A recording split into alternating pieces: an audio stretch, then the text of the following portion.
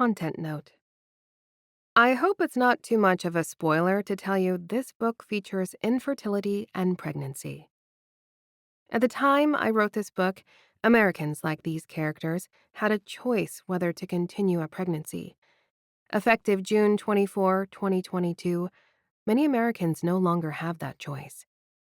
If I were writing this book today, the plot and emotions expressed would be different. The stakes would be different. These characters would have had a different journey, and I think this topic carries new weight. Because our right to bodily autonomy has been revoked, I know reading the story might be difficult for some. Please know that I am fighting for reproductive justice. Prologue. Teddy. 12 years ago. Thwack! Heads up! My teammate Noah's warning comes a second too late, and the soccer ball bashes me in the side of the face, nearly knocking me over. That's what I get for staring. Again. I can't keep my eyes off the star forward on the women's soccer team. Not even if it means getting beamed in the head by a teammate. Noah jogs over and claps me on the back. You all right, man? I nod and try to act casual. I knock on my skull. Hard as wood. Judah, another teammate, points and laughs. Preston said wood. He gestures at his crotch lewdly, and the rest of the team chuckles like a bunch of middle schoolers. These guys have always been a lot better than me at goofing around. We're all playing D1 soccer at Pittsburgh U. We all know the meaning of discipline and hard work. Wouldn't be here otherwise. But the rest of my team also seems to know how to switch all that off. Staring at Chloe Evers is the closest I come to relaxing. I risk another glance up the field to where the women's team is practicing. Chloe knows how to have fun too. She radiates joy from 100 yards away. Before Noah clocked me in the head, I was enjoying watching her slot a penalty kick in the corner of the goal and then holler in celebration. Her toned legs clenched as she leaned back and roared in delight. What I wouldn't give to feel her muscled calves. Taste the salty perfection of her skin. The instant Noah's kick hit me, I was imagining those muscular legs wrapped around my waist, Chloe screaming in pleasure from me and the things I would do to her. I know she'd be fantastic in bed because she's fantastic at everything. At least everything I've seen from a distance.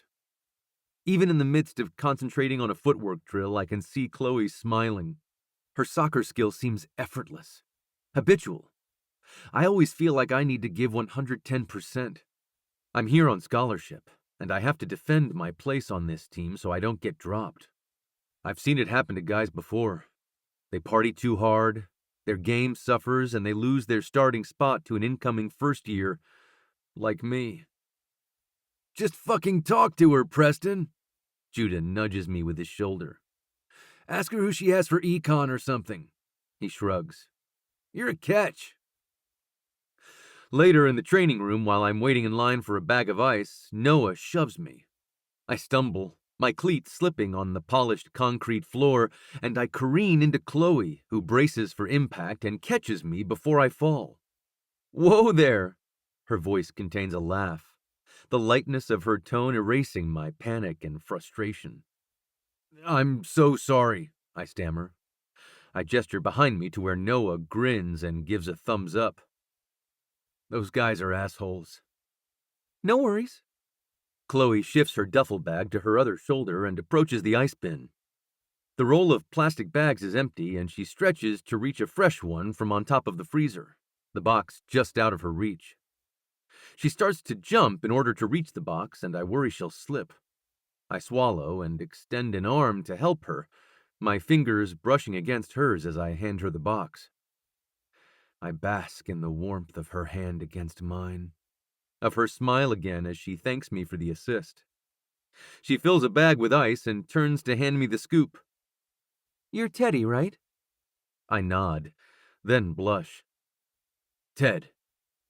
Chloe's laugh is a warm rush as I reach into the ice bin. You look more like a teddy. She tilts her head to the side. With that fuzzy, curly hair you've got, you're like a teddy bear. Her eyes widen and she shakes her head. I'm so sorry, I just met you. I shouldn't talk about your appearance like that. I'm totally wiped from practice. Please forget I said that. I toss the scoop back into the bin of ice and face her. You can call me anything you want, I blurt before I can analyze the impact of those words, before I can second-guess myself. Maybe that blow to the head really did mess with my brains. We stand there for a bit, both embarrassed, and when another player shoves me to the side to get to the ice bin, I groan. Hey, Chloe places a hand on my arm. Her fingers are chilly from clutching the baggie of ice. Want to come sit and ice with me? She walks toward one of the benches and tosses her stuff on the ground, groaning as she pulls off her cleats, peels off one sock, and props the bag of ice on her ankle, which she props on her bag. I follow blindly and mirror her movements, icing my own sore foot. She looks around the room and then points at my watch. You got a timer on that thing?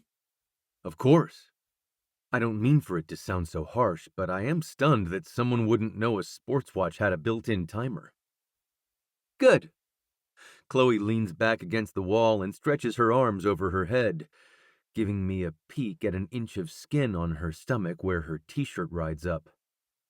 I groan, and then adjust my ice bag so she thinks it's related to foot pain. She grins. So we've got 20 minutes to fill, Bear. Tell me your life story. I snort. I played a lot of soccer, wound up here. That's not a life story. That's barely a summary. What else is there to tell? I adjust my ankle again and feel the bag of ice settle in just the right spot. I feel relief seeping through my tendons. I'm too young to make these sorts of noises while I ice, but nobody ever accused me of acting young for my age. Chloe shakes her head at me like I said something ridiculous. There's everything else. Like, what's your favorite flower? What position do you play? Are you an organ donor? She gestures at me to jump in, but I just stare. Those questions are really eclectic. My heart races at the nearness of her. I'm hyper-aware of the feel of each hair in her ponytail as it brushes against my upper arm when she shrugs in response. I smell both of our sweat from practice, and I think I also smell her sunscreen. Striker, I mutter. I play striker. She nods her head. You seem like someone who likes to create chaos. I furrow my brow and twist on the bench so I'm facing her. Not at all. I'm very methodical. Chloe studies me, and I watch as she wiggles her toes. Maybe you'd be better at sweeper if you're such a strategist. Leaning back against the wall, I cross my arms over my chest and consider that. I scratch at my chin. I've been on offense my whole life, fighting for a chance to play at all. I never considered a move to defense. I've just always played offense. I play wherever coach needs someone. Chloe stretches again, and I feel the length of her side pressed against mine.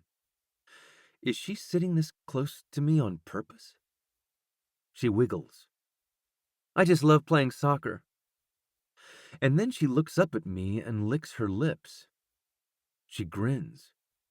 Maybe you'd like it more if you got hit in the head less often. I flush, despite the ice on my ankle. You saw that, huh?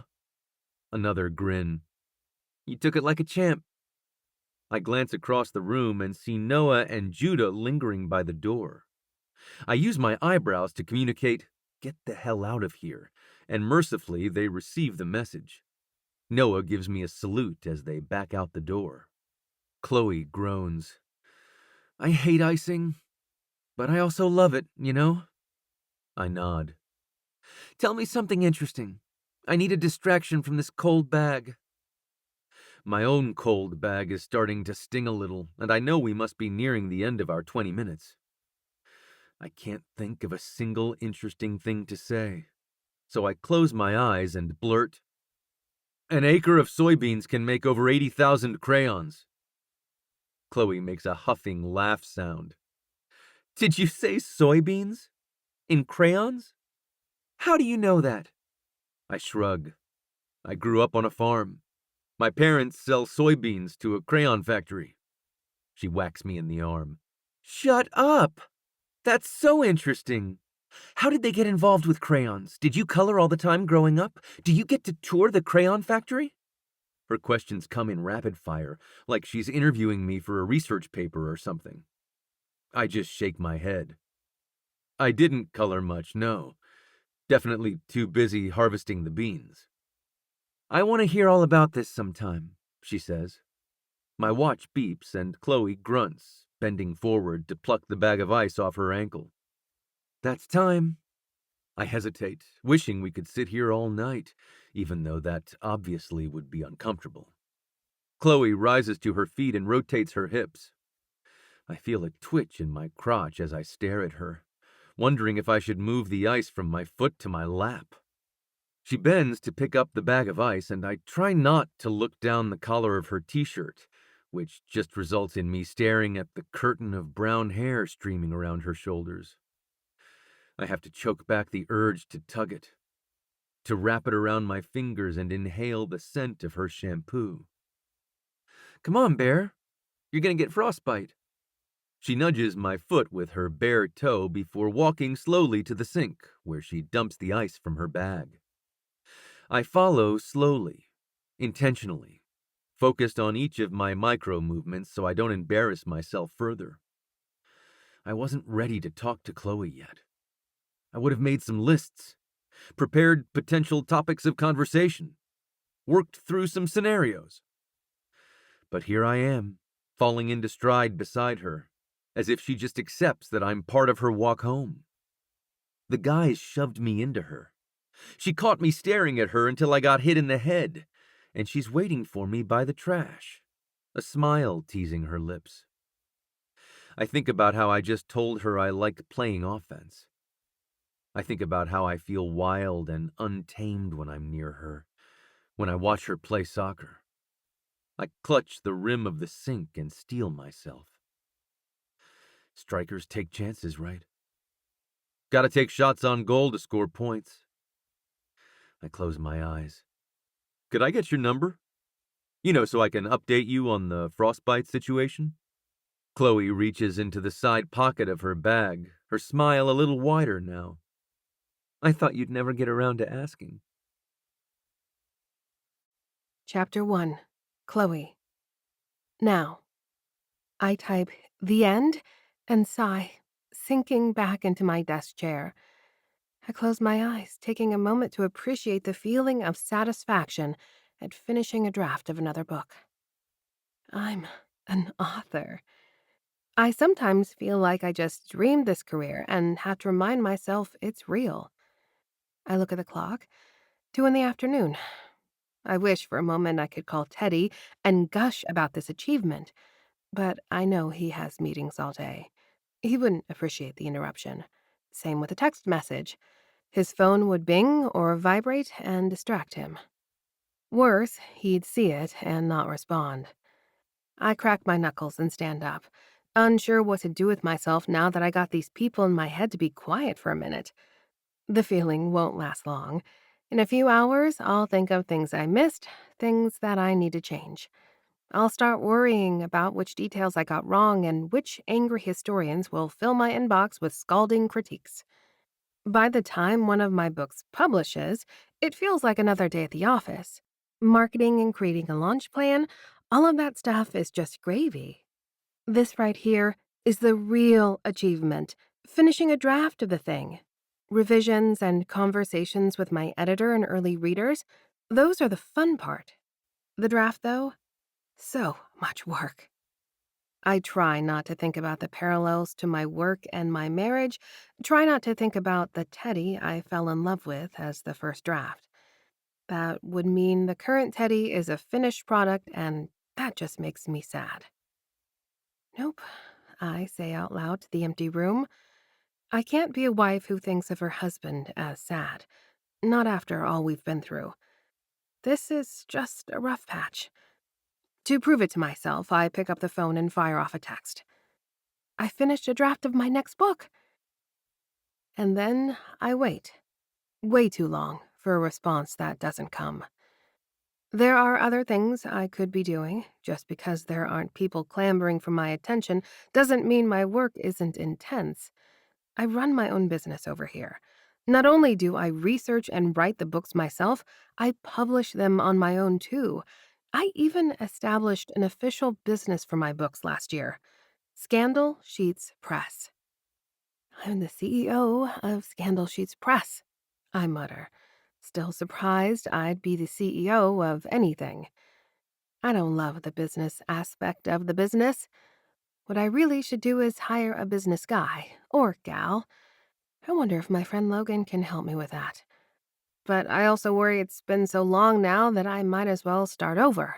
Or something. Has enough time passed that Teddy should have seen my text?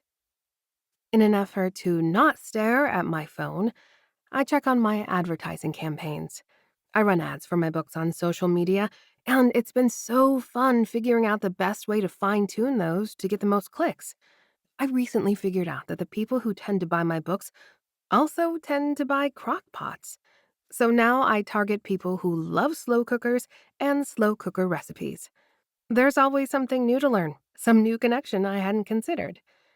Running my own author business is the first thing that really clicked for me. I think it's because all the tasks are so different. I write the books and run the ads and hire the cover designer. No 2 days ever look the same. If only my husband appreciated my need to be all over the place. He sees that sort of thing as a lack of focus. Or at least I think he does. We never talk about my work. Not these days. Once I determine that the ads are all spending the amount of money they should be, I force myself not to check my phone for a response from Teddy. I email my cover designer to let her know I finished a draft. She immediately writes back with a ton of exclamation points and asks if she can read it yet. I smile at that. I know she's just hoping for details that will inform her design process, but I don't show the rough material to just anybody. I always say showing someone a rough draft of my book is like letting people see me naked. I frown then because nobody has seen me naked in a long time. How long has it been? I can't decide if it's worthwhile to try to figure that out. My friends assume I have a blazing hot sex life. It's a fair assumption since I write steamy historical romance novels. People have made memes about my spicy scenes, sent me messages about how the sexy bits have helped them revitalize their love life with their partner. I'm glad someone is benefiting from my fiction. Eventually, I can't stand it anymore and I glance at my phone. The message to Teddy shows as read, but just as I feared, he has not responded. How long would it take him to send a party hat emoji, to give the message a thumbs up? Asshole, I mutter, and then I bite my lip. I don't want to be angry with him. We've been through a lot together. He's still struggling. But I'm struggling too. I take a deep breath and close my laptop. I neaten the papers on my desk and return my research books to their shelves. I flick off the light in my office, close the door, and walk outside to check the mail. My breath catches when I see the envelope from the insurance company. An invoice. Part of me wants to pay it and shred it immediately to spare Teddy having to look at the black and white reminder from the fertility clinic. Part of me wants to staple it to his pillow to force him to talk about it with me. Instead of doing either, I leave the mail in the box and walk away. I need to get away from this house for a bit. Enjoy the sunshine. How often do we get sunny days in Pittsburgh? Not nearly enough. I stand in my driveway and remember that I live in the suburbs. My neighborhood doesn't have sidewalks, and there's not really a destination I can reach on foot without crossing a highway. I touch the keyless entry to the fancy car Teddy bought me with his last promotion. I climb in the driver's seat and head toward the city, back to the neighborhood where we bought our first house right after college, when we could only afford a fixer-upper, and when we worked together to fix it up ourselves. Teddy was so angry when I refused to sell the house in Highland Park, but even he has come to admit it's been a good idea to hang on to it as a rental property. After all, he's always saying I have plenty of time to manage the tenants. I roll my eyes, trying to remember the last time I took an afternoon to check on the house. I drive over there, wondering why I don't just explain to Teddy that my days are full of data analysis and drafting marketing copy, in addition to writing sweeping historical romance novels. I pull up to the curb outside and smile at the horde of kids sprinting up the sidewalk from the neighborhood school around the corner. I watch as a sea of dark-haired boys floods into the old Peterson house. I used to babysit for Doug and Amy sometimes when Teddy and I first bought this place. I remember that Amy is the Rogers now, and the Peterson house is technically the Rogers house. Alice Peterson Stagg lives just around the corner with her own trio of rowdy boys. I love knowing the history of this neighborhood. Living here made me a historian. I started researching these beautiful old buildings and learning about the long line of families who lived here. I guess I always imagined starting my own family here. Teddy viewed our house as a starter house, but I think it was more to me. I should have spoken up about that. I take a deep breath, noting the neatly mowed grass at our house, the tidy curtains in the windows. I'm about to put the car in gear and head home again when I see my tenants come out the front door. Julian holds the storm door open for Isla as she locks the door and turns to grin at him, a massive, pregnant belly jutting before her like the prow of a ship. Like a beacon or a billboard shouting that this couple has done it. They've checked all society's boxes. They only signed their lease a few months ago. She must have been newly pregnant, still not showing. I'm glad I didn't have to do paperwork with them when she was visibly pregnant. Didn't have to school my face muscles into a supportive, happy expression. Honestly, I still don't even know whether I want to have a baby or whether I wanted to give a baby to Teddy. It definitely seemed to matter more to him. I try to turn the car back on, realize it's already on, and rev the engine by accident as I pull out from the curb to get away. Hearing the sound, Isla and Julian recognize me and wave. She pats her belly and smiles as he beckons for me to open the window. You got a second to talk? I sigh and turn off the car for real this time, climbing out with a smile on my face. Place looks great, I say, gesturing. Isla smiles, rubbing her belly absent-mindedly. I was hoping we could ask a favor. She darts her eyes toward her husband, who scratches at the back of his neck. I sigh. Let me guess. You put in an offer on a house? Isla rolls her eyes in relief. Yes, and I'd really love to move in before the baby arrives. God, I can't imagine moving with a newborn. She grimaces. Any chance we can end our lease early? I'll help you find a new tenant. I smile, less enthusiastically this time. Let me talk to Teddy, okay? Text me your closing date and all that. Julian extends a hand, and I hold on as he shakes us both vigorously. I really appreciate this, Chloe. This wasn't in the plan. These things happen, I tell him, meaning it. I'm glad you two are on the same page about it. They smile and thank me again profusely as I make my way back to my car. I check my mirrors for any straggling neighborhood kids and pull out, back toward my suburban upscale life. Chapter 2. Teddy. I stare at the text from my wife for a long time, and I don't know what to say to her. And then I feel like shit because I should know how to respond to a text like that. Chloe took the time to tell me she finished something. She's probably proud of herself, looking for a high five. But what if she's sad that she finished the book? We used to talk after the soccer season about how it's sad to be done. There's grief in endings. I wish she'd given more context, or called me so I could pick up on her tone of voice. I should call her. I definitely don't have time for that. I'm only a month into my new role as VP at work. I sigh and run a hand through my hair.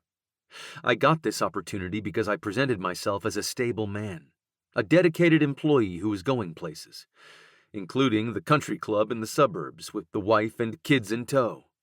I clench my jaw thinking about the ways I failed to live up to those expectations.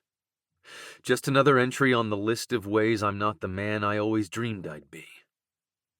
I'm still staring at my phone when I hear a rap on my door. "Yep," I say, shoving the phone in my desk drawer. One of my direct reports, Yvonne, grins and walks into my office. "Ready for our one-to-one?" I smile back at her and nod, gesturing to the seat across from me. She sits and pulls out her tablet. Yvonne taps a stylus against her brown cheek expectantly and asks, "Where do we stand with the Hopkins contract renewal? My team can start customizing online tools for them, but I don't want to start until I know we have it in the bag."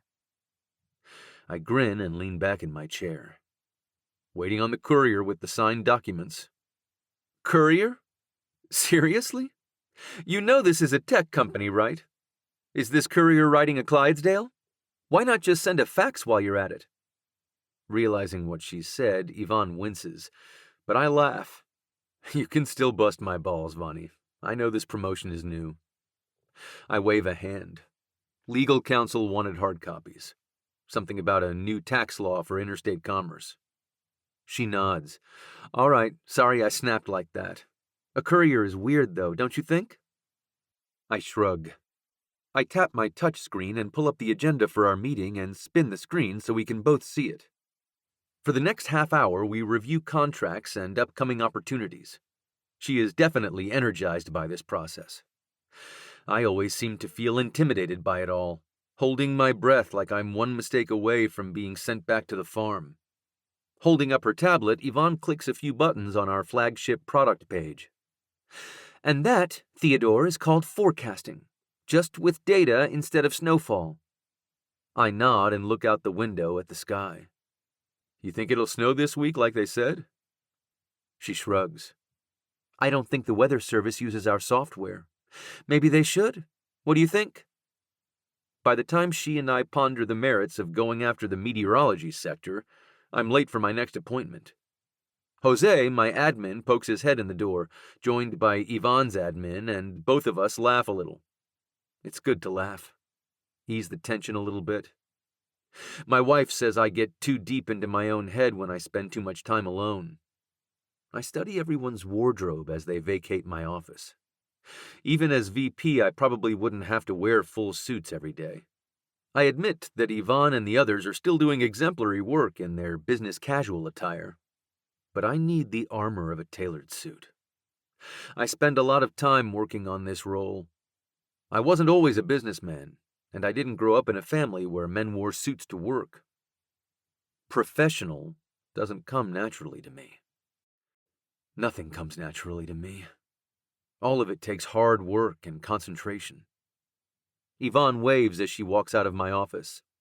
"Give Chloe my love, please. Oh, and tell her congrats on finishing her book. I can't wait to read it." I raise a brow. "She told you she finished it?" Yvonne and her admin both laugh. "Duh, she posted about it on her fan page. God, you must be so excited to find out who Avery's hero is going to be. At the end of Rebel Air, it seemed like she could go for Albert or Thomas." Yvonne gasps. "You don't think Chloe would have her get with both of them, do you?" Wide-eyed, I shake my head, not entirely certain what she is talking about. I haven't read Chloe's book. I thought the fiction was just a side hobby for her to use up all the extra tidbits she unearthed in her historical research. She sometimes asks to sit and talk with me about her business, but I haven't made the time. I kept saying I had to focus on my profile leading up to this promotion, and it stings remembering that she stopped trying to talk about work after our pregnancy plan didn't work out. Great. Now I feel even more like a failure for letting down my wife. Yvonne hurries down the hall, and I gesture for Jose to bring in my last appointment of the day. Tonight, I should sit down with Chloe. Hash things out. See what she wanted to tell me about her book. Tonight, I should bring her a cookie from her favorite bakery, or take her out to dinner. I sigh, realizing it's too late in the day to get a reservation anywhere. I know that by the time I get home, she'll have dinner made, and she'll have a whole list of things to discuss. And I'll swallow the lump in my throat, all the things I don't know how to tell her. We'll sit there and eat asparagus and talk about paint color, and I won't know how to bring up the real things, the things I don't know how to say. Chapter 3. Chloe. Teddy has his phone out during dinner, his dark eyes turned down toward a screen, his perfectly gelled hair aimed at me instead of his face. I sit there, glaring at him, daintily eating my chicken as he does whatever it is that he's doing on his phone. Since when do we do this at dinner? We're still going to the homecoming events this weekend, right? He finally looks up from his screen. I guess he's calendaring. I smile and nod. He frowns. Should we get a hotel room? Probably easier since there's stuff Friday night and Saturday morning, right? I nod again. It's hard to believe we're looking at our 10-year college reunion. Both of our college teams have home matches this weekend, as well as social opportunities for alumni. For former D1 athletes, social opportunities is code for pickup soccer on our old stomping grounds. Are there any rooms left near campus? We should probably have looked into that sooner. I sometimes forget we don't live a short bike ride away anymore. I drift off, hesitant to bring up our old house, although I did promise Julian and Isla I'd talk to Teddy about their lease. Teddy clicks around on his phone. Found us a suite right in Oakland, although parking will cost more there. I roll my eyes at him. I think we can afford the parking. He sighs. True. He forks the last bite of his chicken into his mouth. We should probably go find our gear, huh? Raising a brow at me, he stands up and walks over to the basement door. I want to ask him if he plans to take his dishes to the sink, but instead I follow him downstairs, to the neat shelves of our old things from our old lives. He finds the plastic tub marked athletic gear and stretches up to pull it from the shelf. He's still wearing his dress shirt from work, although his jacket and tie are draped over a chair in the dining room. I bite my lip, wanting to make a comment about him not getting dirty pulling down the dusty boxes. I get like this sometimes, unable to tell him all the thousands of things swirling in my head, so I focus on insignificant things just to have something to say. Maybe so he knows I still see him? He'll take his clothes to the dry cleaner regardless. They can handle some dust. Aha, Teddy says, grinning, holding up his old cleats. Neither of us has played soccer at all since we moved up here. When we still lived in the city, he'd go find a pickup game every now and then. Now I wouldn't know where to begin looking for a player group. And here's yours, babe. He holds my faded orange cleats in his other hand. They used to be so vibrant, they practically glowed. I loved how they looked on my feet, especially when we played at night under the lights. Teddy smiles at both pairs of shoes. Maybe we should give them a rinse. I nod and approach the box. Deflated soccer balls and broken cones are nestled among the diving fins and snorkeling gear we haven't used since our honeymoon. It probably all needs to be thrown out at this point. I wrinkle my nose at the smell of the container and reach in, searching for my shin guards. I feel them at the bottom and pull up the firm plastic shells. Crap, I mutter, noting the spots of mold on the backs. I can't wear these.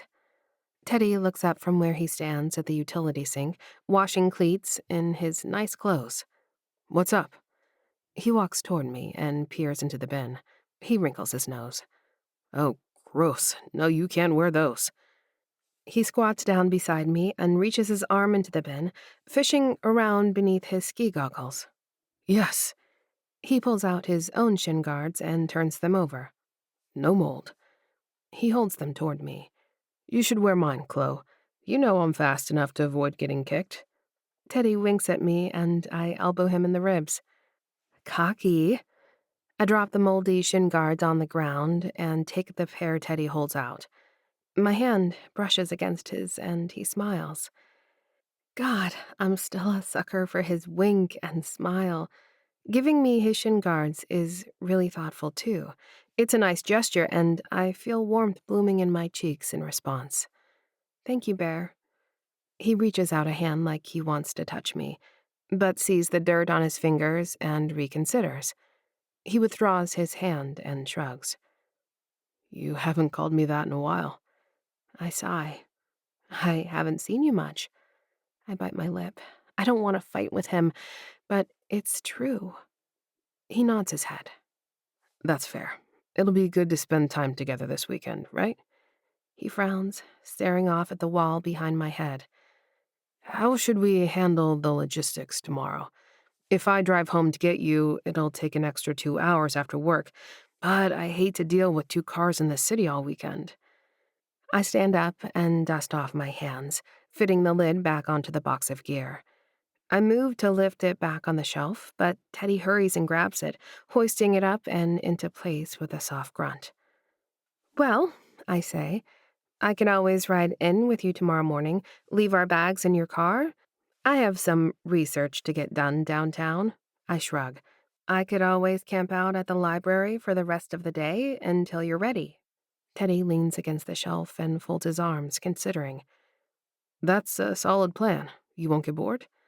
I spit out a laugh, thinking of how much work I need to do on my draft to nudge it closer to publication. I think I'll be okay. I bite the inside of my cheek, remembering how he didn't respond to my message, how he doesn't seem to know or care how much work it is to write a book. I stand for a few beats, hoping he'll say more. When he doesn't, I stoop to pick up the moldy shin guards and toss them into the trash can I keep by the dryer, where I usually just empty the lint trap. Thank you again for sharing your shin guards. I grab both pairs of cleats and tuck everything under my arm as I move to turn off the basement lights. Don't mention it, he says, jogging up the steps. He looks over his shoulder at me. Should we share a suitcase? I nod and follow him. After I close the basement door behind me, I notice that he cleared his plate before he went upstairs. Chapter 4. Teddy. I feel a little more like shit every time I look at my wife. There's so much to say to her, and instead of just ripping off the bandage, I stay silent. She's silent this morning, too, as she does a final check of our suitcase and packs her bag for whatever she's got planned at the county office building today. Still silent, I pick up the bag and carry it downstairs behind her. I used to always joke that I need to walk behind her because I like to watch her ass. She used to look over her shoulder and smile at me, a mischievous little gleam in her eye. Today she just stares at her phone as she makes her way into the kitchen. I never have to worry about breakfast or packing lunch because the president of our company set up a system where we have a kitchen on site. I eat like a king every day.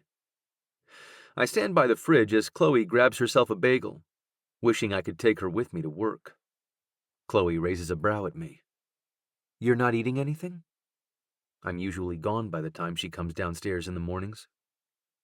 We get breakfast at work, I remind her, flipping off lights and making sure the thermostat is turned down before we head off. She nods. That's right. I forgot your boss has you all kitted out with gourmet meals. You should come in with me. Grab some quiche before you head downtown.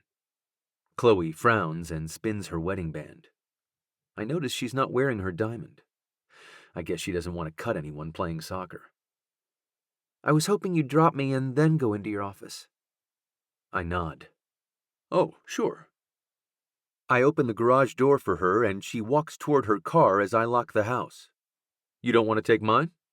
I tilt my head at the Escalade, spotless and gleaming like usual. Chloe laughs. No, babe, I don't want to take that beast. But you can drive my Tesla. She taps the passenger door to unlock it and tosses her bag in the back seat. I heft the suitcase into the tiny hatch and slap the button to open the double garage door. A memory sweeps over me from my childhood, when all I wanted was an automatic garage door opener. I used to think that's what meant you really made it in the world, not having to climb in and out of the car to hoist the door up and down manually. Dad still insists that he comes out ahead in a storm. I don't bother reminding him I'm not looking to leave the house in a blackout. I don't have animals to check on if the power goes out. I climb in the driver's seat and slide it all the way back. "Tell me what you've got going on at the county place," I say, clicking my seatbelt into place and adjusting the mirrors for my height. My wife isn't exactly pint-sized, but I've still got a good 8 inches on her. Chloe tells me how she wants to study some maps of the city from the late 1700s. I want to make sure I get the names of the streets right for that time. See where the docks were, that sort of thing. They have all that info downtown? I arch a brow as I pull out of our neighborhood, headed toward the highway. I realize that I can take the carpool lane today since I have Chloe along. I grin. No standstill traffic for once. Oh yeah, they've got everything. I can pull wills from the 1500s. Death certificates, court transcripts. It's all public record. How do you know how to find all that stuff? I glance over at Chloe and see she's frowning at me. It's literally my job, Teddy. Where do you think I got all the information for the house histories? Damn. I fucked up again. I'm sorry, Chloe. I never stopped to ask you about your research. I guess I thought there was a library or something. She sighs. I guess the county building is sort of like a library. This is a huge county, as you know. There's a lot of stuff. A lot.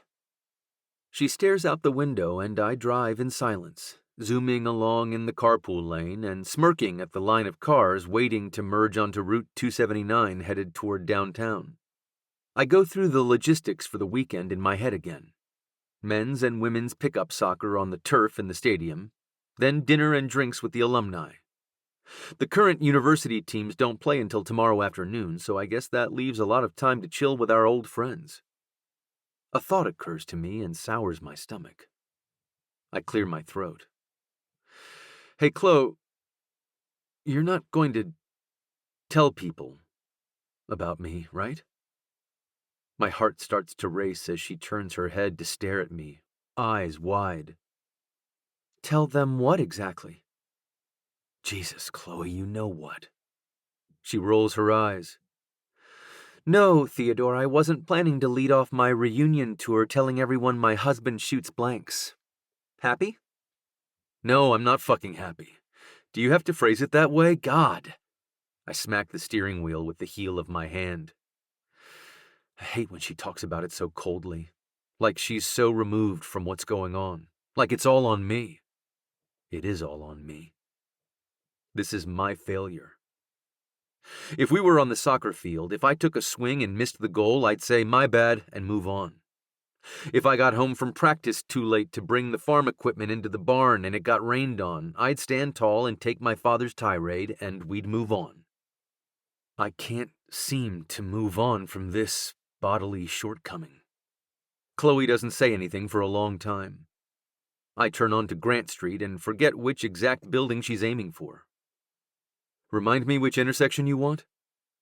There's a loading zone spot by the Mr. Rogers statue. She fishes her car keys out of her bag and slaps them in the console. Okay, but can you tell me which street that's on? She huffs. This one, just stop here. I'll get out at the red light. I'm not letting you out in the middle of the street. I can drop you at the building. I can do that much. I grit my teeth and look at my wife, who has tears welling up in her eyes. I take a deep breath. People are going to be talking about their families, about having kids. They're going to ask us. I know that, Teddy. Her voice is quiet. Well, I'd like us to decide what we'll say. United Front and all that. Chloe's lower lip quivers. The light turns green, and I see the bronze statue of America's dad smiling down at his shoes. I pop the flashers on and pull up to the curb. Cars honk behind me. Chloe sniffs. I was planning to say we're still figuring that out, she says. She doesn't look at me as she climbs out and slams the car door behind her. Chapter 5. Chloe. I keep my head down as I go through security at the city-county building. I don't want the guards to see my tears. I don't have colleagues, but the people in this building, I see them regularly enough that it feels like they're coworkers. Someone huffs past me roughly and cuts me off in the line for the metal detector. I've seen this woman before. She spends long days researching property deeds in the archives. Today, she's shoving an entire coffee maker through the x ray machine, and by the time she and the guards prod it through the conveyor belt, my tears are long dried.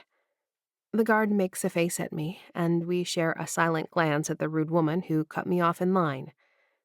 I should have said something, especially when the coffee maker caused a holdup. Thankfully, my shoes don't set off the metal detector today, and I hurry through to the Wills and Orphans Court. I used to come here for clients. After I got laid off, I started a freelance business researching the history of some older houses in Pittsburgh. I would dig into the public archives, pull up old deeds and newspaper articles and architecture plans, and draw up a whole narrative about the homes and the people who lived there. Now I come here for inspiration for my fiction. I dip into the old documents, simmer in the ways people use language in each era, write down all the tiny details I can find about how things looked and operated. And nothing is more informative than old wills. People's true personalities shine through in petty squabbles and ludicrous estate demands. Inside the massive archive, I tip my head in greeting to the staff behind the clear partition and make my way to the furthest table I can find to gather my wits. Something has to give with me and Teddy. I need to talk about our infertility, about what it's meant for us. The longer we keep not talking about it, the more explosive we get when it sneaks up and demands acknowledgement. I don't even know what just happened in the car. Of course, it's reasonable to want to plan for how we'll answer questions from people we haven't seen in a few years, but something about the way he brought it up, I just snapped. I pull up my phone and start to message my friends.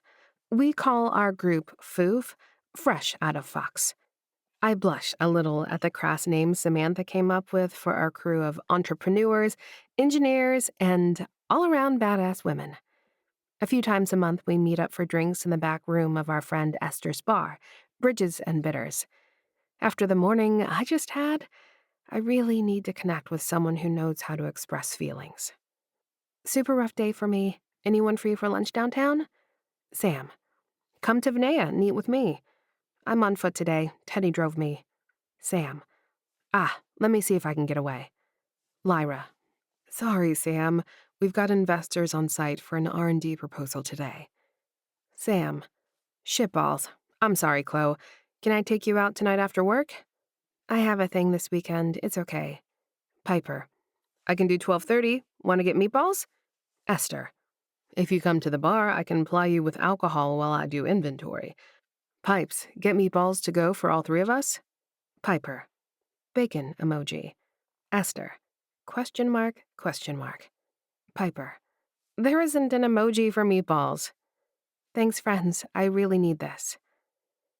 I take a few deep breaths and pull out my notebook, finally ready to face my day researching my book. After I get the general draft down on paper, I like to go through wills and marriage records from families living here at the time to get a feel for what people owned, what they valued enough to mention in their will, the way they spoke about their families in their marriage licenses. It helps me with my dialogue, helps me get in the head of my fictional colonial characters. But then I remember that 18th century records are kept in a different building. I groan, but pull out one of the oldest books anyway, heaving the Chloe-sized brick of crumbling red leather onto the desk to see what I can access. I trace my finger along the handwritten index, marveling at the tidy, faded writing. I stop at a random name, Francis Burton, and fill out a request to access his will. I hand the slip to the creepy guy at the counter, smiling stiffly, hoping my red eyes deter him from complimenting me today. He says my name at least 3 times as he makes his way into the archives to extract an envelope with Francis's last wishes. Here you go, Chloe. Hope you find what you're looking for, Chloe. I force a smile and slide the file from his hand without making contact. Francis left $100 to each of his sisters and specified the remainder of his estate, over $1,000, which at the time was an exorbitant sum, was to be put toward his tombstone.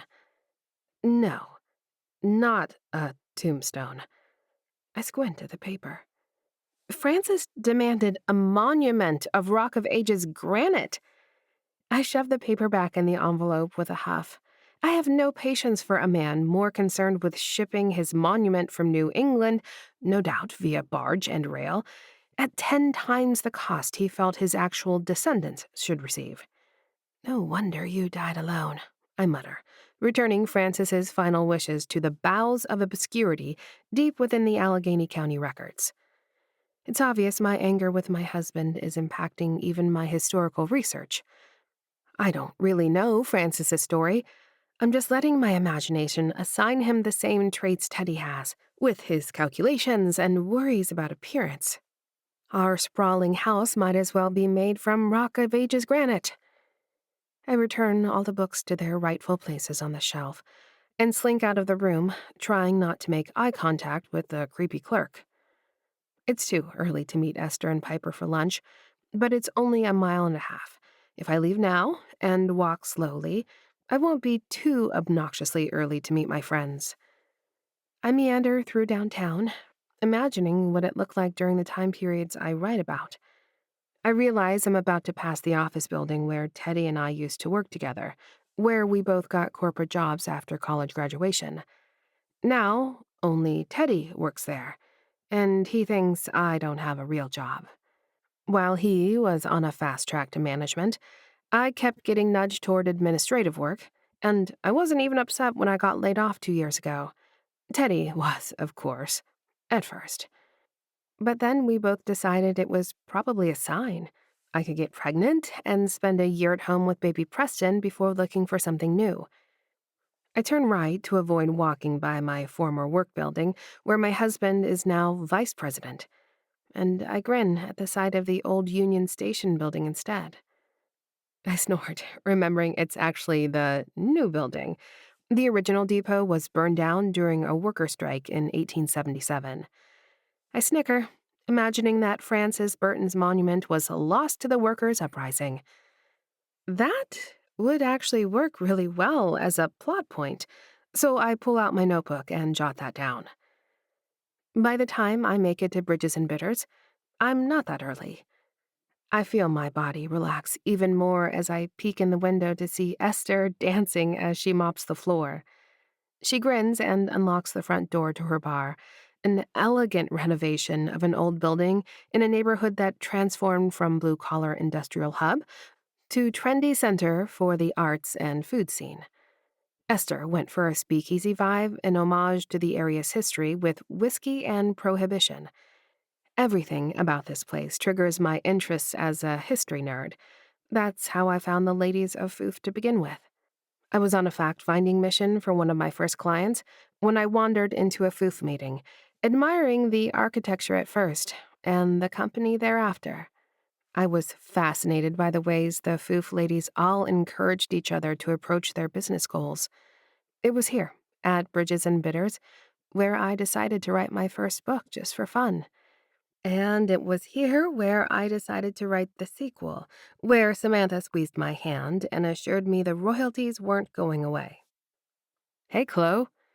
Esther wraps me in a strong hug and pulls the door shut behind me with a jingle of bells. She nods her head toward a red leather booth. Have a seat and I'll pull out my latest concoctions. Esther is always working on her drink menu. She only offers a few custom cocktails each month, and they're always amazing.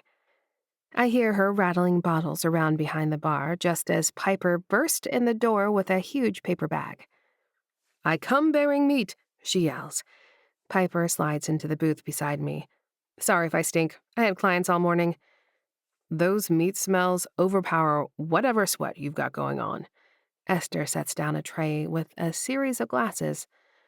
Based on your text, I came up with smoked lavender blues, which is Hendrick's gin, ginger liqueur, blueberry juice, lavender bitters, and a squeeze of lemon. Piper looks at the glass. What are those floating balls? They're meatballs, Pipe. Esther deadpans as Piper recoils in horror. We both laugh at her, and she joins in when she realizes Esther was kidding. Frozen blueberries instead of ice. Esther shrugs and sits down, rubbing her palms together. I figure it's early enough in autumn that the blueberries and lavender still count as seasonal. Piper starts distributing takeout containers from our favorite meatball joint. She's a personal trainer and super into nutrition, so I'm sure we're about to have plain chicken meatballs over brown rice. Even that would have been fine and filling, but I gasp in pleasant surprise when I open my box to find mashed potatoes and gravy alongside my giant serving of beef. Piper pats my leg. I figured you needed some comfort food, she tells me, digging into her own predictable healthy lunch. I press a hand to my chest. Thank you both for being here for me. I seriously feel better already. I take a sip of my drink, and my eyes fly wide. Esther, this is amazing. She grins. Tell me exactly what you're thinking so I can use your words on the menu. I close my eyes for a minute. This is like summer in a glass. Piper nods. Late summer. And sadness. Esther squeals and pulls a pen from behind her ear, writing a note on her forearm. She clicks the pen shut and looks over at me. So spill it, Chloe. What's up? I swallow my mashed potatoes and gravy, shaking my head. It's just everything with Teddy. They both nod and make knowing sounds, like they've heard all this before. Because they have. I might have yelled at him about shooting blanks today. Piper cringes and Esther gnaws on the end of her fork. Yelled? I wave a hand. He was acting like I was about to air his business to the entire athletic department at our alumni reunion this weekend. Piper snorts. Meanwhile, you only blab about it to us. I frown at her. It's not blabbing with you. I have to talk to someone about it. He'd be perfectly happy to pretend nothing's wrong or never mention it ever again. All three of us take some bites in silence for a bit until Esther says, I don't know that Teddy is perfectly happy, Chloe, or happy at all. I nod as Piper adds, he seems moderately more happy since he got the promotion, though. I guess. We sip and chew a bit more, and I finally say, I wish I could have told Teddy that I was also worried about what people would say and ask. Most of our college teammates have babies. Well, elementary-aged kids by now. I've seen them grow up on social media. I dab at my mouth with a napkin. It's going to come up in conversation. Esther raises a dark brow. It? I sigh. Babies, kids, family planning, the big it we never discuss. I take another sip of my drink. I don't feel comfortable saying something like, we're both happy with our careers, because that's not the whole story. And vaginal ultrasounds just aren't good fodder for sideline conversation. Piper laughs. That's what you think. She winks at me. Piper has seen and heard it all in her work. She's basically a pelvic floor health expert by now since she trains so many women after they've given birth. I'm a terrible judge of what's normal, Esther says. Bartender's curse. Sometimes I think about getting a license to be a therapist. I could bill people's insurance when they come in and squander a stool, but never buy a drink. I smile as the conversation shifts to alternate streams of revenue for both Piper and Esther. I really do feel better just getting a little bit of my frustration off my chest. I don't know why I can't talk like this with Teddy anymore. We used to talk about everything. It's been a long time since he lay with his head in my lap, eyes closed, sharing his secret fears that he'd never live up to his own expectations. I think about all the things that worried him, that his career would never take off, that his parents' sacrifices to put him through school would have been in vain. It's like he dedicated his life to worrying about the wrong problem. He's finally got the big VP role and the house of his dreams, but we've lost our spark. And I know it's not just about the infertility. I was miserable before we learned about that. I just never knew how to bring it up. I shake my head, marveling that I was trying to get pregnant because that seemed easier than explaining to my eager husband that I wasn't sure I was ready to start a family. After lunch, Piper heads back out to meet another client, and Esther says I'm welcome to stay and mooch her Wi-Fi while she does inventory. I'm not in a headspace to write romance today, though. I spend the next few hours mindlessly counting bottles and kegs with Esther, wondering how I'll face the weekend ahead with my husband. Chapter 6. Teddy. God, it feels good to be in this stadium again. How long has it been? I think I was working late the last time Chloe and I came to a soccer reunion, so I missed the pickup game Friday night. Now, even with the stands empty, I feel a sense of belonging and calm as I lace up my cleats. I glance down to the other half of the field where the women are setting up. I grin as Chloe slides on my old shin guards. This is how we began, with me watching her on this field, afraid to talk to her. I don't know what happened with us this morning. We barely spoke a word when I picked her up and checked into the hotel. As soon as we got to the stadium, she ran over to greet her old teammates, the group of them squealing and hugging and dancing around. I'm glad she's happy today. She looks like her old self, smiling, dancing around, wearing shorts despite the chill. Man, I have to stop staring at my wife wearing shorts if I'm going to make it through this game. I finish lacing up my cleats and stand just in time to stop a ball someone sends flying at my kneecaps. I jump backwards to catch the ball with my calf, trapping it with my toe when it lands on the turf. Grizz still has it, jokes Noah. He started calling me Grizz sophomore year when he overheard Chloe call me Bear. Back then I used to play a bit like an angry grizzly bear. The nickname suited me. I felt so hungry then, so desperate to prove myself. I actually used to snarl when I'd go up against another player to try and steal the ball. All the years getting up before dawn to make time for chores and soccer practice turned me into a live wire. The women's alumni sort out colored pennies to differentiate their two teams, but Noah suggests we play shirts versus skins. It's a bit chilly tonight, but I figure we'll be sweating soon enough. I strip off my shirt and brace myself to get teased. I'm not a Division I scholarship athlete anymore, and my body reflects that. 10 years riding a desk have left me a little softer than I used to be, but nobody comments on it. I guess these guys have matured a little since we were in school. It's not like any of them are playing professionally or still have access to professional strength coaches. Grizz, you playing up top? Judah gestures his head toward the center spot. I give a thumbs up and pass the ball back to him, and we're off. An hour later, we're gasping and sucking down water on the sideline. I almost felt carefree out there. Soccer definitely feels a lot more enjoyable now when I'm not worried about my performance impacting my ability to stay in school. I even laughed a few times when someone kicked a ball right between my legs. The women are still going strong. It's pretty validating to see the guys are all moaning as much as me, though. Noah groans as he stretches his hamstrings. Anyone got ibuprofen? I'm not going to be able to walk tomorrow. Judah fishes a Costco-sized bottle of Advil from his bag, and we pass it around. My kids warned me this would happen. Judah swallows a handful of the pills. My 4-year-old asked if I will ride the dinosaur train to get home. Most of the guys laugh at that. I know the reference from seeing stuff they post online, but otherwise I have nothing to add as the conversation shifts to comparing our game tonight with t-ball practice or youth soccer. They carry on their discussion while I stretch quietly, hoping this will be the end of the family talk. Maybe I can find a way to slip in a reference to tomorrow's game, or start a betting pool on the score or something. What about you, Grizz? You and Chloe ever gonna have kids? And there it is.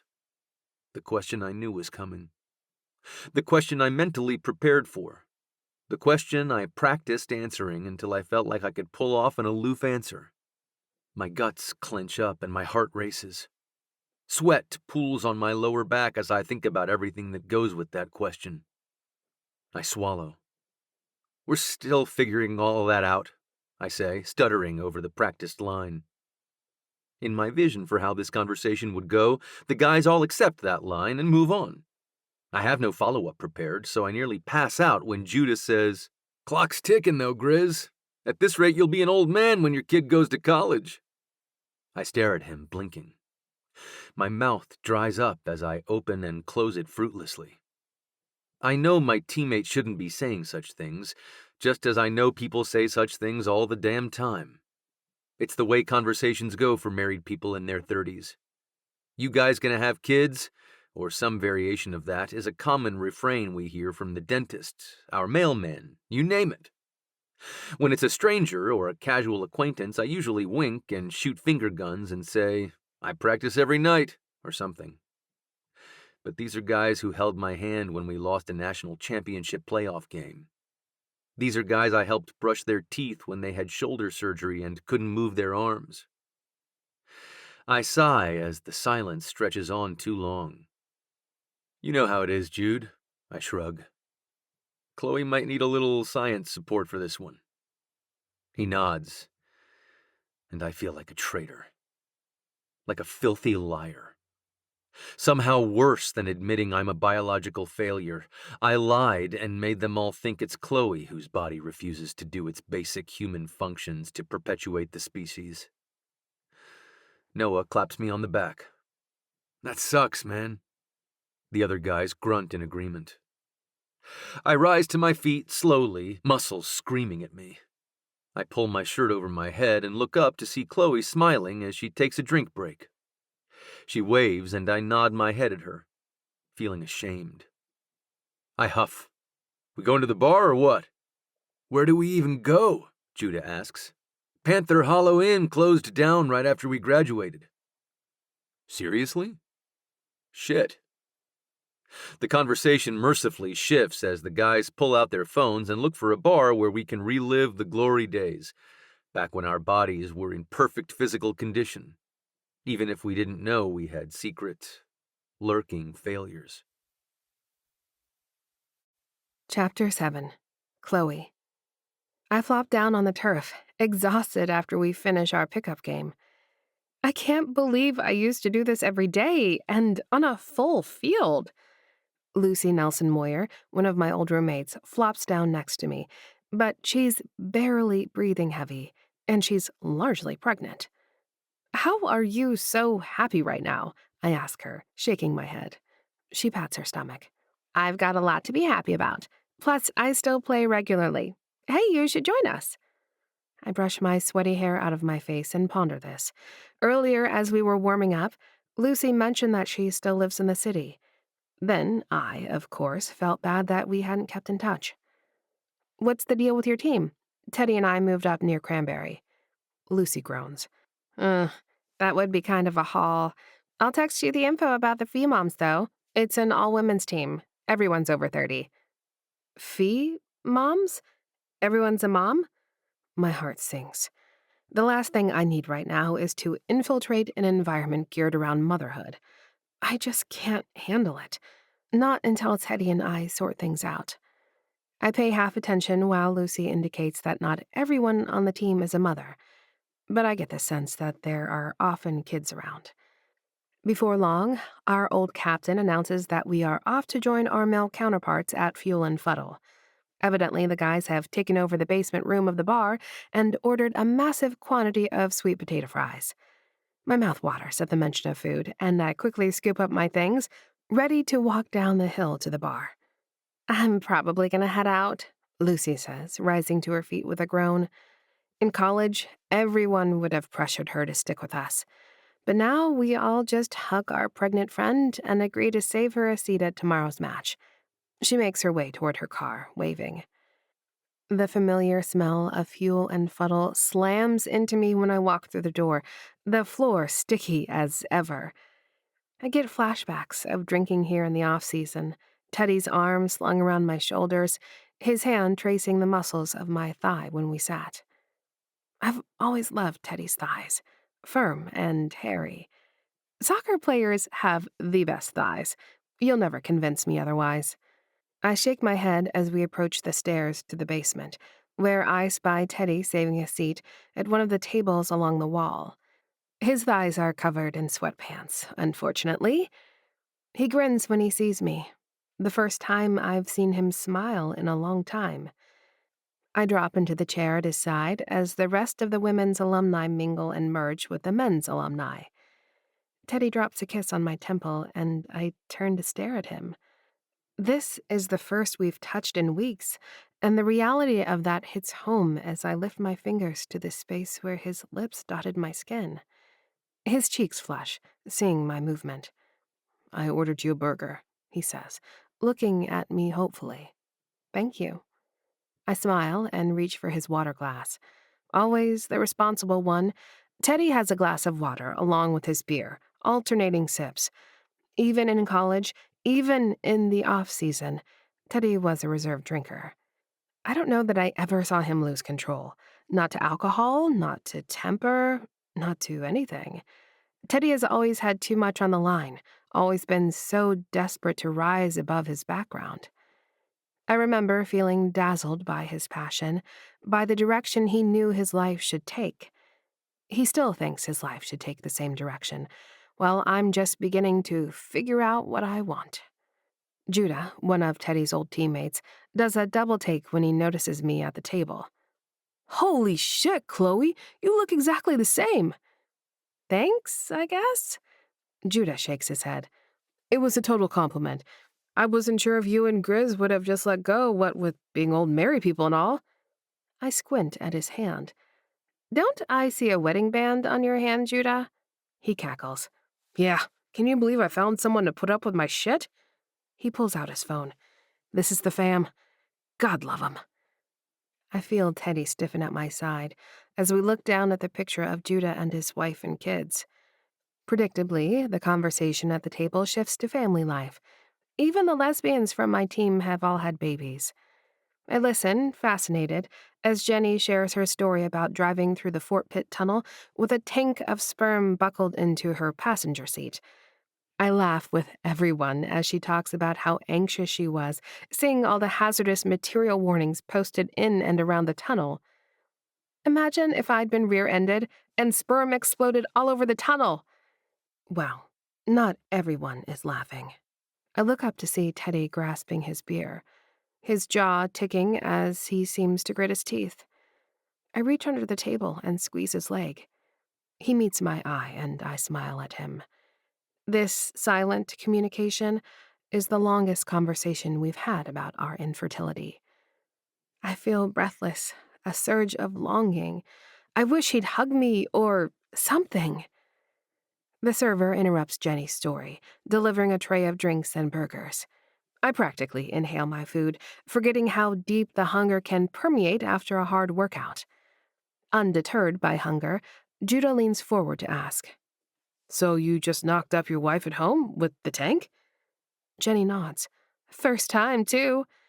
Judah holds up a fist, and Jenny pounds it before downing her beer. Another teammate, Dana, winces. "Yeah, we went ahead and let the doctor handle that part." She shakes her head. "I don't think Linda would appreciate me fumbling around her wound like that." The table bursts into noisy conversation about pregnancy. From what I hear, the hetero folks all conceive the traditional way, the way Teddy and I can't. I close my eyes and squeeze Teddy's leg a little harder. When I open my eyes, Dana is leaning forward toward me. "Chloe, I heard a rumor about you." My eyes bulge as I worry she can read my thoughts or that someone had blabbed about our infertility. I nearly choke on my drink, but Jenny laughs. "I heard you write dirty books under a secret name." Teddy pounds me on the back as I cough. Once I gain control of my throat, I nod. "It's true, I write romance." Noah frowns. "Grizz, I thought you said your wife is a historian." Teddy looks at me like I just killed his pet worm. I frown. Is he ashamed of my career or just pissed that he's being contradicted? I turn back to Noah and clarify. I was writing house histories. That's what got me interested in romance, actually.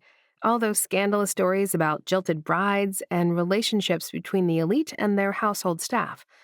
I decided to try my hand at fiction. I shrug. It's working out well. Jenny pulls out her phone. What's your author name? Lauren and I read those bodice rippers. Noah laughs and Jenny elbows him. What? They're good. I lick my lips and glance at Teddy. He's staring off into the distance. I sigh. It's Chloe Petals. I clinch, waiting for our friends to tease me about the name. I wanted something that would stand out, but that people could spell. Plus, my books feature a lot of flowers.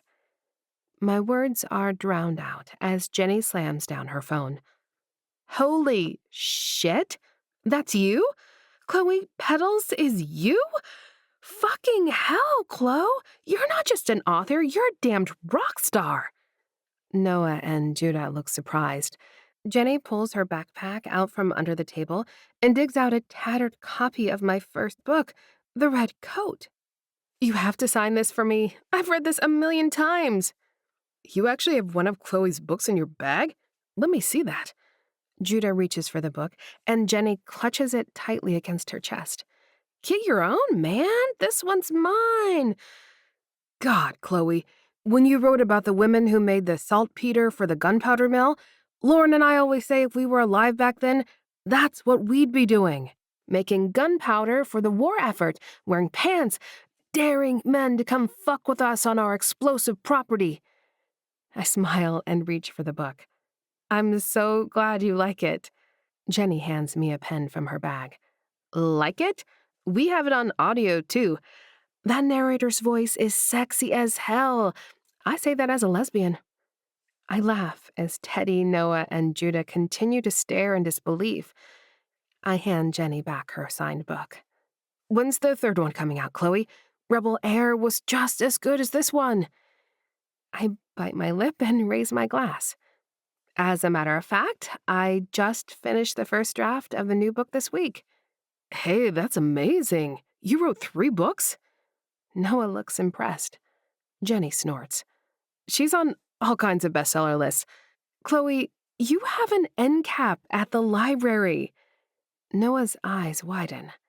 I swear Grizz said you were just writing as a hobby. Teddy swallows. It's hard to keep track when Chloe's doing so much, he mutters. Nobody seems to have a response to that. We nibble our fries in silence until someone from a neighboring table suggests we sing the college fight song. After a few rounds, I decide I've had enough reminiscing for one night. I'm going to head up to the hotel, I say, standing up and reaching for my bag. I wait for Teddy to join me, to walk with me at least. I'll be back in a bit, he says to the guys, but he tosses cash on the table and follows me.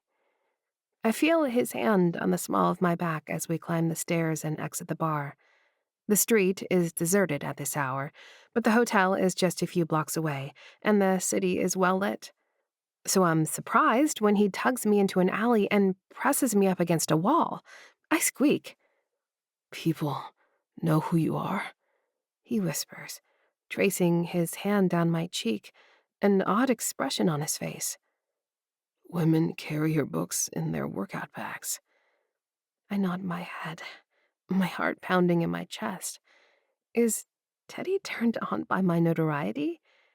The thought of him being proud of me, of my work giving him pants feelings, sends a flutter of nerves sparking through my belly. When did that happen? His mouth is close to my ear, his breath hot on my skin. I shrug and then shiver, the cold bricks seeping through my shirt. At first, I didn't want to bring up the books. They were just something to do, something fun. I never expected anyone to buy them, but the Foof ladies encouraged me to publish. I don't have an answer for why I didn't mention my success. It never occurred to me that he would approve of something as risky as author as a career. Then, my husband is kissing me, moaning against my neck, pressing against me in the alley. He presses against me, hard and warm, wanting. Teddy! I gasp, his name a question and a shout, startling him.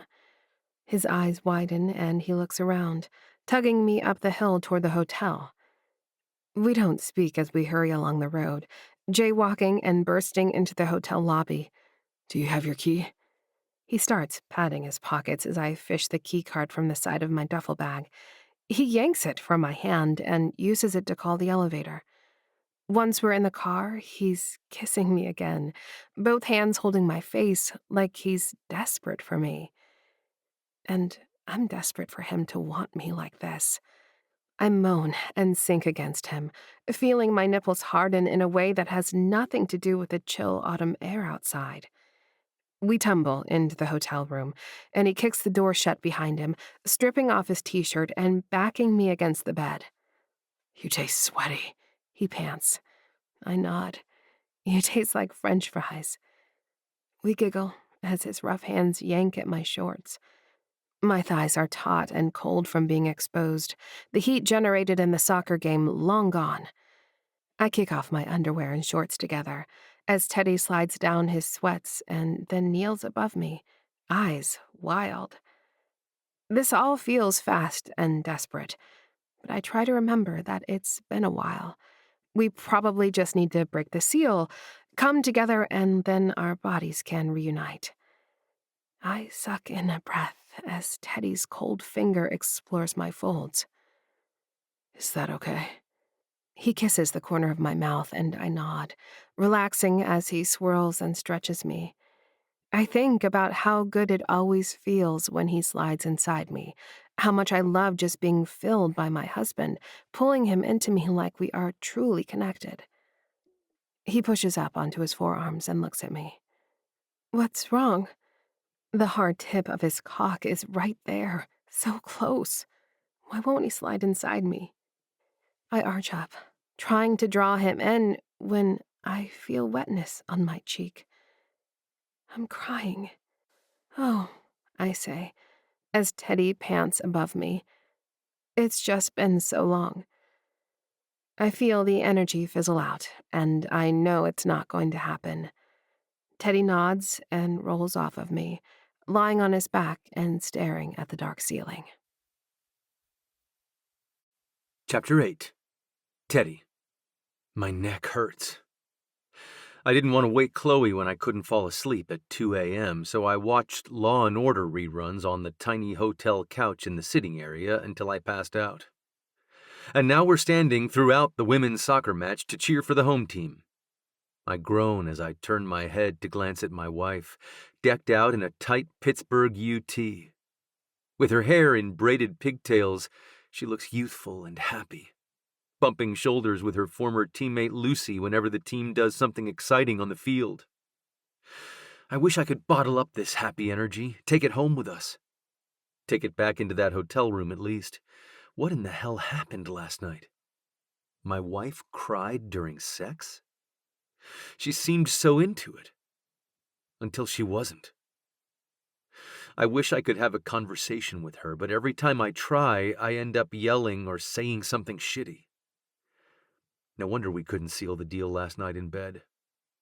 I groan again as Judah leans on my shoulder from behind. "The team really upped their level of skill since we were here," he yells above the pep band. "Did you see that corner kick? She bent it perfectly." The stadium horn signals halftime, and mercifully, the fans all sit until the action resumes. I try to crack my back, twisting to the right and left as Chloe looks on in concern. She doesn't say anything, though. But Judah does. Fucking Judah. "Hey guys, I wanted to apologize for going on and on about babies last night." He claps a hand on my shoulder and one on Chloe's. "That must be rough if you guys are trying and...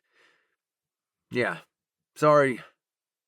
Chloe licks her lips and stares ahead, but I sense her stiffening beside me.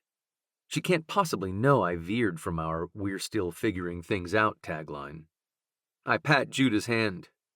"Don't worry about it, Jude. I'm glad you're excited about your family." But then he keeps on going. "I wanted to let you know my wife's sister is a fertility doc. You know, if you need a referral or anything." Chloe turns to him, and then stares at me, eyes wide. Judah continues before I can stop him. Brooks says for lots of women they just need a special hormone or something, and then... He snaps his fingers and shrugs. Anyway, just shoot me a text. Happy to connect you, Chloe. She doesn't say anything. Just breathes slowly through her nose in a way that has her nostrils contracting tightly with each inhale. Finally, she looks at Judah. I wasn't aware Teddy discussed our family planning in such detail. He waves a hand. Oh, he was super vague. Just said you need a boost from some science. Judah shrugs. I need some science soon myself to stop the baby batter. Judah pantomimes a pair of scissors and then points at his crotch. Chloe turns white. I need some science. She whispers this, aimed at me. I stare at her, ashamed, and swallow. Give me my car keys, she says, holding out her hand. I nod and reach into my jeans pocket. Without another word, she takes them and storms out of the stadium. I blow out a deep breath and turn around to face Judah. I wish you hadn't brought that up, man. He grimaces. I gotta go after her. I head up the bleacher steps toward the exit just as the fans pour back in for the second half of the game. Ducking and weaving around people laden with pretzels and nachos, I have to sprint to catch up with Chloe once she hits the turnstile to exit. Chloe! She doesn't stop. Doesn't turn around. Babe, can you wait a minute? No, Teddy, I cannot. She says this without turning to face me. I'd prefer if you find your own way home. I chase her down the sidewalk as she makes her way toward her Tesla. Chloe, I'm sorry I told them that, okay? They were just all pressing me about it. When were we going to start trying? How we better not wait too long. I close my eyes. I know what I did is unforgivable. Hell, I caused a riff yesterday when I pre-accused her of blabbing to the women's team about our problems. About my problem. And here I'm the asshole fucking everything up. She shakes her head and stabs at the door handle, and yanks it open before sliding in and slamming it shut in my face. I can tell she's wishing she could rev an engine or squeal away to show her rage. Instead, she navigates the car slowly, silently, carefully out of the parking spot, and flashes me the bird as she drives toward our house. Shit! I sink to the curb and tug on my hair. My entire life is falling apart, just as I'm supposed to be reaching my peak. I did everything fucking right. I worked hard in school. I graduated with no debt thanks to my athletic efforts, and my parents got to see their son walk the stage, the first Preston to graduate from college. I'm the vice fucking president at my company. I have an MBA from Wharton, for Christ's sake. But none of it matters because I can't do the one thing men have been doing since the dawn of the species. If I can't even knock up my wife, can't pass on this legacy, what does any of it matter? No fucking wonder Chloe is pulling away from me, starting a secret life as a famous author and shutting me out of it. I let out a scream, hoping anyone passing by will think it's related to the game in the stadium. I pull out my phone and call for an Uber. But when I get home, my house is locked and empty. There's no note and no Chloe. I don't even know if she came here or just took off for somewhere. I call her phone. It goes straight to voicemail.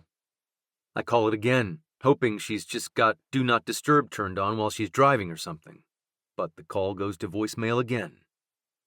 It would seem I've finally done it. I've driven away the best thing to ever happen to me. Hours later, there's still no sign of Chloe.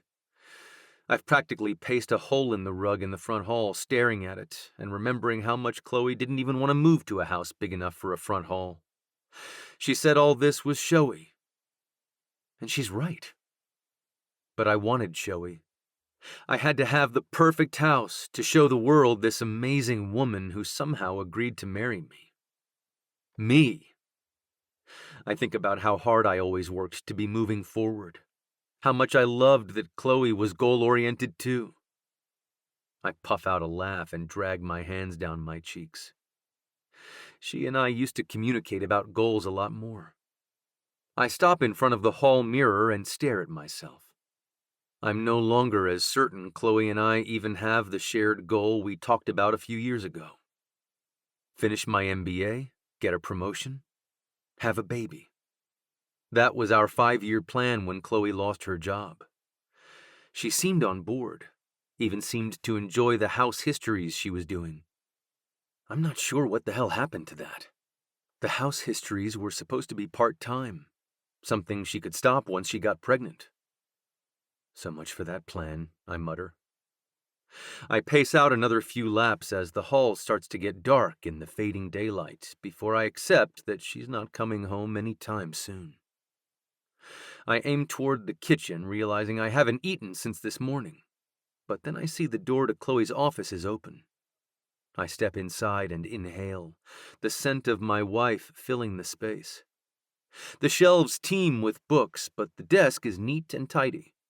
She uses one of those yoga balls instead of an office chair, and when I notice it, I feel another twinge of shame, remembering how a friend bought her the ball to use in pregnancy.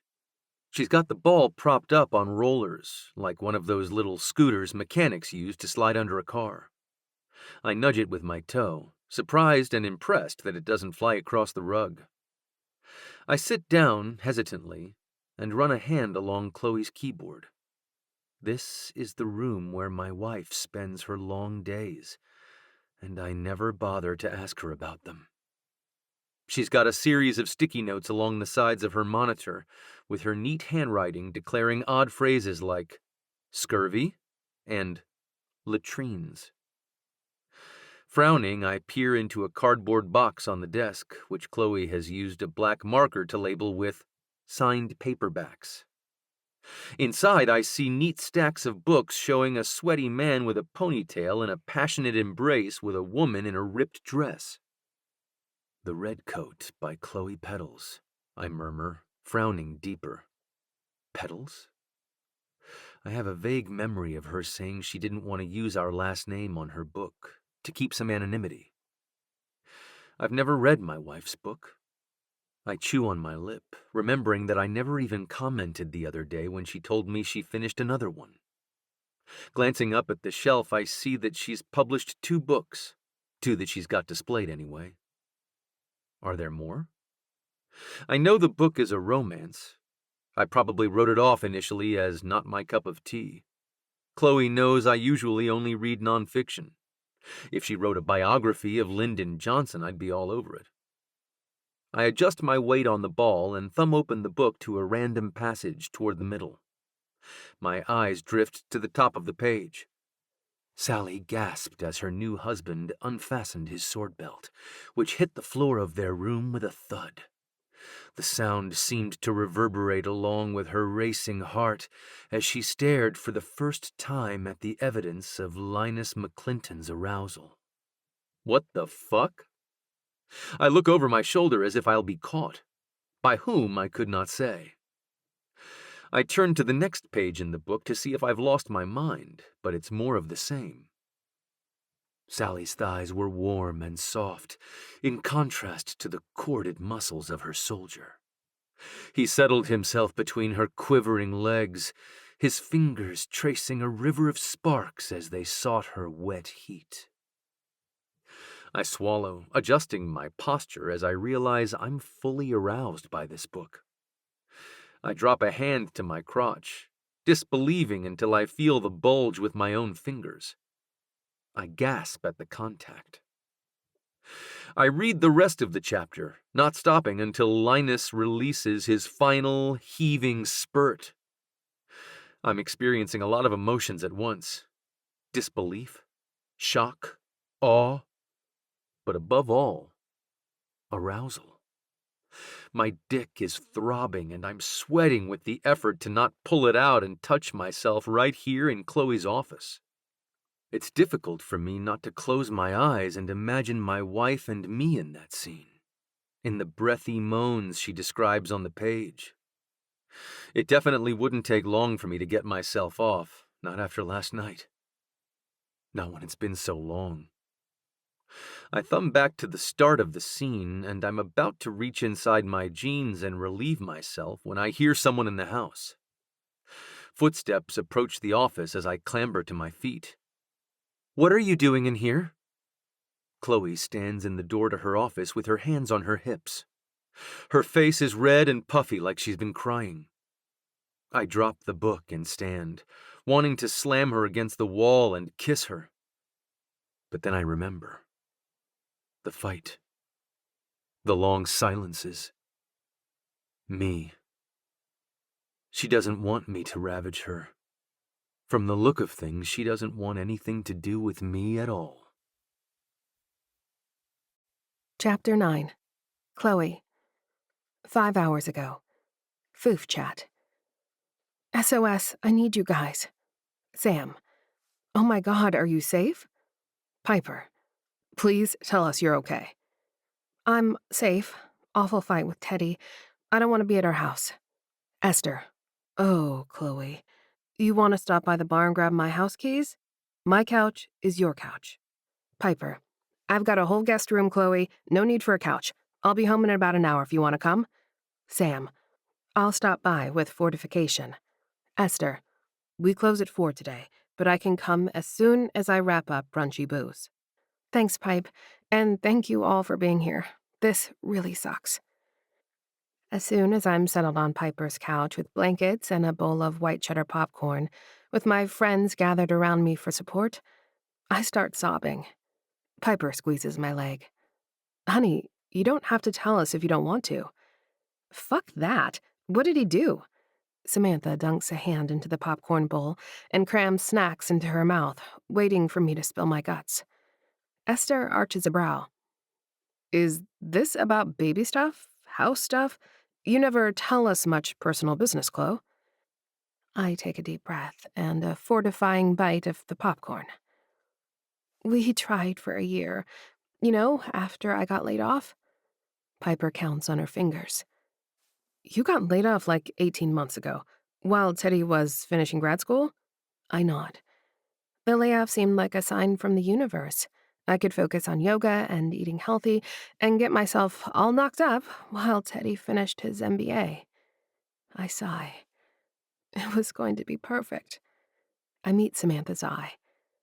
I was going to wait until I was pregnant to make a plan for going back to work after the baby, or see if maybe I wanted to stay home with the little guy.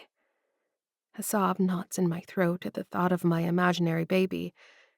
I don't tell my friends that I was more excited about having a plan than I was about the actual idea of motherhood. How do I tell them my periods sometimes felt like a relief if I was in the thick of a deadline for a client or for my own fiction? What do I do about that shameful thought now that we know Teddy and I could never have conceived? It's all so much. That must have been really difficult, Piper soothes. How long ago was that? I try to remember exactly when the sex switched from sexy to frenzied, when my periods became stressful, when I started to wonder what life would look like if we never had a baby after all.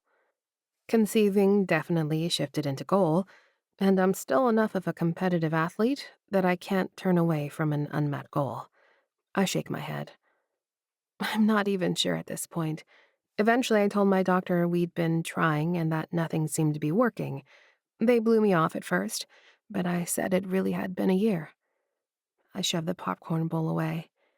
By that point, I was drinking gallons of special tea, avoiding all alcohol, chugging fish oils and things.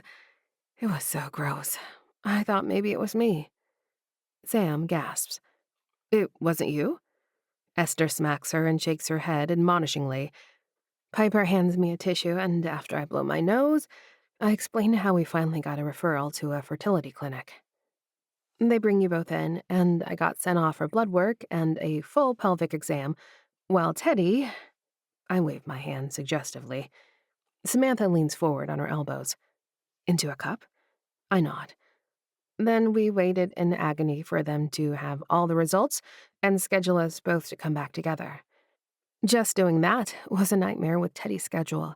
I'm sure he was in denial. I want to say it was a month before we got back in there to talk with the doctor. I was so sure they were going to tell me there was something wrong with my ovaries, or that the pH balance in my cervix was rejecting Teddy's sperm. I remember him squeezing my hand reassuringly, like he too thought it was my body causing a hurdle. I hold out my hands, palms up. They said Teddy's sample had low motility, low numbers. He gave them a repeat sample to be sure. Then what? Piper breathes the question. The room is so quiet and still. I can understand my friend's surprise since I'd never talked about this issue before. At the FOOF meeting soon after, I remember telling them we had a setback in our family plans.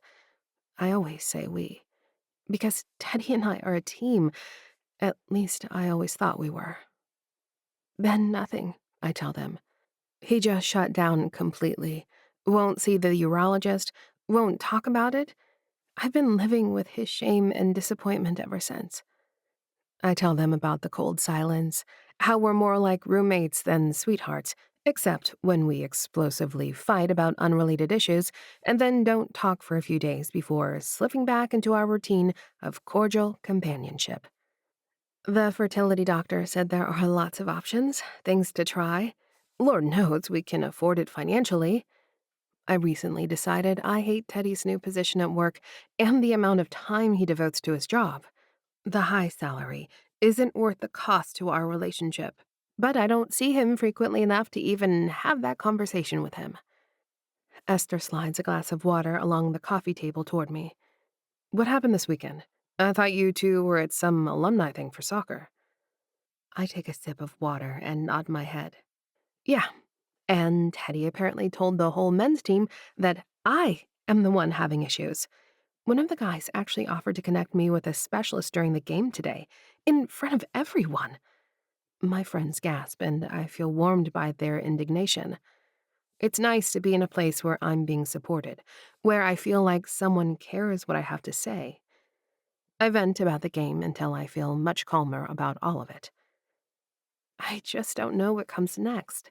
Like, do I go back home and continue pretending nothing is wrong? Esther makes a disgusted face. You shouldn't pretend anything at all, Chloe. Why don't you sit him down and just talk this shit out?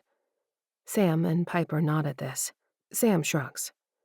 Not that I'm super at following my own advice, but it's always better to just have it out. Do your yelling rather than hide in your office and work until you forget to eat. We all laugh a bit at the hypocrisy of Sam telling me this when she has a long history of locking herself in her coding cave to avoid her emotions. I feel my phone vibrate again, and I'm not sure what makes me look at it this time. But I glance down to see the message is not from Teddy. It's from my tenants. So sorry for the sudden notice. We closed early on the house. Yay! We're moving out this weekend. Obviously, we'll keep paying the rent until you find someone. Wanted to let you know it's empty and see where to drop keys. I tap my lip with an index finger. The timing feels fortuitous to me. I'm hopping mad at my husband, sick of driving to the suburbs I hate, and wanting to feel in control of my life. The house will need to be repainted and cleaned before we can get tenants at minimum. I can spend some time there and sort out my thoughts, figure out what I need. Maybe even call Lucy about playing some soccer. I think I'm going to move back into my old house.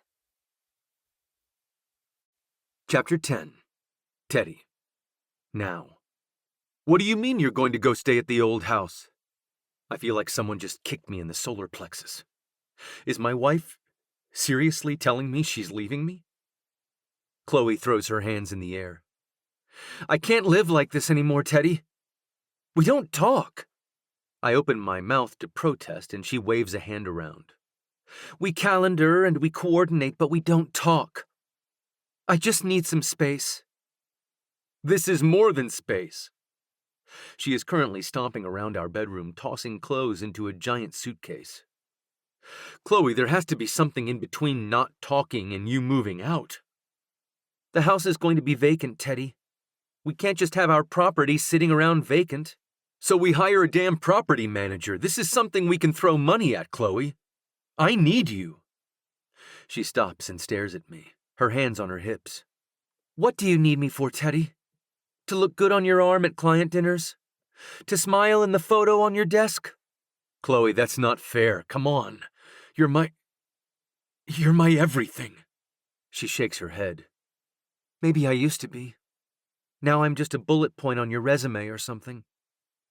She zips up the bag and starts dragging it behind her.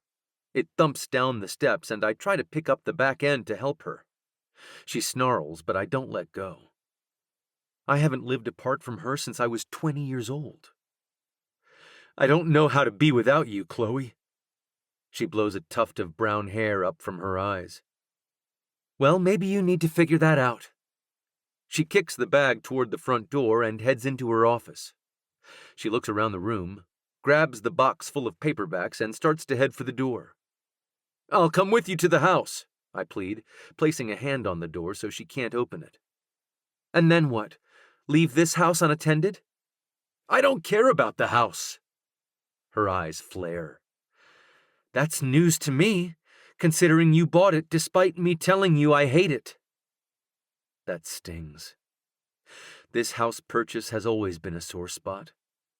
I know that impact matters more than intent and all that, but honestly, when I started hearing about the schools up here, I just got so excited to begin our family with Chloe, to give the very best I could to our kids. I didn't want my kids growing up in a tiny school in an agricultural area where nobody had clothes that fit. I assumed she'd love the house, and I set things up with the realtor. I didn't ask Chloe about moving because I thought she always wanted this sort of life. But of course, Chloe felt yanked from our home, unconsulted. She later yelled that there were Nobel laureates who graduated from the public schools of Pittsburgh. That just because something is the best on paper doesn't mean everything else is garbage. I close my eyes and lean on the door. Tell me what you need, Chloe.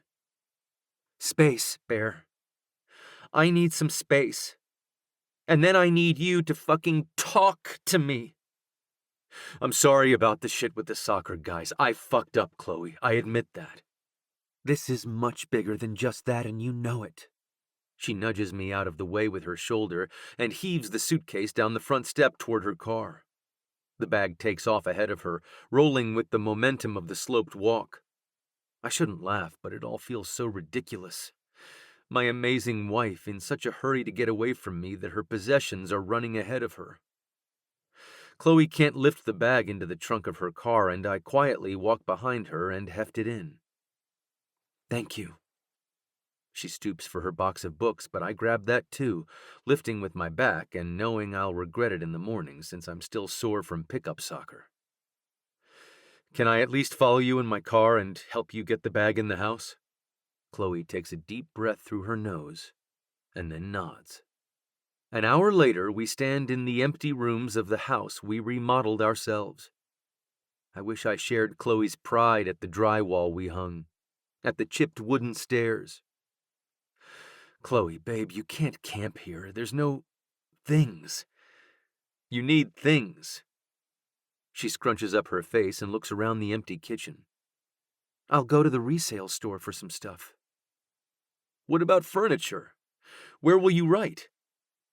She seems pleased that I acknowledged her work in this way, and I take note of that fact, that writing is the first thing on Chloe's mind, above a bed or pots and pans. I'll sit at the counter, I guess.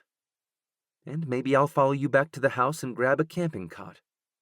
You can't sleep on a cot. It's not forever, Teddy. A lump forms in my throat when she says that. I nod my head, fighting back tears. I have to cling to that assertion from her, that this is temporary, that this will only last as long as she can stand sleeping on a canvas cot. I stand around awkwardly, waiting for her to invite me to stay or come with her to buy plates, but she just taps her foot and looks around. I reach for her hand and she stiffens. Can we try therapy? Can we work on this together? Chloe nods, an almost imperceptible tilt of her head, but I run with it. I'll send you some options, I promise. She doesn't ask me to stay, and so I don't. On the drive back to the suburbs, back to the perfect school district for kids I can't sire, I allow myself a few tears. Unsurprisingly, I don't feel better after they fall. Something has to change. Chapter 11. Chloe. The first day alone in the house, all I did was scrub walls with a magic eraser. My thoughts swirled all over the place as I scoured away grease stains in the kitchen and mildew from the bathrooms. The second day, all I did was remember buying this house with Teddy. We were 22, newly married. Young and dumb, I think Esther would say. But I didn't feel dumb at the time. I felt like I was in on a grand plan, both of us with job offers and a special bank loan for first-time homeowners. Teddy absolutely refused to accept help from my parents for the down payment. I winced, remembering how I felt like I might throw up telling my dad we couldn't accept his offer. I think I only got half the sentence out before he shook his head and said he was sticking the money in some sort of trust in my name, and that was that. I guess I should look into that account. It seemed easier to ignore it, not have to fight with Teddy or my dad. Today, I agreed to meet Teddy at a therapist's office in the city. He doesn't push back about trying to find someone closer to the house. I've stopped thinking of it as our house. Thinking of the gifted secret money, I realize our problems began way before the infertility. I guess housing should probably top the list of things we discuss with a therapist. Or is this a finances thing? The therapist will know how to categorize it, I guess. I'm actually able to walk to the office in Shadyside, just about a mile from our Highland Park house. The stroll feels nice on this crisp day, even if the sky is overcast. I always think better when I move my body. It's part of the reason sports have always been so important to me. I know from Teddy's text that the therapist is named Pam, but I have no additional information apart from her address. I frown, realizing we're meeting in someone's personal home, where she evidently also conducts business. That seems awfully unsafe for a woman to invite quarreling married couples into her private home. I note the small enter sign above the door handle and step inside a living room. There's no sign of Teddy. I bite my lip and check the time on my phone, but I hear a voice say, "Chloe, is that you? Come join us." I follow the sound around a corner to a more stereotypical therapist's office with a couch, two beanbag chairs, and a wooden perch type thing upon which a woman with short gray hair is kneeling. "Would you care to join your husband on the couch?" She smiles at me and adjusts her weight. Seeing me staring, she explains, "It's called a kneeling chair. It's good for my circulation." As if that settles the matter, she smiles, waiting for me to sit. It feels like a test, like if I sit next to Teddy, we still have hope, but also if I sit next to my husband, maybe we don't really need to be here. "Wherever you feel comfortable, Chloe. Even the floor." I sigh and sink into a beanbag, pulling my water bottle from my bag and chugging a few swigs. Pam smiles.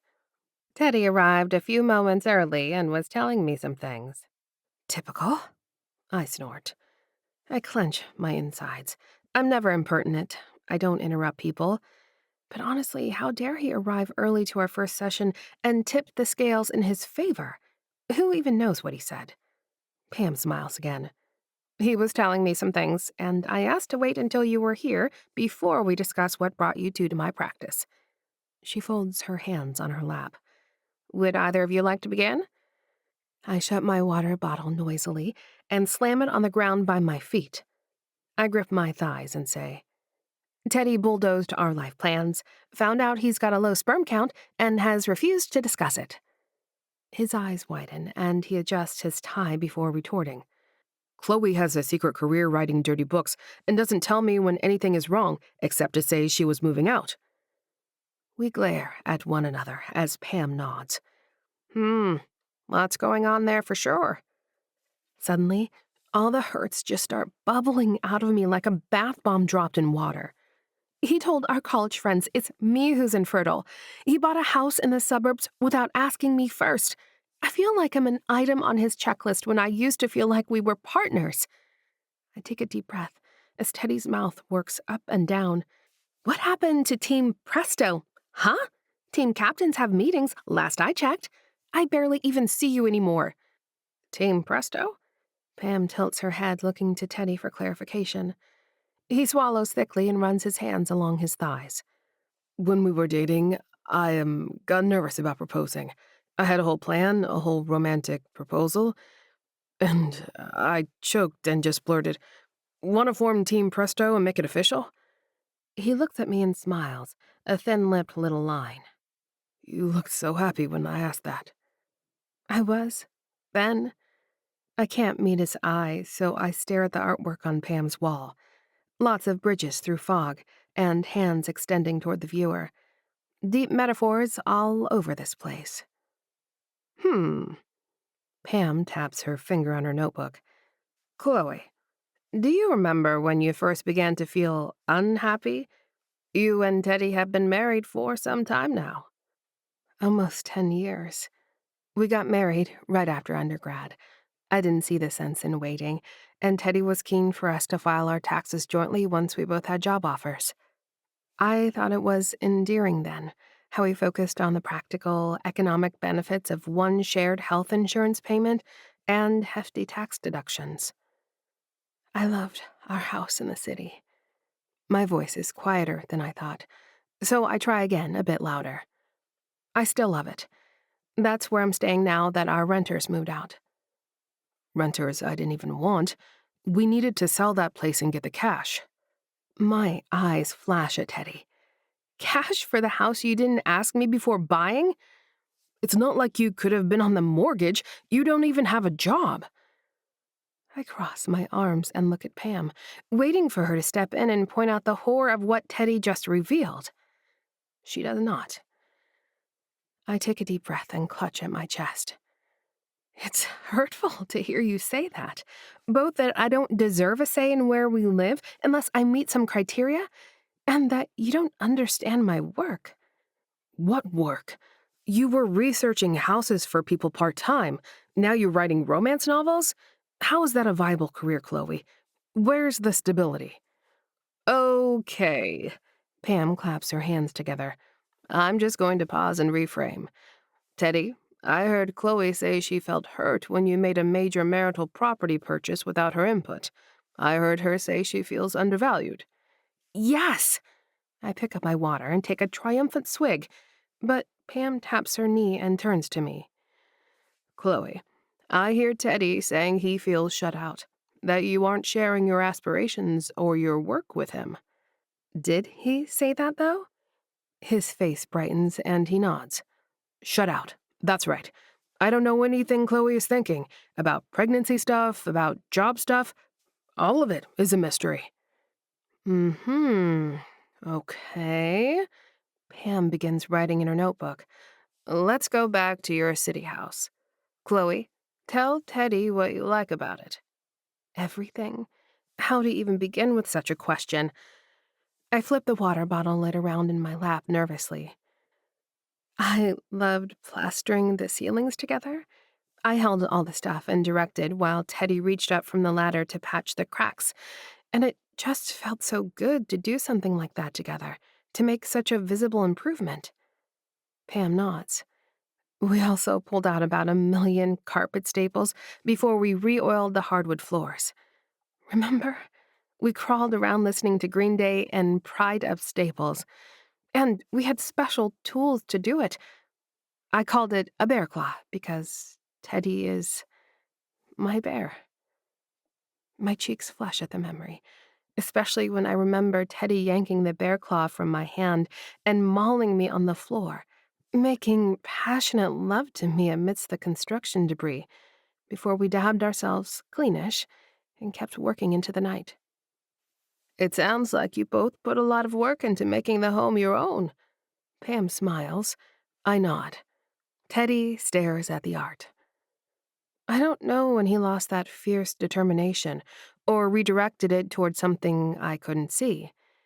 But the new house feels very different, and I never wanted anything to do with it. even as I signed my name on all the closing papers. The new house feels like a trap, I whisper. A huge open concept trap, keeping me from the place I felt most comfortable. Chapter 12. Teddy. I can't decide how to feel about the art on our marriage therapist's walls. There's a giant photograph of hands outstretched. I'm assuming they're meant to imply a helping hand, reaching toward someone who needs a lift to their feet. Something about the hand reminds me of my father. His hand extended that way wouldn't have been to assist. He'd gesture like that to admonish, to spout anger at the way different groups were screwing him over, screwing him out of better pay or more benefits. You name it, someone else was at fault for it, not doing it right, or acting like a sissy. As if acting like a woman is some weakness. I think about my mother, never complaining through hard work, her hands gnarled from harsh chemicals and long hours. Is she a sissy? I listen to my wife reminisce about our early days in the house we bought, and I remember how anxious I felt about those home repairs, knowing that there was no money then to hire someone. Chloe had been so impressed I had all those skills, spackle and caulk and a few turns of a screwdriver. You called me a handy bear, I mutter, still staring at the hands. You were handy, Teddy. You knew how to get our house ready for us to live there comfortably. I meet Chloe's gaze where she sits in the damn beanbag across the room from me. I preferred paying someone else to do those things in our current home. I cross my arms across my chest and look away from the hands' art. I notice brushstrokes in the ceiling paint, where someone has obviously been in recently to do a repair. Probably water damage. I wish it didn't make me so uncomfortable to know that, and I don't understand why it does. Pam leans forward a bit at my words. Can you tell us more about that preference, Teddy? I consider her question. It seems better to be able to outsource those things. To walk into a house and just have to put away your clothes and hang your art. I wish I hadn't mentioned the art because now I'm looking at the hands again. So you like being taken care of? I shift my gaze to the therapist. I don't think that's what I meant. I think about it a little more. I like being able to afford to pay someone to take care of things. Pam makes notes in her book and then slams it shut and stands, stretching. You two have worked really hard today. I know it hasn't been a long session, but you've shared some very big feelings, and I know you must be exhausted. I'd like to give you a homework assignment before next week. Chloe's face brightens at this. She likes assignments. Give her a specific list of things to achieve, and off she goes, cheerfully meeting her goals. Just not when I make the list. Maybe it's all about the delivery. I don't know anymore. For homework, Pam continues, I want you to sit down together and ask each other about work. Recent highlights. What a typical day looks like. Where you'd like to be in a year, that sort of talk. Work? I feel my face contort in surprise. I thought we were going to focus on the stuff we fight about. We don't fight, Chloe mumbles. We ignore. Pam nods again. It sounds like work is a big part of each of your identity, and you've gotten out of the habit of discussing the particulars with one another. Let's start with some conversations about work and build up to these other areas of conflict. She smiles. Same time next week? Outside, Chloe takes a swig from her water bottle, shielding her eyes from the glare. Her eyes have always been very sensitive to light, even on gray days like today. I look around for her car and don't see it. I clear my throat. Are you parked far away? I walked. Her voice is flat, lacking any of her usual politeness. I scratch my neck and resist the urge to look at my watch. Can I walk you home? This seems to surprise her, but she shrugs and heads north toward our old house. Her current house. I don't even know what to call it. I take a deep breath. So I've been having a lot of meetings with my team recently. We renewed a few contracts. Yvonne got some leads on a new client. That's great. Chloe's voice is flat, like she doesn't give a shit, which pisses me off. So you're just going to half-ass our homework? You, Chloe, perfect Preston? Ugh, fine. She stops walking and faces me. I'm glad you like your job. Her tone is clipped, but borders on pleasant. Well, thanks. I do like it, Chloe. It's really stable. This company's going places. What does that mean to you, Teddy? Going places? Literally travel? More hours? It should be less travel now. I kick at some acorn tops on the sidewalk, wondering if a squirrel is going to hurl nuts at me from a utility pole or something. So I should be home more. I want her to tell me that would be nice, that she wants to spend more time with me. She used to tell me she missed me, that it was hard when I worked such long hours, but I had to secure this promotion. I had to show that I could put in the time, that I was dedicated to our clients. Somewhere in there, she stopped missing me, I guess. Will you, tell me about becoming Chloe Petals? An arched brow from my wife has my heart racing. She's so fucking beautiful. Even more beautiful than when I first met her. More mature and confident. You heard the gist of it at Fuel and Fuddle. She kicks an acorn toward me, and I trap it like a soccer ball, passing it back to her. She smiles and passes it back again, and I feel lighter inside. A glimmer of hope. I want to hear about your work, Chloe. I'll listen this time. I know she's mentioned it before. She probably emphasized it was important to her. I probably wasn't able to focus because I was gung-ho about my own work. I reach for her hand as we cross Penn Avenue. It feels silly, but she used to always reach for me at busy intersections. I grew up in a rural place without stoplights. Chloe jokes that I'll get run over by a scooter if she doesn't help me cross big roads. She hooks a pinky around my thumb, the rest of her fingers clutching her water bottle. Once we're on the curb, she says, "There were so many stories with the house histories. Scorned lovers and inheritance disputes, bathtub accidents." She takes a sip of water and offers me the bottle. I shake my head. I came across a really old deed when I was doing a history for that house in Verona. You know the one that's an Airbnb? I shake my head again. She sighs.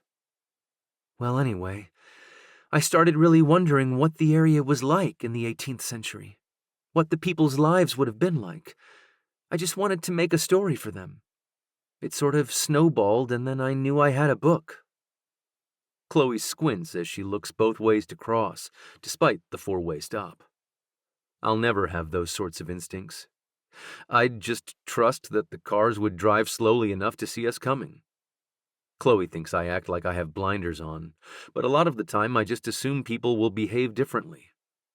She knows city drivers hate stopping. I grew up waving to pedestrians because I knew them all.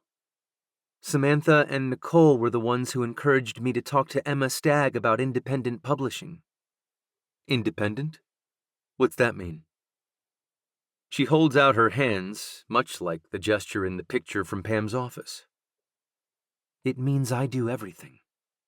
Cover design, hire an editor, market the book, produce the audio, solicit reviews. Everything. How do you know how to do all that? I stop walking to stare at her.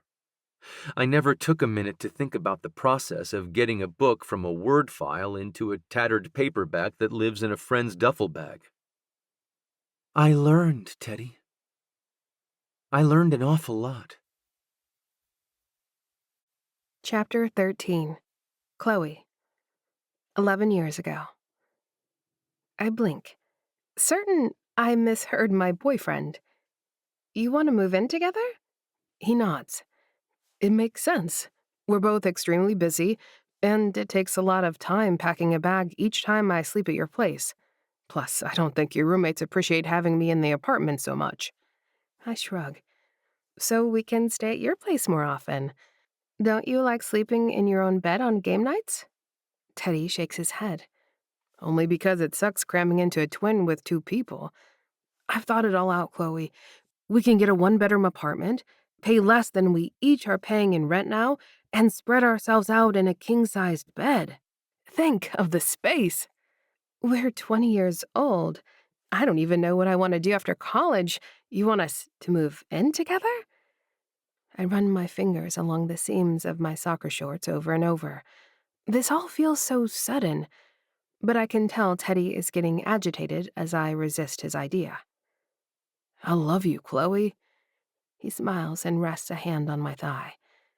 We are perched on my twin bed in my tiny room, his knee bumping against my dresser, which is scattered with his spare toiletries. I love you too, Bear. And it's true. I love his quiet determination.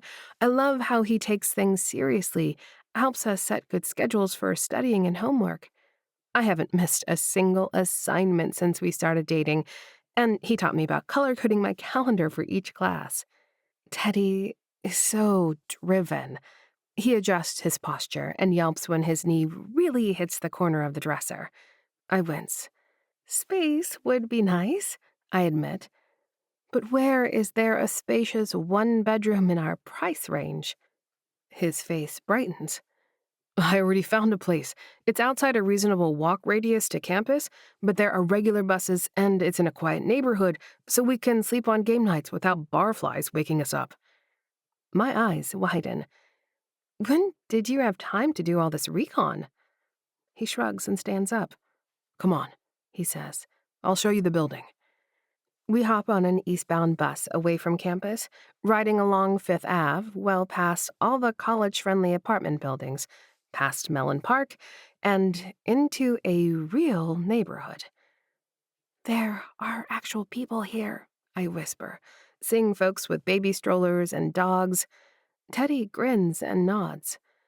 The bus crosses Penn Ave, and he pulls the cord for us to get off. He tugs my hand along Thomas Boulevard, a wide street with flowered medians and huge mansions that have been subdivided into apartments. This is really nice, Bear. This is affordable? In the Oakland neighborhood closer to campus, anything without cigarette butts on the stairwell is too expensive.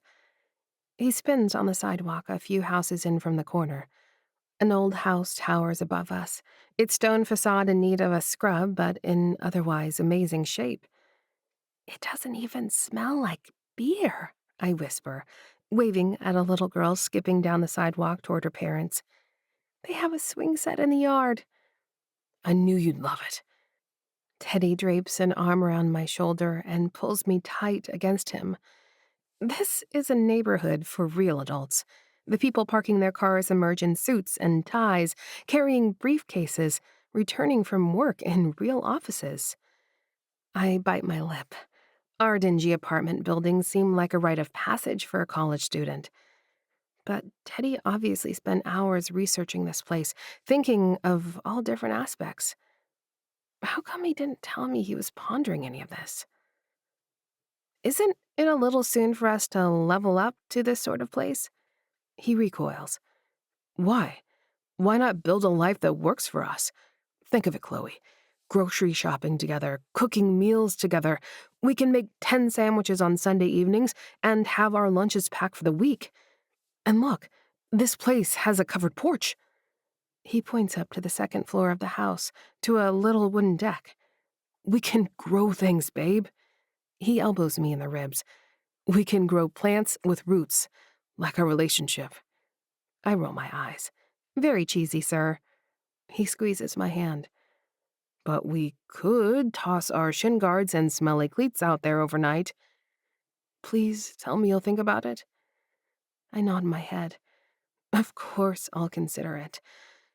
I just am not as certain as he is that I'm ready to put my wild days behind me for this adult life he's proposing. Not that I'm so wild. We're both dedicated athletes and students. We don't party too hard. Maybe that's why I want to cling to life close to campus, just to bask in the atmosphere a bit longer. Teddy gives my hand a firm squeeze. Just maybe think about it by Friday, because we'd have to sign a lease and start gathering a down payment. He grins sheepishly, and I swat him in the chest. As we walk back to the bus stop, I think about the sense of his plan.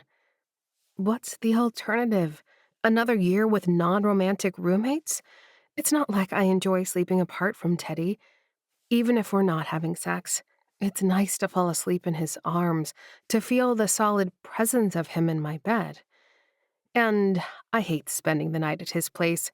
He's tidy, but Noah and Judah are always spilling food and leaving sticky trails behind them. Plus, the carpet smells weird at his apartment. I don't want to spend another year smelling weird carpet. I'll do it, I say, leaning my head on Teddy's shoulder. He squeaks in excitement and wraps both arms around me, kissing the top of my head. I'll take care of everything, he says, giving me a squeeze. You don't have to worry about a thing. Chapter 14. Chloe. Now, I stare at my email in disbelief. A real literary agent wants me to give her a call about a publishing deal for my books. I've never even been to New York City, but this woman is offering to fly me there, put me up in a hotel, and sit down with fancy publishing executives. I think about Emma Stagg, my friend from Foof, who publishes independently after having a regular book deal like this agent is offering. From what Emma was saying, the publisher can reach a huge audience, but they're also in charge of the book prices. I made my big break when Book 2 came out, and I put Book 1 on sale. I continue looking at the email, tapping my nails on the table, until my alarm goes off, reminding me I'm supposed to meet my husband for therapy homework. My marriage has become so strange. We live in separate houses, ignore each other for most of the week, and then snarl out all our grievances at therapy. This week, Pam sent us off to buy a plant and care for it together. I just don't know if this will help. Teddy and I stand staring at a row of houseplants at the nursery near our city house. We're not even staying in the same space. How are we supposed to co-parent a plant? Teddy fingers the yellowing leaves of a pothos. This one says it's pretty impossible to kill. I roll my eyes. Oh, that's a great bar to set. He grins.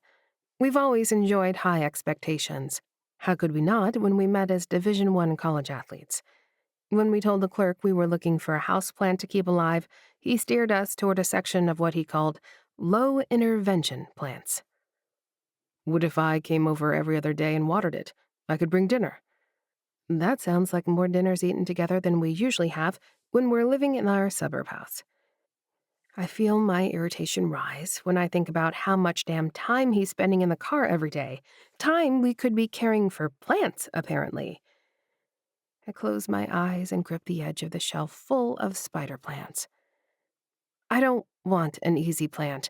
I want a challenge, something we actually work on together, with a strategy. He arches a brow and leans against the shelf. You mean you want to win, and the game is horticulture? I hold up my hands and tap my foot. I guess so. I didn't set the homework. He hooks a thumb over his shoulder toward the orchids. You saying you want to propagate vanilla beans together, Chloe? I'm not sure why it's annoying to me that he's enjoying this. Why can't I just relax and have fun with him? I shake my head and march off to a different aisle, looking at a cactus display. I'm prickly and tender. In our session today, we talked a lot about how Teddy lost my trust when he just sprang the new house on me, how I've felt like an afterthought ever since. Sure, I can see what he's saying about wanting the best and the most comfortable life, because he never had that, but the way he went about it still stings. Not a cactus, babe, please. I hadn't realized he came up behind me, but there he is, looking over my shoulder at a succulent called a rat tail. I bite my lip and nod. wandering to the next section of the store. I pause in front of a big display of grow-at-home kits. Teddy pokes at an herb garden. Hey, if I'm coming over for dinner, what about herbs? We could add fresh basil and parsley to things we cook. That's a nice idea. I lean close and study the boxes, but I find it off-putting the way they all seem to emphasize that even a child could grow these things. I still like the idea of growing something tricky, something we have to troubleshoot. Teddy walks around to the side of the display and holds up a box to grow mushrooms. What about fungi? We walk out of the store holding a package of shiitake starter, which the clerk assured me was next-level mushroom growing. Anyone can grow a flush of pink oysters or a lion's mane, apparently, but the shiitakes take effort. This pleases me. I don't want to do the sensible thing for once, or purchase the plant that seems to make sense. I want this, a smelly log of finicky mushrooms that will require real effort. I'm glad you still want to take on a challenge with me, he says, swinging the bag as we walk toward the house. It should feel like a victory, a moment of connection, but all I can think about is the email from the agent. Some stranger in New York has read my work and studied my sales ranks, and my own husband doesn't even know what my books are about. How can I trust him to tend to a mushroom when he doesn't tend to me? I frown. What? He stops walking. What did I say? You should read one of my books, Teddy, or at least listen to the audio. You want me to listen to a sexy dude read me your sexy books? I purse my lips. It feels like the least he can do, but I also feel like he should want to do it, should have wanted to read them ages ago. We walk a few blocks in silence. You're absolutely right, he says finally. This is important, and I'll read them, I promise. I take a deep breath and nod, climbing the porch steps to unlock the front door. The inside is slightly less cavernous now. I found a pair of armchairs and a coffee table at the thrift store, and a box of dinged-up pots and pans and dishes. I've long since finished repainting the walls, and I told Isla and Julian not to worry about the rent. It seemed unfair to charge them when I'm living here. Teddy puts the mushroom kit on the counter and I reach for it, intending to rip it open and get started. He sets a hand on my wrist. Wait, babe, it says to watch the instruction video online before you open the box. There's not instructions inside the box? What if I didn't have access to the internet? Then you wouldn't have bought a shiitake kit, I imagine. He shrugs out of his coat and drapes it over the stool at the counter before propping his phone up on the mushroom box. We watch the guy in the video talk about stringy white mushroom seeds, which Teddy insists we call by their proper name, mycelium. After the video, I reach for the box again, ready to jump in, but Teddy says we should watch the video one more time. I sigh. It's always been like this. Him studying and approaching everything methodically, me erratically moving on instinct. Both strategies served us well. Until they didn't anymore, I guess. I used to think these differences helped us function. Now I'm just bored watching again as the video guide emphasizes the importance of humidity for growing this type of mushroom. Together, we ease the block of sawdust from the box. It looks moldy to me, streaked with white inside the plastic wrapper. I wrinkle my nose at the smell. Teddy shakes his head. I don't think this looks like the picture on the box. It says to wait until the log is mostly brown. I frown at it. You're right. Ugh. How long will it take? With another shrug, Teddy reaches for his phone. What are you looking up now? I stretch up to try and see what he's doing. I'm ordering dinner, Chloe. You want meatballs or tacos? Chapter 15. Teddy. Chloe and I agreed I'd come over every other day to talk about fungus, which leaves me feeling lost on the days between. It's not good for me to be alone. I'm not sleeping, just ruminating. Downtime is still pretty new to me. There's no such thing on a farm, and college was a blur of managing training, competition, and academics. Then Chloe and I had house projects to eat up our time after work. I rub a hand across my neck, thinking of the house. I look around at this house. The new construction with walls that haven't yet had time to crack. All the appliances are efficient, all the walls are insulated, and I don't have to do a goddamn thing to maintain it. Is it possible I miss tinkering with old plumbing? More likely I just miss Chloe. I pace around the house for a bit and decide to make my monthly phone call to check in with my parents. My mom answers as she usually does. Yep, everything good? Hey, Mom, things are fine. You busy? It sounds like she's washing dishes. Well, we moved the birds today. Hired help was late, of course. I groan, both because I remember how laborious it is to move the chickens from the pullet barn to the barn where they'll finish growing, and because I know my mother's comment is a dig about me not being there. They wouldn't have to hire help if I stuck around the family business. I reach for something I could say, something we could have a conversation about. I try to imagine Chloe living with me on a farm, and I realize I wouldn't have even met Chloe if I'd stayed there. Here's your father, Mom says, and a muffled sound indicates she's passing him the phone. Hey, Dad. Birds all get moved? Barely, yep. You take over that office of yours yet? I frown. Did I forget to tell them I got the promotion, or is he making small talk? No wonder my wife and I are estranged. I have no idea how to talk to people I care about. I'm doing okay at work, Dad. We got a new contract this week. New contracts are good if you can deliver. I hear him suck air through his teeth. I should tell him I always deliver, that he taught me to always finish the job. But I don't know how to say any of that. You and Mom going to finally come see the new house this winter? I know before I ask that he's going to say maybe, and that they won't make the trip. They haven't been to the city since we got married. Chloe and I usually make a visit out to the farm once or twice a year, during cycles when there's nothing major happening on the farm. We'll see, Dad says. And then, well, I'm going to let you go. Okay, Dad, good talking to you. You too, son. And then he's gone, and I feel more alone than I did before I called. I consider going for a run, actually lace up my sneakers and step outside, and then I see what Chloe has been saying. There aren't sidewalks in our subdivision, and it's not like I can run on the street. Folks just aren't looking out for random joggers as they drive home from work. I should probably call her and seed that point, build some trust. Then I worry that I'll be bothering her while she's thinking, and I talk myself out of even that. Should I email Chloe to ask about a set time each day to talk on the phone? Jesus, I've lived with Chloe for a decade plus. Now we're reduced to an email about a standing one-on-one. She'd hate that. What if, even worse, our conversations turn into the sort of non-conversations I have with my parents? With a sigh, I climb into my car and start driving.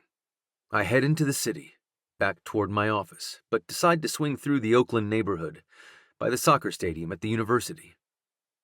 I can't see much from the street, but the stadium lights indicate the teams are probably in there practicing. I miss the routine of that.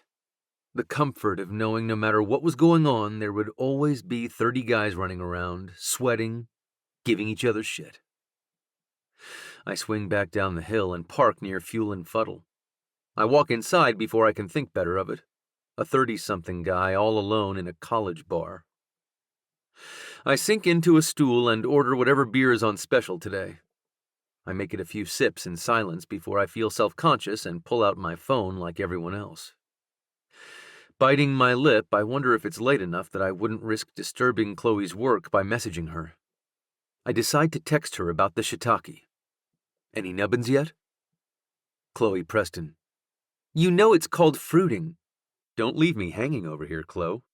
It's a strange feeling flirting with my own wife. I like it. I take another sip of the beer, deciding it's terrible. You get what you pay for, as always. Chloe Preston.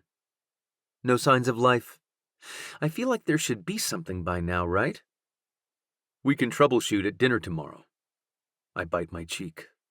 This is me being daring, assuming she'll have dinner with me, if only for the sake of the mushroom log. Chloe Preston. I have foof tomorrow. My heart sinks. Of course I don't want her to miss her night with her friends. I know how much they mean to her. Honestly, I wish I had a group like that. People who have my back like my teammates used to. I stare at the shitty beer and shake my head. I'll come early for breakfast then, before work. She writes back almost immediately. Chloe Preston. Gasp! You'll skip out on fancy chef food? I smile. She's definitely flirting back. Our fungi depend on it, babe. I toss a few bills on the bar and head for home.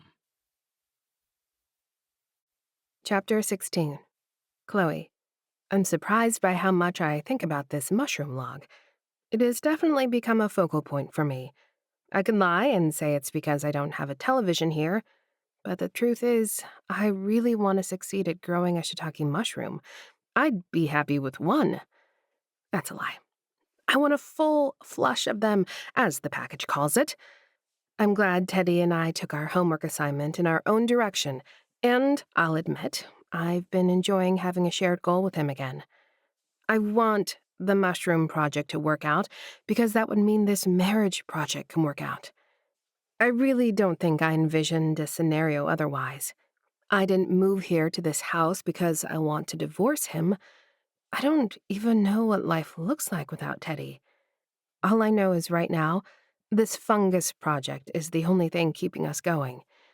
We still haven't talked about the big I, but at least we've talked about more than just our schedules. I smile, remembering our text exchange from last night. I was surprised he slipped in a spontaneous breakfast invite.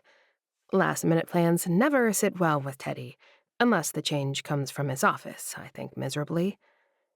I remind myself that he's gotten used to getting his way about everything from where we live to, apparently, when we discuss mushrooms. And then I remind myself that he was pretty quick to suggest a compromise when I said no to dinner tonight. It feels good to set a boundary and claim this time for my meeting. Ordinarily, I'd be brimming with excitement to share work news with the gals. I just completed a second draft of my third book and sent it off to my advanced readers. I even picked a publication date and set up the pre-orders to lure in people who finish book 2. Today, I get to spend hours fiddling with the text on the ads I want to run for my series. I love tweaking images and finding just the right words to tempt readers into my steamy historical romance. Even lesbians love it. I try, thinking of Jenny and her wife rereading my battered paperback. Prime your powder. This pistol is hot. Okay, this is going to take some work.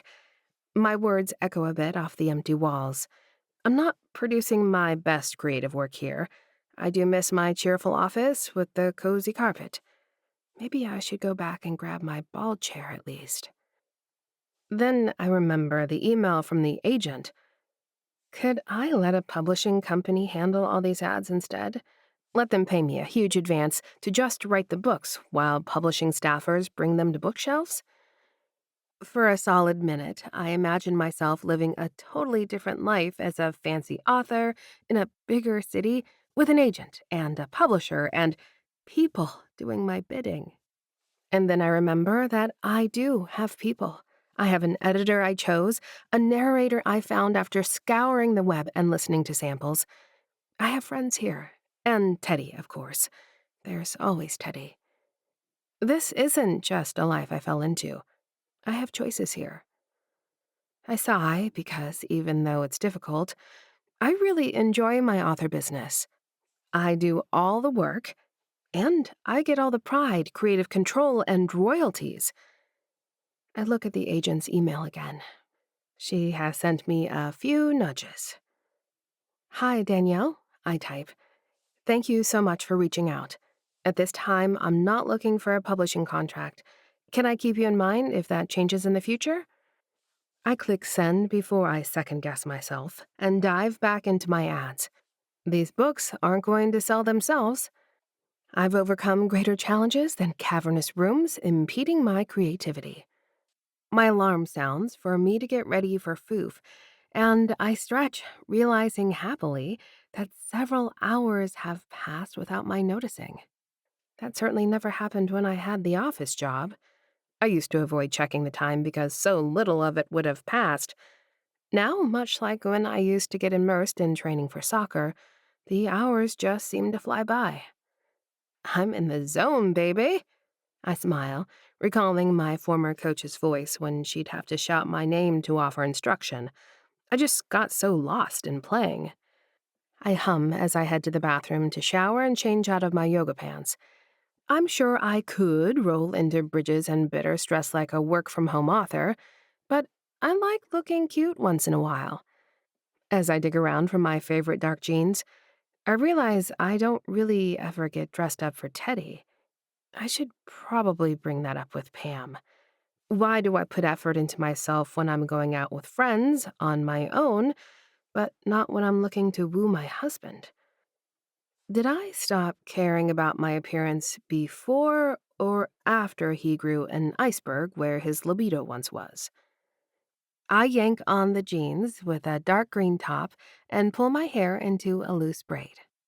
It's been a while since I wore any makeup at all, but I do find a tube of mascara and tinted lip gloss in the bottom of the bag I threw together when I left the suburbs. Red flats and a cardigan feel easy, but I love the difference in my appearance from just these small changes. I shove my phone in my pocket and head out, feeling confident and excited to be among my friends. As I drive to the bar, I think about how Foo feels a lot like a soccer team used to feel. A bunch of goal-oriented women who meet regularly and work hard, support each other. I can lean on these friends and know they'll push me to be better. When I walk into Esther's space, I smile at the change of mood. She's in full autumn mode now, with deep red and orange decor and a chalk menu reflecting a new array of cocktails, plus some locally brewed beers for a change of pace. I make my way up to the bar and lean on my elbow, studying the new options. "What'll it be, Preston?" Esther winks at me as she shakes up a silver container for another patron. "Since when do you have fancy beers?" I squint to look at the names. She usually just has some bottles of the big name brands. "My sister knows the gal," Esther says, pouring the drink and sliding it down the bar. "You want to try one?" I hesitate because I do, but I also want to taste whatever Esther invented for us tonight, and I can never remember what the rules are about mixing liquor and beer. Sensing my dilemma, Esther offers, "I just switched over to the new menu, so I wasn't going to force any of you to taste anything new today." I laugh at this. "Oh, yeah? We hate being your test kitchen." I deadpan. "Okay, I'll try the fancy IPA." I take my suds and make my way to the back room, where Nicole Brady and Sam Vine are literally wrestling over what appears to be a giant scepter. I lean into Piper, who seems poised to intervene. "What are they doing?" Sam wanted to introduce a talking stick into the mix. Piper doesn't take her eyes off the pair as they tug on the silver baton. Nicole feels this is unnecessary. A few tense seconds pass before Juniper Jones, who was recently reelected to her judge role, pulls a gavel from her purse and bangs it against the wall. "Order in the pub." This breaks the tension and Nicole sighs, releasing the heavy scepter. I'm impressed when Samantha doesn't fall. She extends herself to full height and smiles. "As I was saying, I thought we could try something new. I brought a power staff." She presents it like a Price is Right model. I figure when someone from Foof feels particularly glorious, she could hold the staff over her head, like She-Ra. We all nod in a chorus of understanding. I like this idea. I take a seat around the giant table as Piper reaches for the stick and excitedly shares that she started scoping out locations for her own business. "I have to have an exit plan from the gym," she says, banging the stick on her lap. "I'll wither up if I keep working there." Nicole nods knowingly. "Let me know if a spreadsheet would help. I'm assuming you have your financials in order?" Piper tosses one arm around Logan's shoulders and pulls her in close. I definitely do. You all are seriously the best at encouraging me. In the end, I don't share anything with the group. I listen to Sam and her new colleague, Lyra, talk about balancing work and personal life. I smile as Logan and Orla vent about childcare challenges. Even with on-site daycare at Vinea, Logan still runs into issues if she and her husband Cal both have somewhere to be in the evening. My foo friends are reproducing at a rapid pace these days, and the shift makes me wistful. I wasn't aware of these realities they're bringing up because Teddy and I don't have kids. Might not be able to. I do notice a change in how I feel about the conversation, though. Instead of bitter disappointment or anger with my husband, I find myself wishing I could tell him about what Logan said. I wonder what his response would be or what sort of ideas he'd have about childcare. I take that as a positive sign, and later in my cot, I fall asleep, excited to see him in the morning. I'm less excited when he knocks on the door at 6, though. I pad down the hall, hair on top of my head, and squint through the window beside the door. How early did you leave the house? I shuffle back toward my cot as he bustles in the door. Rather than risk scuffing the wood upstairs, I just set up my bed in the living room, along with the armchairs. So that's where Teddy situates himself with white paper bakery bags. There's no traffic this time of day. It was kind of amazing. You want a scone? I nod and hold a hand up, delighting in the scratchy feel of the turbinado sugar. As soon as it connects with my tongue, I feel a jolt of energy. It's enough to help me sit up and rub the sleep from my eyes. Teddy brushes crumbs from his dark tie, his knees spread wide in his navy slacks. I like how the low overhead light reflects on his shiny brown dress shoes. You look nice, Bear. He grins, the little crooked expression I've loved from the start. Taking another bite of his pastry, he points toward the kitchen. Should we talk about the shiitake? I groan and struggle to stand, and am surprised when he extends a hand to help me up. I revel in his strong grip, feeling him tug me to my feet with ease. Huh. We make our way to the kitchen, and I set to work starting the coffee while he peers in closely and stares at the brown lump of substrate on the counter. I think we might need to try a humidity tent. Elaborate. He tells me how he watched more mushroom videos last night and thinks the problem might be the house's forced air heat. The air in here is so dry.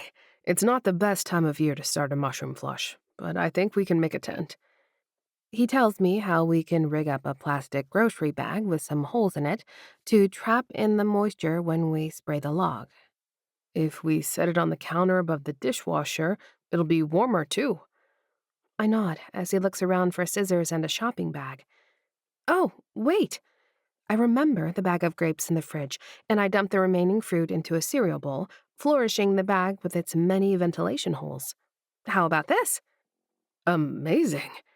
Teddy's delight is contagious, and we finagle the grape bag over the project, lifting the bottom edge for the morning misting. He drapes an arm around my shoulders, and I lean into his warmth. I kind of want to set up a camera to check in on it, like a time-lapse video or something. That's a little extreme, babe. He nudges me with his shoulder. Don't act like you're not excited. I can feel you vibrating. That's just the sugar, I lie.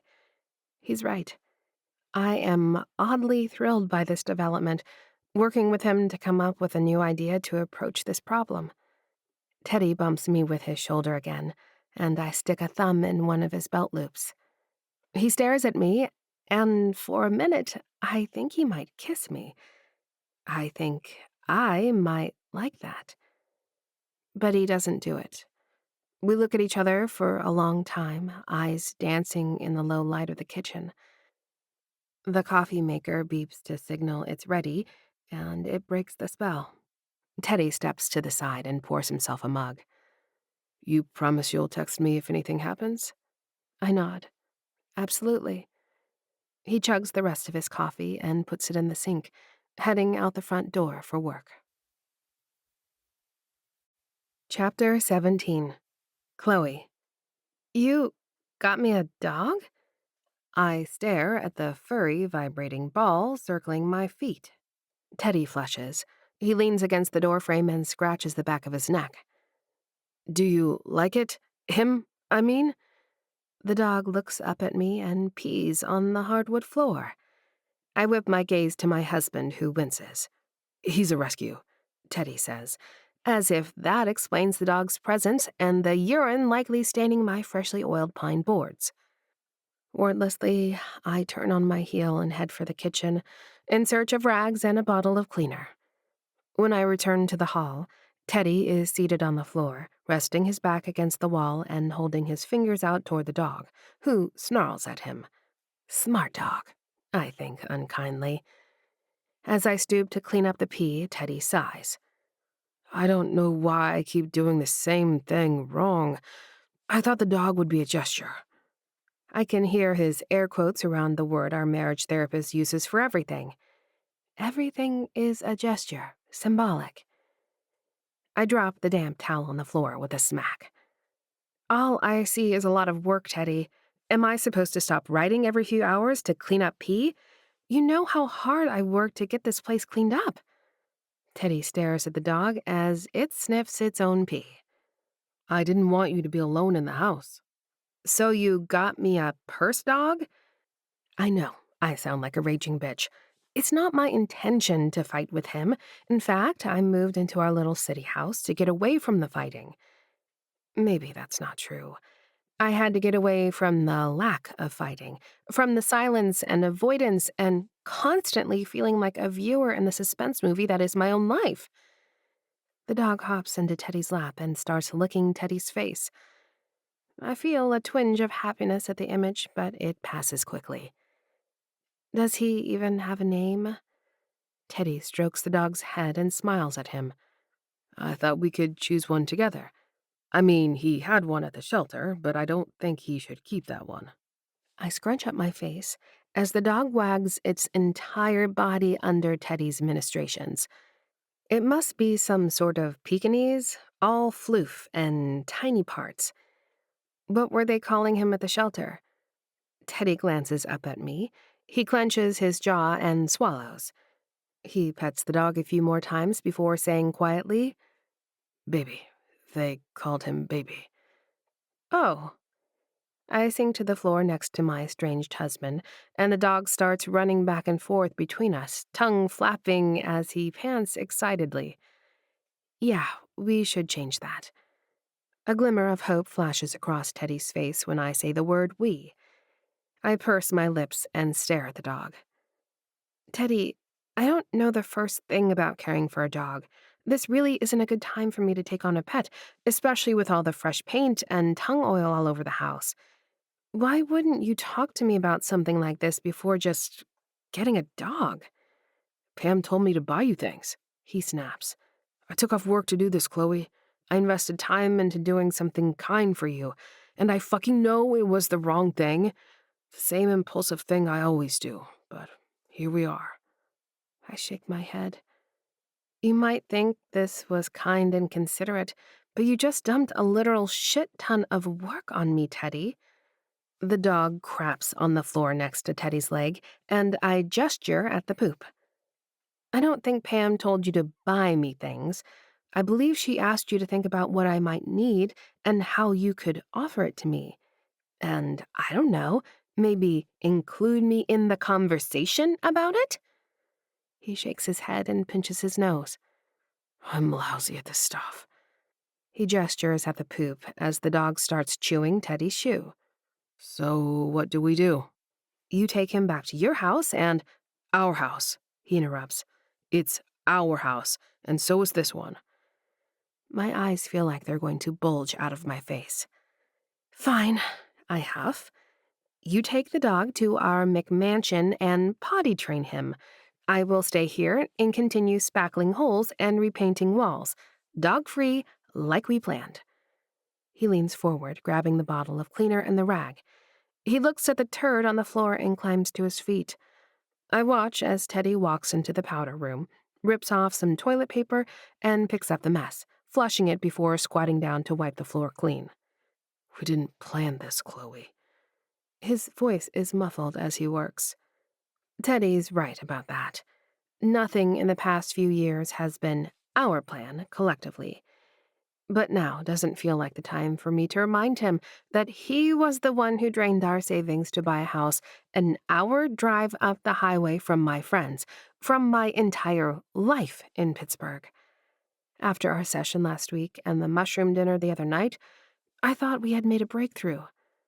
This dog purchase is just another major decision Teddy made without me. As Teddy washes his hands in the powder room sink, I watch his fingers move.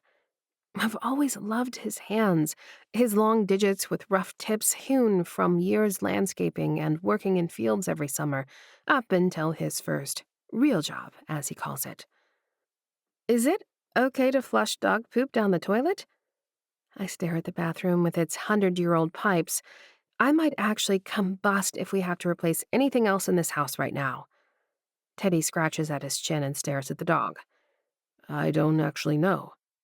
I pull out my phone to look up the answer, and Teddy sits back down beside me, peering over my shoulder as we wait for the search engine to load. I used to cherish these moments of closeness with him, lean into him, and soak up the smell of my handsome teddy bear. Now I just feel anxious, constantly holding my breath, waiting for something else to explode. I type in the question, and we both sigh as the internet tells us it should be okay to flush dog poop as long as it's not in a plastic bag. I shove my phone back in my jeans pocket. That was a close call. Teddy winces as he says it, as if he's just now seeing a pattern in which he does things without thinking first, and even if he means well, sets our lives on a rough path. Well, I stand up and brush my hair back from my face. Nice of you two to stop by, I guess. I really should get back to work. My voice drifts off as I stare at the dog, now chewing on the lip of the bottom step, his little teeth scratching into the tongue oil finish. Teddy stoops to pick up the ball of fur and nods. Without another word, he walks out the front door. Chapter 18. Teddy. This hallway smells of desperation. The fertility research clinic lives deep inside the women's hospital where most Pittsburghers go to have their babies. You know, just to make it a little bit more painful to enter the damn building. I walked past a woman obviously in labor on the way in here, and because nothing is labeled, I had to circle the first floor twice. I'll be damned if I stop and ask for directions to the fertility clinic. Why not just wear a sign around my neck? Here goes Teddy Preston, no viable sperm.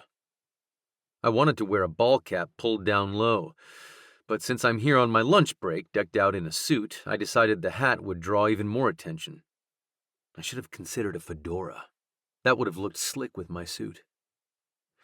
I'm not sure what made me email the clinic about finally scheduling a follow-up appointment. Something about that damn mushroom log. Watching Chloe's face as she diligently built a humidity tent to help the mycelium along when they didn't sprout from water alone. Something about her saying the mushrooms just needed a little more help. That same afternoon, she texted me a picture of a tiny little growth. A light brown tube growing out of the log right near the top of the grape bag tent. So I dug out my email and messaged the clinic. After I stupidly went and got us a stupid dog, I now have to drive to daycare on my way to work. I'm not even sure how I'm going to survive meeting with the fertility doc. I actually don't even know if it's the same woman I saw the first time when I stormed out of her office and, according to Chloe, flushed my marriage down the toilet. Eventually, I find the office and sign in on the computer in the waiting room. I'm startled when an assistant immediately pokes her head through the door and says, "Theodore? The doctor will see you now." I swallow and nod, adjusting my tie as I follow her down the hall. She smiles and gestures for me to enter an office. I take a seat in the chair, unaccustomed already to sitting on the subordinate side of the desk in a room like this. This office isn't so different from mine, except this one has no windows or daylight, and the art looks shitty. I sniff, wondering if it's obnoxious to be comparing office spaces. I don't have to wait long before Dr. McClendon enters the room. "Ted, nice to see you again." Is it? The question is out of my mouth before I can stop it. I'm tense and on edge, my knee working up and down in a frenzy. Dr. McClendon sighs and slides into her seat.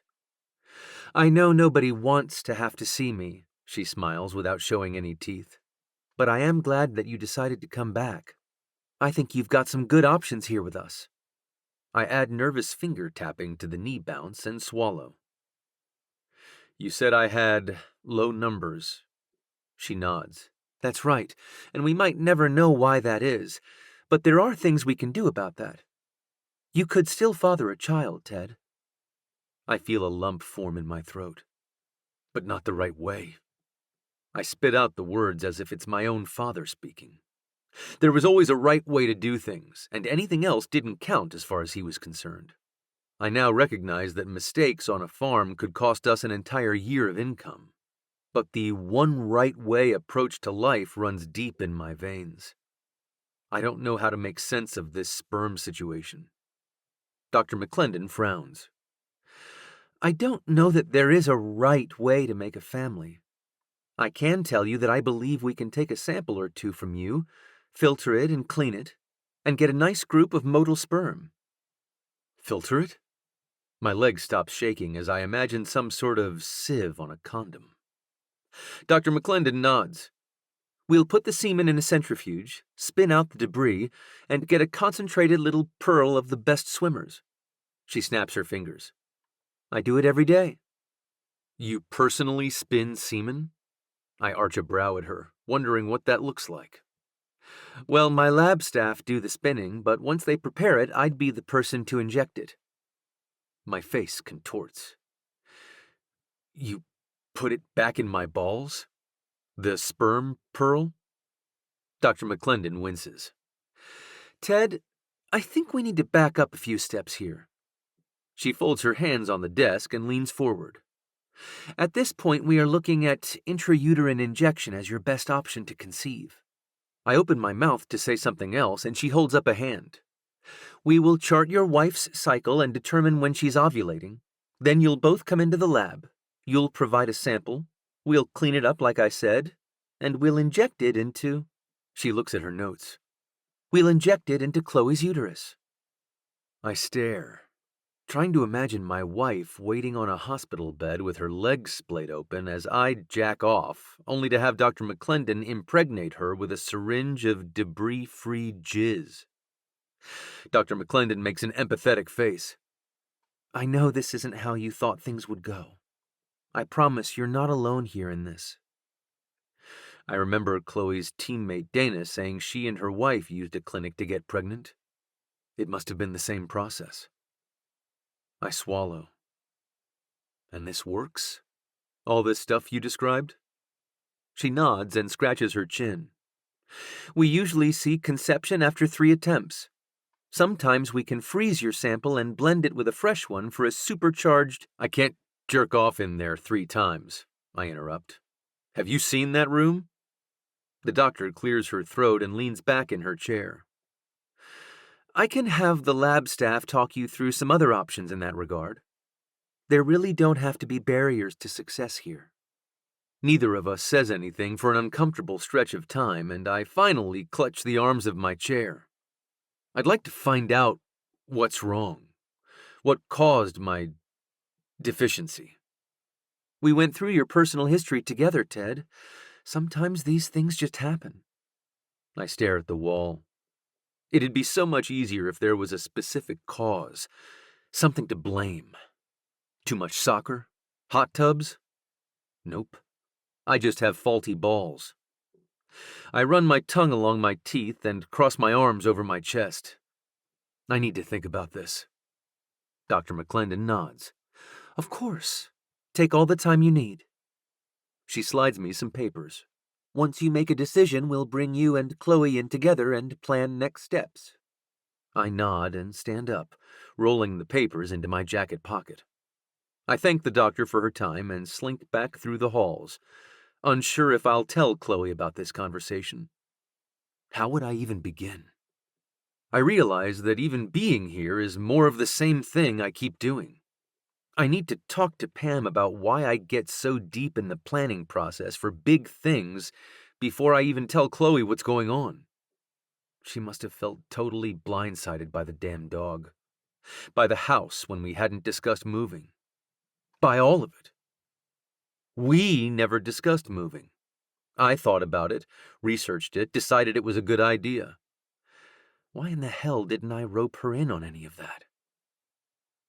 I drag a hand through my hair and pull out my phone. I don't want to call her because I know she's irate about the dog. Back at the house, said dog is delighted to see me. I squat down to greet him, forgetting that I'm still wearing nice slacks from work as he puts his paws all over my legs. It's been years since I've had a dog. I can't help but smile at the little guy. Farm dogs aren't really this sort of friendly, but then I guess farm dogs have more to do all day. Do you need a job? Is that what you need? He licks my hand a few times in response, and I laugh, trying to imagine him running along beside a tractor or barking at the hay baler. You'd get along with the chickens, I think. They wouldn't have been scared of you. My parents raised chickens and soybeans. Nothing on this earth smells worse than chicken manure, but apparently it's the best fertilizer around if you want to avoid the chemical stuff. I would have learned more about it if I'd majored in agricultural science like Dad suggested, since I was going to do that whole college thing anyway. I think about how my parents must have felt when I told them I'd gotten an athletic scholarship and would be leaving the state for college. I assumed they knew I planned to go to college. Why else would I get up early and stay up late to squeeze soccer in around farm chores? They acted like Chloe did when I told her about the house.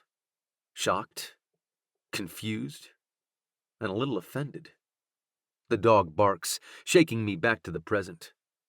He tears off down the hall and I follow him to Chloe's office, where I find him licking the shelves. That's pretty weird, dude. I squat down to check if he has damaged anything. It seems like he's mostly lapping at some of her research volumes about colonial herbal medicine in Appalachia. I take a look at the paperback on the desk, realizing I never finished reading it. I notice a line on the back cover encouraging me to buy the audiobook to listen along while I read, and so I scan the QR code to do that. A few minutes later, there's a man's voice in my earbuds, describing the thick, muscled thighs of Linus McClinton. I glance at the dog, who is studying me intently. Did you know about this? He barks. I'm not sure I'm ready for this, I tell him. If I put this book by my bed, are you going to chew it? Please don't chew it, okay? I swear the dog rolls his eyes at me. How about I change and we'll go throw a ball around? Does that sound good? He yips, and I laugh when he follows me up the stairs. I toss my suit into the basket I use for dry cleaning and see that the dog has jumped up onto the bed. He wags his entire body as he pulls my t-shirt around on top of the blankets. You little rascal, you better not put teeth marks in it. I tug very gently and he releases the shirt. No harm done. I grunt. I pull out my phone. I'm sorry I sprung a dog on you. I type to Chloe. I should have paused when I didn't want to think of you alone in the house and asked you what you thought about that. I walk out back with the dog and toss a tennis ball for him to fetch, laughing when it barely fits in his mouth. Eventually, I feel my phone vibrate with her response. Chloe Preston. Thank you for seeing my side. Chapter 19. Chloe. The marriage therapist looks pleased. I noticed you sat next to Teddy on the sofa today, Chloe. Would you care to talk about that? Pam is right. Teddy and I walked into her office yelling about the dog, and I didn't even think about it. I just sat next to him. I look at him and shrug. I was lost in conversation, I guess. Pam smiles from her perch on her kneeling stool. Conversation is good. Teddy grimaces and sighs. I thought we'd come in here today and talk about the strides we made with the shiitake log. He quickly tells her about the humidity tent, making it sound like I did something much more exciting than dump grapes on a plate. I like hearing him talk me up, even if I know he's about to bring up the dog. It reminds me of the way things used to be when Teddy was excited about me. Pam frowns. But we're not talking about the strong response to a common task. I cross my arms over my chest, and Teddy blows out a breath. I did something dumb again. I resist the urge to squeeze his leg encouragingly. What is with that? He went out and steamrolled this pet situation like he does everything else, and I'm feeling compelled to support him as he tattles on himself to our therapist. I count my breaths as he tells her about the fur ball. 4 beats in and hold, while he tells Pam he worried about me alone in the house. 4 beats out and hold, while he tells her he read that the sound of a pet in the house can deter potential burglars. Pam leans forward. So you moved directly from research into action, is that right? He nods and Pam whistles. She leans back and adjusts her notebook on her lap. I'd like to back up and ask you to talk a bit more about your housing situation. Teddy opens his mouth to begin talking, but Pam holds up a hand. If I understand you correctly, your first home was a joint project. Much like the mushroom log, you worked together to troubleshoot and tackle the job. She invites me to table any comments about the dog, and I nod, gathering my thoughts about our house. Houses.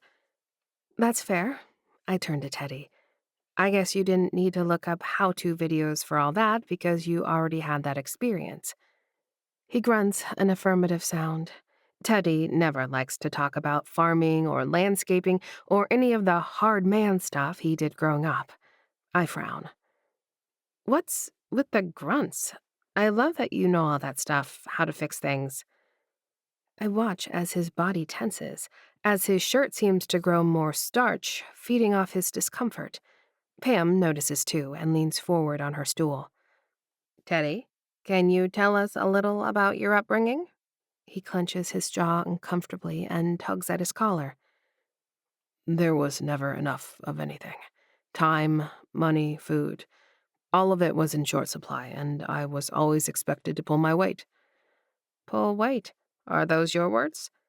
Teddy rolls his eyes and sighs. No, that's pure Ronald Preston for you. There were never words of love or anything about being proud of me like Chloe had. Nobody had time for that. Again, I resist the urge to reach for him, to comfort him. I'm not sure why. Of course, I've heard this about his family before. I see it in person on the rare times we visit them, too. Life is austere in central Ohio. I've always wanted to shower him in affection. I suddenly remember years of him doing something big that used to seem helpful, and me responding with a rush of affection. I wriggle in my seat. Chloe? Pam interjects. It seems like you have something to share? I nod. I turn sideways on the couch. I was just thinking about your parents, of how they do seem so... Tired isn't quite the right word. I was thinking how things are harsh where you grew up. Teddy flexes his fingers and bunches them into fists again. It wasn't easy leaving there to go to college. It wasn't easy staying away to get a desk job either. Pam nods. I imagine your adult life feels very different in comparison. There's silence for a bit. I realize we've strayed away from talking about the house, which makes me anxious because I really do need to talk about that. Eventually, Pam says, Are you familiar with the hierarchy of needs? Lord. Teddy scoffs and crosses his arms over his chest. His knees start shaking, bouncing up and down. You sound skeptical. I run my tongue over my teeth, bracing myself. Teddy and I were in psychology together in college. He's definitely skeptical about all of it. I remind myself of this, of how much it says about him that he is sitting here with me in therapy anyway. I recall that he suggested therapy for us. I purse my lips and wait. It just all seems like excuses. Excuses? For what? Pam seems genuinely interested in this hot take on her field of expertise. Teddy waves a hand. Excuses for not getting shit done? For not sticking it out? Hmm. Pam repositions herself again.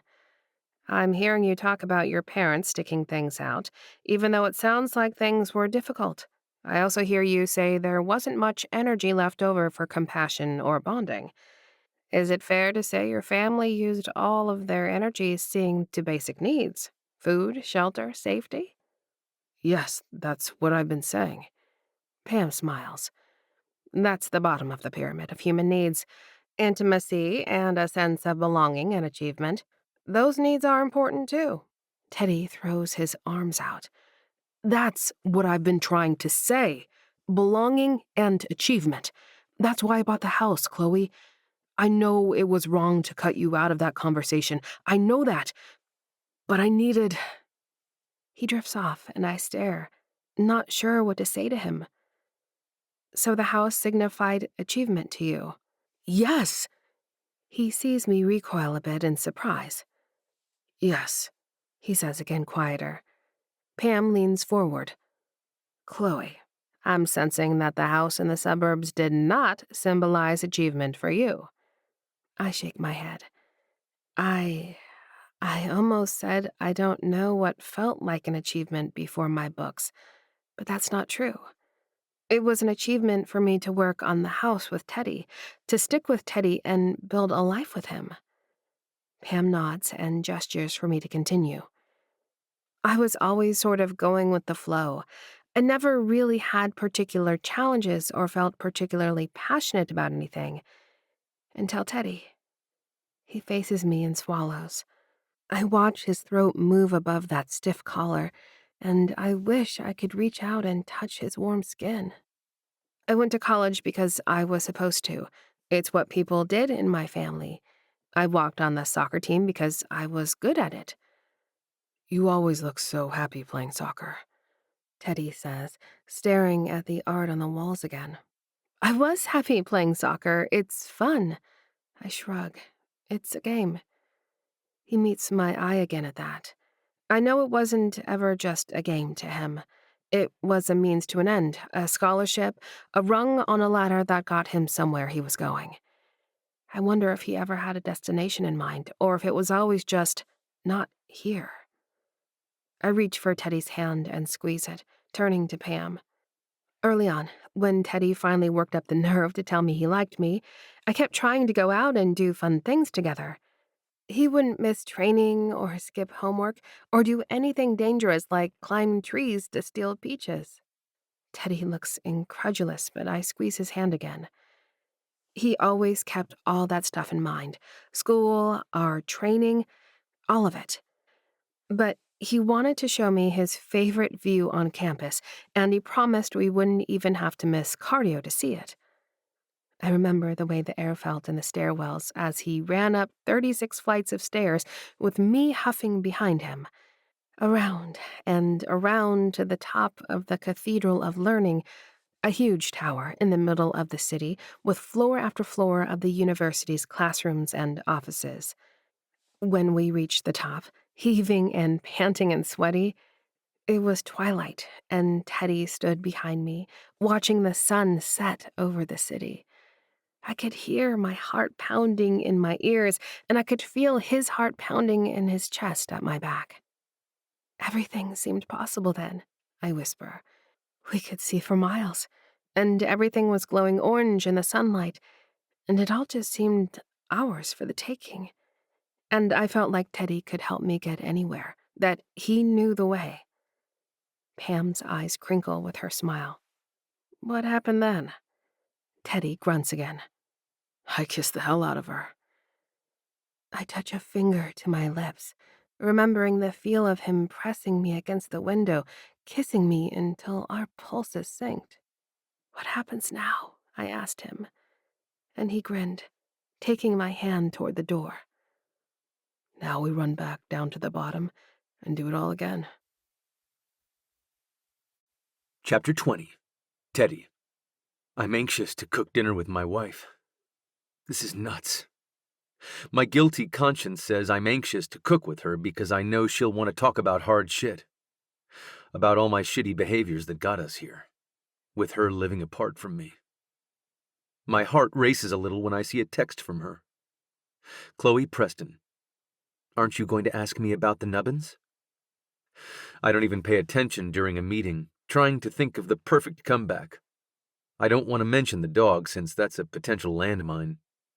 I thought I was done agonizing over flirt texts, and all I can come up with is a juvenile comparison between nubbins and genitalia. I eventually decide to play it straight. Please, my lovely wife, can you describe the nubbin progress on our fungus log? Chloe Preston, I love it when you talk about fungus. Remember when everyone on the men's team was passing athlete's foot around? I grin. I'm not sure why this memory comes up for me as a pleasant one, but here I am, smiling at the vision of Chloe dragging me to the pharmacy for creams and sprays. Tough actin' tenactin. You were pretty assertive about us both using it. Chloe Preston, I wasn't about to have fungus in our fancy apartment.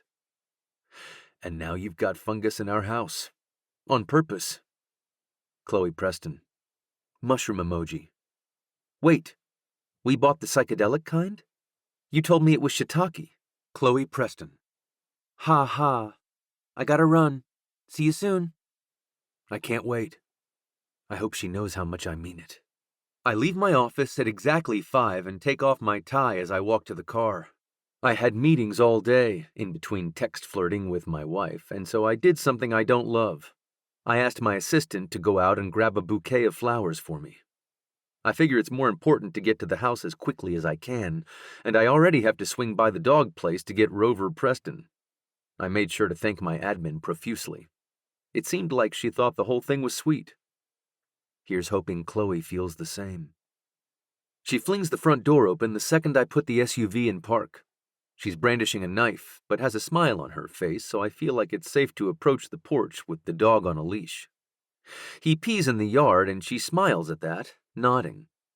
It's time to harvest, she hollers. She's so cute, bouncing on her toes in the doorway. I notice that she dressed up a little. That's gotta be a good sign, right? Chloe is usually decked out in yoga pants and a baggy shirt. Today she's wearing tight jeans and a less baggy shirt. I stare at my wife's ass as she spins around and darts into the house, knife in front of her like a ceremonial baton in a parade. I follow quietly, snicking the door shut with my hip since my hands are full of flowers and suit jacket. I unclip the dog's leash and listen as his nails click on the floor while he explores. I hope he doesn't chew on anything, and I reach in my pocket for one of his toys. Chloe makes a beeline for the mushroom log on the counter, not looking behind her to see that I've brought her a romantic bundle of grocery store dahlias. I decide it doesn't matter, because she's got a huge grin on her face, and I love seeing her happy like this. She seems like her old self right now, carefree and laughing, but she's also fixated on the task at hand. I watched the video you sent about how to harvest. Can I go first? Go for it. As I say the words, she begins to work on the first mushroom. Chloe spins the mushroom upside down and shows me the gills. I checked before I cut it. I knew this was going to be the one I picked first. Look at those white fluffy rows. It looks perfect. I set the flowers down on the counter unnoticed. I lean forward on my elbows, studying the log of mushrooms. I'd guess about 6 of them look ready to pick, with a few more nubbins coming in from behind. Chloe and I decided to make risotto with our harvest, and she made a whole thing of going down to the special Italian grocer in the Strip District to buy the rice and chicken stock. Lots of people love that store, waiting in line for the fancy imported cheeses. The crowds always made me uncomfortable. It's been nice that Chloe is able to go during the week when it's less busy. Rather than sit on that thought, I decide to take Pam's advice and offer up the compliment as soon as I think of it. Hey. I place a hand on her shoulder and she turns to me. My breath catches at the sight of her beautiful face. So happy. Her eyes are pools of brown, and I can see the faint dusting of freckles on her nose. Just wanted to say I appreciate that you made the trip to Penn Mac for the dinner ingredients. Her smile widens, and I feel its warmth down to my toes. It's not the same since the original cheese lady moved away. I squeeze her shoulder. I'm sure the Parmesan is still delicious. Chloe hands me the knife. You should cut one now, Bear. I lean in close to her, our shoulders touching. I study the mushrooms, and I see which ones look ripe. But before I act, I make sure to ask her. You think this one? She nods, and I slice into the stem, feeling the spongy fungus give way to the sharp knife edge. I spin it over in my hand, and we both sigh at the sight of this perfect mushroom we grew together. I laugh, thinking how absurd it is to be this excited about a lump of compost-sprouting fungus. What's funny? I shake my head and cut another mushroom, gesturing first and waiting for her nod before slicing it free. Chloe and I take turns until we are satisfied that we've gotten all the usable ones. Alrighty, she claps her hands. Time to cook. Hey, give me 1 second. I reach for the flowers and she tilts her head to the side. Have those been there this whole time? I grin. You were so excited about your knife that you didn't even see me bring them in. Chloe gathers them up and gives them a sniff, even though dahlias don't have a smell. I like how the deep reds and oranges look near her hair and brown eyes. I reach out a hand and stroke her cheek and appreciate the tingle of energy as she leans into my touch. They're beautiful, Teddy. Petals for my petal. The line is super cheesy, but she definitely appreciates it. Her smile widens, and I watch as she shimmies her shoulders, savoring the flowers in her arms. Smiling, Chloe grabs a water glass and wedges the flowers inside. Who needs a vase, right? I can bring a vase next time. The dog clicks into the kitchen, and I realize I should get him a dish of water. I lean past Chloe and grab one of her cereal bowls, setting it on the floor near the doorway. She shakes her head and gestures at the counter. We should get started. We stand side by side, chopping shallots and the mushrooms, while she tells me about the release strategy for her next book. Release strategy is a phrase I'm familiar with from business school, and I'm surprised to learn about the business concepts Chloe is applying to her work. I scratch my nose with the heel of the knife, and she swats me in the arm. You're going to cut yourself doing that. I'll cut myself worse if you hit me while I have a knife. She laughs a little, and I continue chopping. I guess I didn't realize you had a marketing strategy. She makes a face at me. Well, yeah. How else do you think I sell books? Sure. I just hadn't stopped to think about the business side of it. Will you tell me more? I listen, flabbergasted as Chloe describes her 6-month plan to reach readers with ads, giveaways, how she's coordinating with other authors to promote each other's books in their newsletters. It would seem Chloe has earned the equivalent of my MBA degree from her office, just pecking away at things and asking other authors questions. This is amazing, babe. What sort of ROI do you get on your ads? She shrugs. That's the part I'm still figuring out. Understanding which things work. I sigh. That seems like a pretty important piece of the enterprise. Chloe reaches for the cutting board where I've chopped the shallots. She tilts them into the pot with the melted butter and rice, and we both inhale at the explosion of aroma. I'm working on it, she mutters. I lean against the counter as she stirs in the first round of broth. The dog circles our feet a few times, wagging his entire fluffy body. Chloe massages his head with her toe inside her sock. She bites her lip and looks at me. Now comes the part I was anxious about. Standing around, stirring risotto slowly, pouring in liquid drop by drop as we inevitably talk about our hard shit.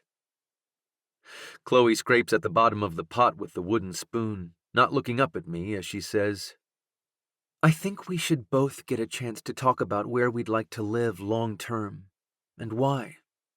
Sure, yes, of course.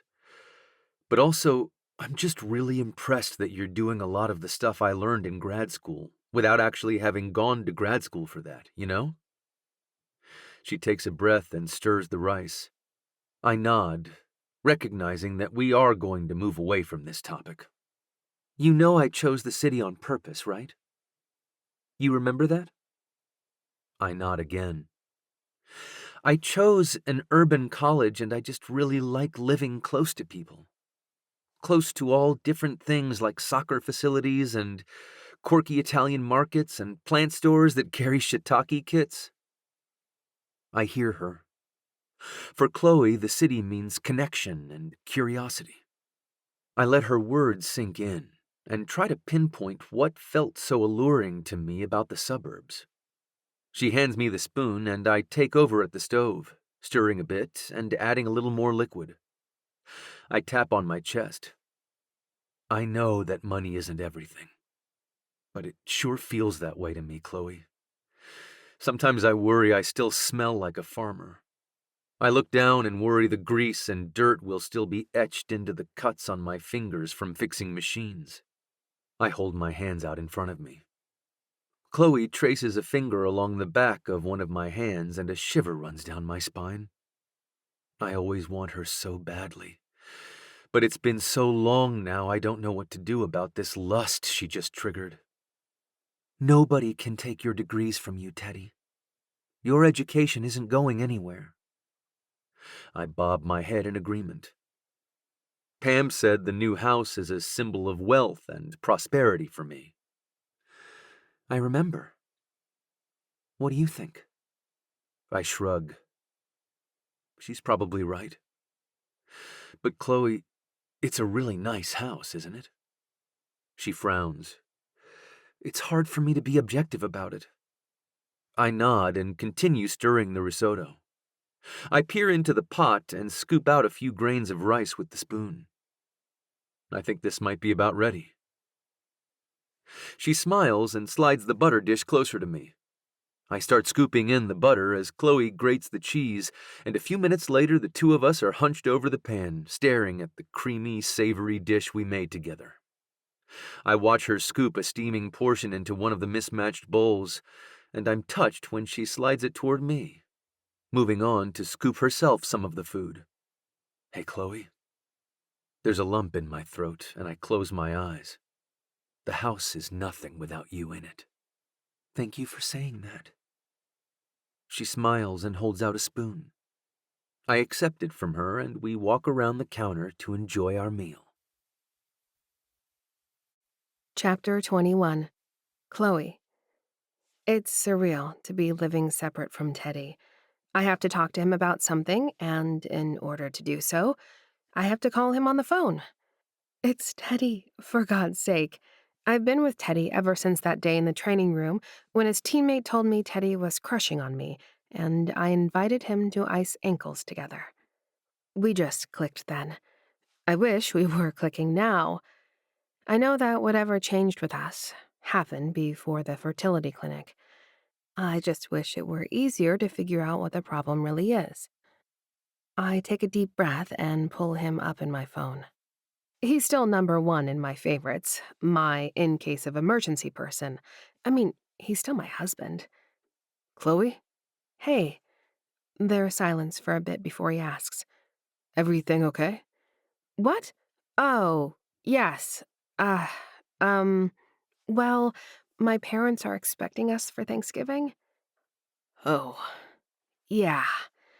I scrape at a tiny drop of paint on the windowsill, irritated that it's there, irritated that Teddy would have remembered drop cloths and been more thorough about the tape, just in case. But then I remember that it's easier to scrape off one drop of paint than spend hours taping. I'd like you to come along still, if you're interested. I sigh. We could talk in the car, you know? I'd like that, babe. Where would we stay? Another landmine. The apartment? My parents have a tiny finished space above the garage for when my brother and I come home. Chris and I take turns using it if we're both home at the same time, the other sibling relegated to their childhood bed along with their spouse. At least we get the bigger bed, right? Yeah, Teddy chuckles. Chris and his spouse are both 6 foot something, and they're still in that new phase of romance where they cram together in a twin bed rather than part overnight in separate rooms. I could offer to trade him, but he'd want to know why. I haven't talked to my parents about our separation. I've been deflecting their questions about grandchildren and my career, too. They do know I'm publishing romance novels under a pen name, but not much else. I'm not really up to getting into all of that with them, if that's okay with you. He groans. I don't want to ask you to keep more secrets. I know that goes against our agreement with Pam. If we could just avoid bringing it up, that. I don't want to talk about us to my family, I interject. We're on the same page there. Well, good. Okay. A long pause. You think it's okay to bring the dog? I feel my breath catch. I forgot about the dog. Teddy sighs. I've been calling him Rover for now. I wince at that. We can do better than that, I think. We? His voice sounds so hopeful. I guess I am subconsciously attached to the dog by now. We haven't talked much since we made dinner together and finished our mushroom growing project. It's like we need a tangible to-do list in order to be around each other. I'll double check with my parents, but we have to come up with a better name by the time we get there. I'll make a list. He says this with excitement, and I know lists do energize him. Sounds good. I chip away at the paint dot, not quite ready to hang up. You doing okay? I finished painting. I've been proofing my audio for the new release, so I've had a lot of hours to fill. What does that mean? Proofing audio? Oh. I pace around the living room and explain how the audio production company sends me my files, all prettied up and scrubbed, and I listen through to make sure the narrator actually read what was on the page. How can you listen like that and paint at the same time? Don't you have to read along? Nah, I grin. I guess I give them some benefit of the doubt, but I know my work pretty well. I can tell if something sounds off, and then I just pull up the file and check. It's blowing my mind that you do all that. Yep, I do a lot. I freeze because I think my response was defensive, but then maybe his comment was a little dismissive. Or something. Teddy obviously is having feelings about his remark too, because he hastens to add, That came out wrong. I want to offer a compliment, Chloe. I'm so bad at this. Well, I like compliments. I bite my lip, waiting as he sorts through his thoughts. Okay, so I think it's really impressive that you're producing your work in different formats, and that you're the project manager for all of them. We have different team leads here for different products, you know? I don't know. I still don't understand what your company does. We both laugh at that because I used to work there. It's been a joke between us for a long time that I never really understood the mission statement. Thank you for the compliment, Teddy. You're welcome, love. I'll pick you up Wednesday morning since you're on the way. Sounds good. It's on the tip of my tongue to say, love you, bye, or something, but I don't let the words flow. Instead, we just hang up. A few days later, I pull into a driveway I own and don't know whether I should get out, whether I should use my garage door opener. I'm grateful I don't have to spend a long time worrying about it because Teddy and the dog shoot out the front door swinging like they were waiting for me to get here. I like the idea of that, of him antsy and excited to see me, even if it's not about me so much as it's about his worry about lateness in general. Teddy hates keeping people waiting. He heaves a dog crate and a fluffy bed into the hatch and tosses his duffel in the back seat. I watch in the rearview mirror as he clips the dog into some sort of harness. Hey, I catch a whiff of Teddy as he slips into the passenger seat, and I'm momentarily frozen by lust. He smells like he always does. It's just that I'm not immune to it, maybe, or his scent had drifted into my subconscious. Whatever is going on, I'm flooded with deodorant and laundry detergent and pheromones as Ode to Teddy wafts around my electric car. You okay? His brow furrows in concern, and I realize I must be staring. I close my mouth, which had been hanging open. I decide to be honest with him. You smell really nice, Ted. He blushes and smiles, settling into a seat and looking at me. Did you preheat my seat for me? I shrug. His smile widens. Thank you. I pull out of the subdivision and turn onto the highway, heading north toward New York State and the small lakeside college town where I grew up. Teddy pulls out his phone, and I glance over to see he has opened his notes app. I know we still need to name the dog, but can we talk through the plan real quick? I realize this is something I could list to Pam as a compromise we've already made. Whereas I know and understand that my family will never sway from holiday traditions, and thus know the routine down pat, Teddy needs to discuss each step each year. It feels like a compromise that I go over the routine with him, that I want him to feel comfortable in this way, even if it's been a decade and he should know the drill by now. You got it. So as soon as we cross state lines, he grins. We can purchase alcohol at rest stops. We share a laugh. I've lived with him in Pennsylvania since college, which means I'm 12 years into the state's restrictive policies about alcohol, and I'm still upset about it. You'll fuel up, and I'll grab the vino. Oh, wait, your car doesn't do gas. Huh. I glance at him. I guess we usually take yours. Let me check if our stop has a charging station. We learn that our preferred rest stop doesn't have a place for me to top off my electric vehicle. This sends Teddy down a wormhole, making lists of all the possible spots for us to charge up while we're staying in my hometown for the weekend, while I subconsciously acknowledge the benefit in going over the routine out loud. Glad we talked through it, I tell him, smiling as he drops pins on the map app on his phone. Mm-hmm. He taps around a few more times. Okay, so then this evening, you're making stuffing with your mom? And Dad will drag you, Chris, and Denver through feats of strength and errands. Teddy rolls his eyes. I still don't see why we all have to go to all the stores for the pies and groceries.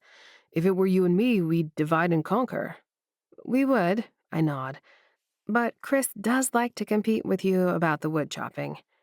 Think how much more wood we could chop if we drove separately for the errands and all met back at the stump.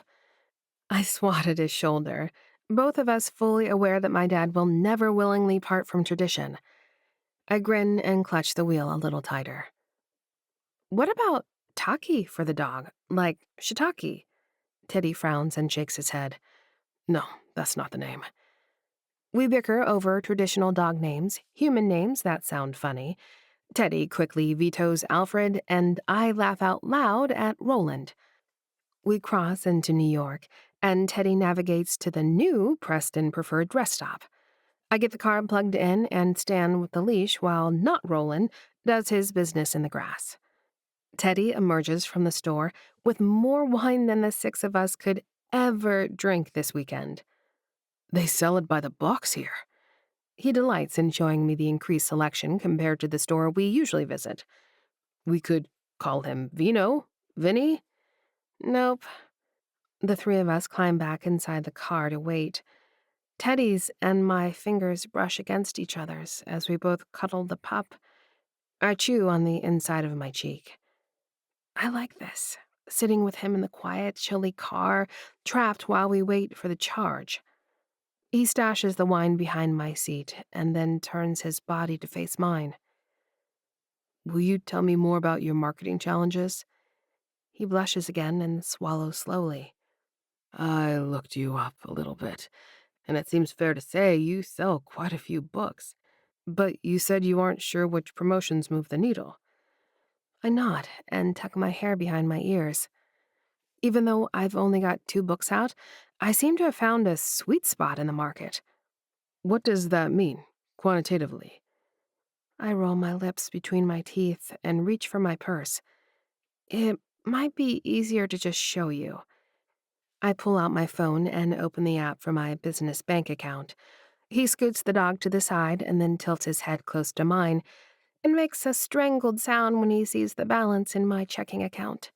Christ, Chloe, you cannot just keep that much cash in a checking account. What are you thinking? I shrink away from him. The dog yelps. I was planning to get a tax helper. I just keep getting sidetracked. A tax helper? Oh, God. You don't have an accountant? You've got 6 figures of cash? I nod. His eyes bulge. How long has this been, the royalties like this? I squint, trying to remember when I had the viral social media video that really brought readers into my Redcoat book. A year? Maybe a little less? Teddy tugs at his shirt collar. Chloe, you didn't tell me any of this when I filed our taxes this year. I cross my arms over my chest. Well, you didn't ask. You can't just not file income taxes because you're upset with me and my communication shortcomings. He fans himself with his hands and rests his head against the dog's back. I'm going to have a stroke. I watch as the furry guy licks Teddy's face, trying to calm him down, I guess. Some months my ad spend was higher than my royalties. I snap at him. And then I roll my eyes, realizing how I sound. I told you, it's on my to-do list to get a tax helper. I start feeling guilty about the secret house money from my dad. I'm sure I owe taxes on that, too. Teddy pokes his fingertips into his temples, making tight circles as he breathes. Babe, you're going to have to pay a penalty. You're supposed to file quarterly when you're self-employed. I know that. I'm shouting now and we're fogging up the windows as we argue. I had my house history business, remember? He nods. And that's why I don't understand why you didn't clarify to me that when you stopped the house history work, you were replacing it with other, vastly more lucrative work. Oh God, my heart is racing. Honestly, Teddy, this is my problem. You don't need to worry like this. We are married, Chloe. Your problems are my problems. Oh, really? Just like your balls are my problem too? Because you were real quick to punt that to me. He sits up and glares at me, shakes his head a few times, and then gets out of the car. I watch as he strides away and stands by the highway, hands in his pockets, glaring at the passing cars. Chapter 22. Teddy. Thwack! I forgot how damn good it feels to swing an axe through a log. The second we pulled into the driveway at Chloe's parents' house, I slipped out of the silent car and headed for the woodpile out back. For years I've been chopping wood here the hard way because Chloe's father prefers it, but today I'm going back to my roots. I grab a log and lean it against another log and swing the axe overhead, splitting it in half with one swing to the long edge, and then 2 more rapid swings to get it into manageable chunks for the living room fireplace. Thwack! Thwack, thwack! The stack of logs is almost knee-high by the time I hear Chloe's dad clucking his tongue at me. Never saw anyone go about it that way. He stands next to me with his arms crossed, placing one boot on the axe head so it drops to the ground from my hand. I pause to wipe the sweat off my forehead and shrug. This isn't TikTok. I was going for efficiency rather than sex appeal. Robert Evers tilts his head as I reach for another log. Why aren't you standing them up on the cutting stump like usual? I blow out a breath and look around, wishing I had a glass of water. The logs aren't always sliced evenly, I explain. It's not always stable to chop them standing vertically. Robert nods, contemplating. Show me your way again. He nudges the axe with his boot and backs up. I grab a log, prop it diagonally on another log, and split it along the side with a grunt. Robert watches as I finish chopping the log into quarters, and he reaches for the axe once I'm done. I set up the next log for him and stand out of the way as he chops the wood, his face shifting in delighted surprise when he splits the log in one swing. He looks at me for a few beats. You never said you knew a better way to split logs. I scratch my neck, wishing again for the water. I wanted you to like me. I consider my motives further and add, I wanted you to root for me. With Chloe. He waves a hand. Aw, hell, Ted, she's been a goner for you for a long time. He stares up at the sky like he's trying to gauge the time. I got Chris and Denver all ready to head out on our errands. Normally we'd do that before the wood, but I guess you know that. I take a deep breath.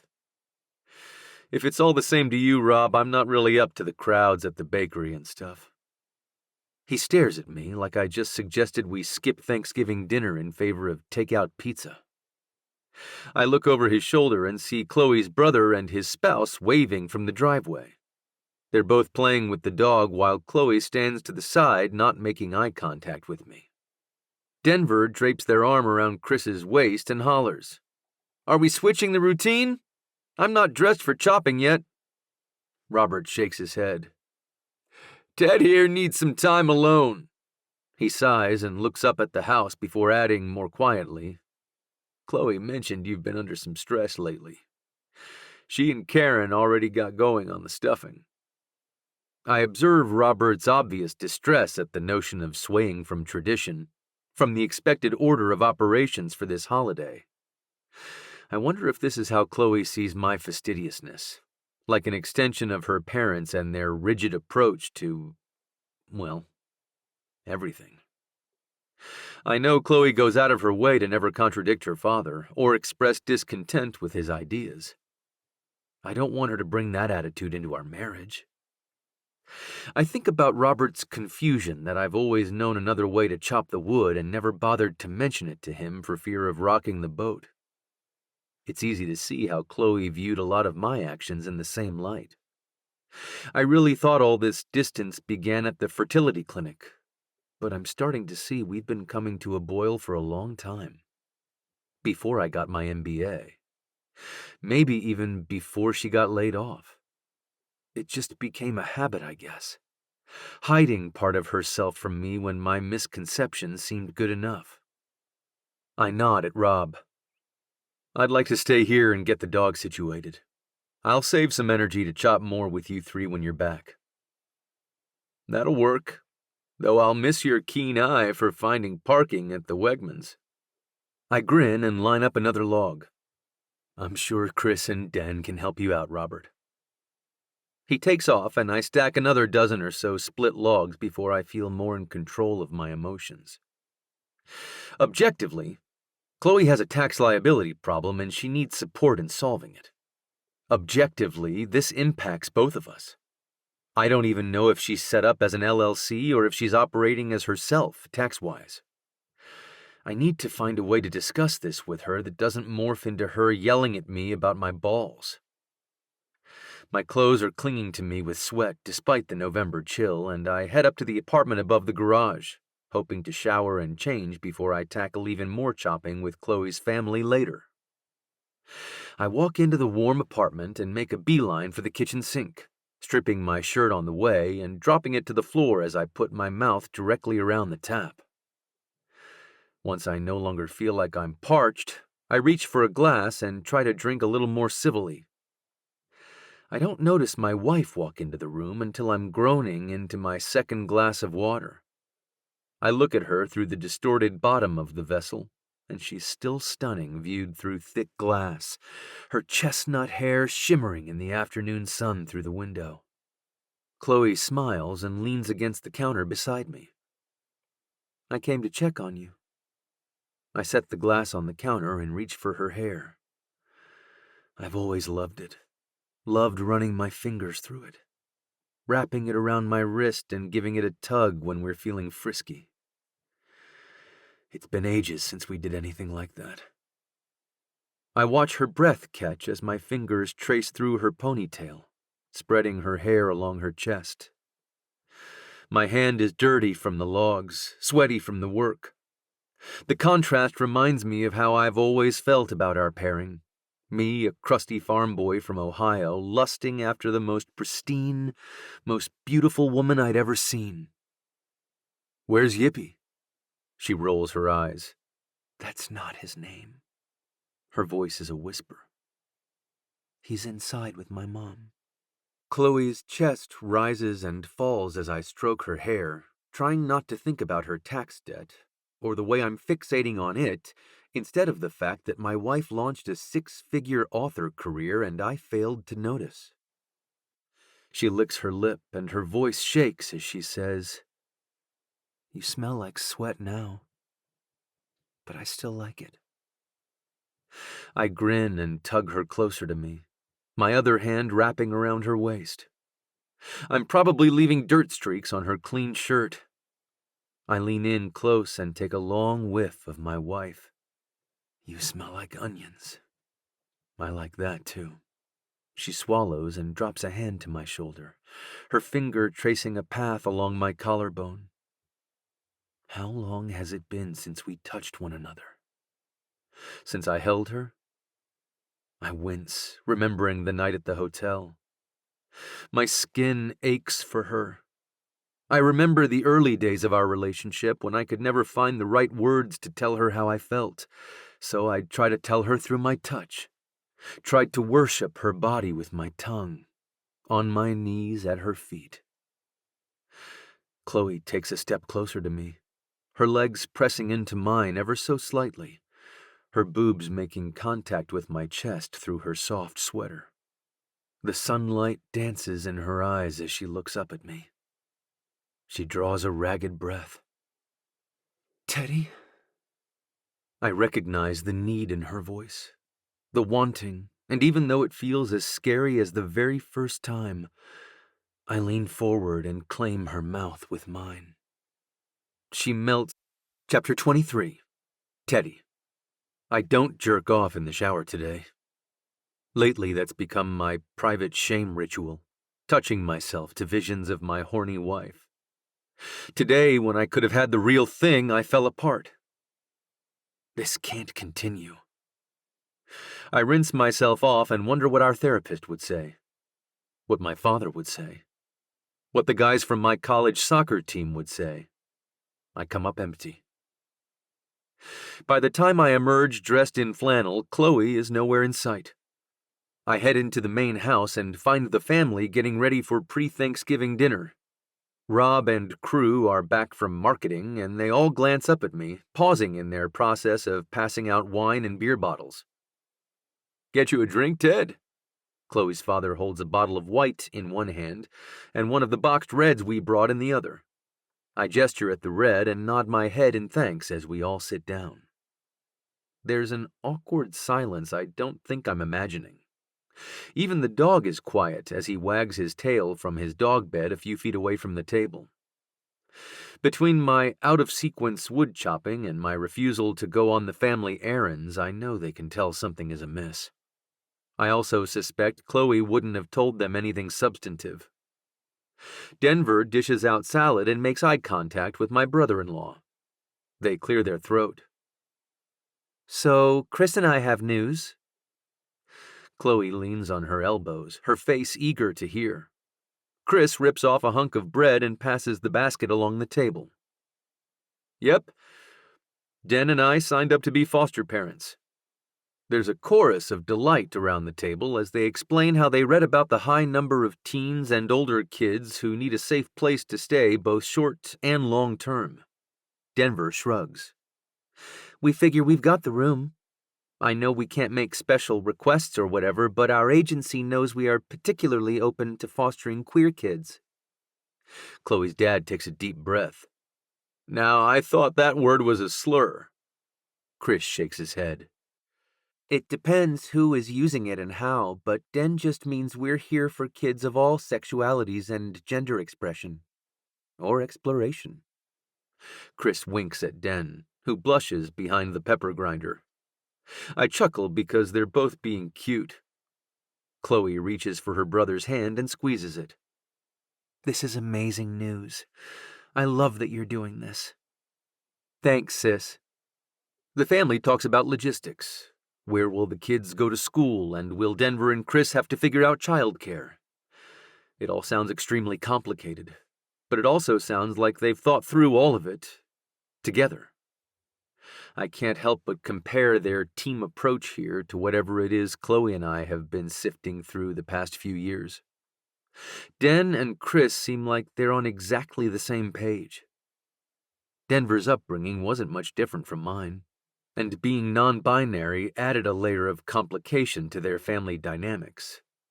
So why am I a ball of panicked, rash decisions, and they're able to clearly talk shit out with their spouse to the point that they already know which of them can take parental leave to help with the adjustment of a foster child at home?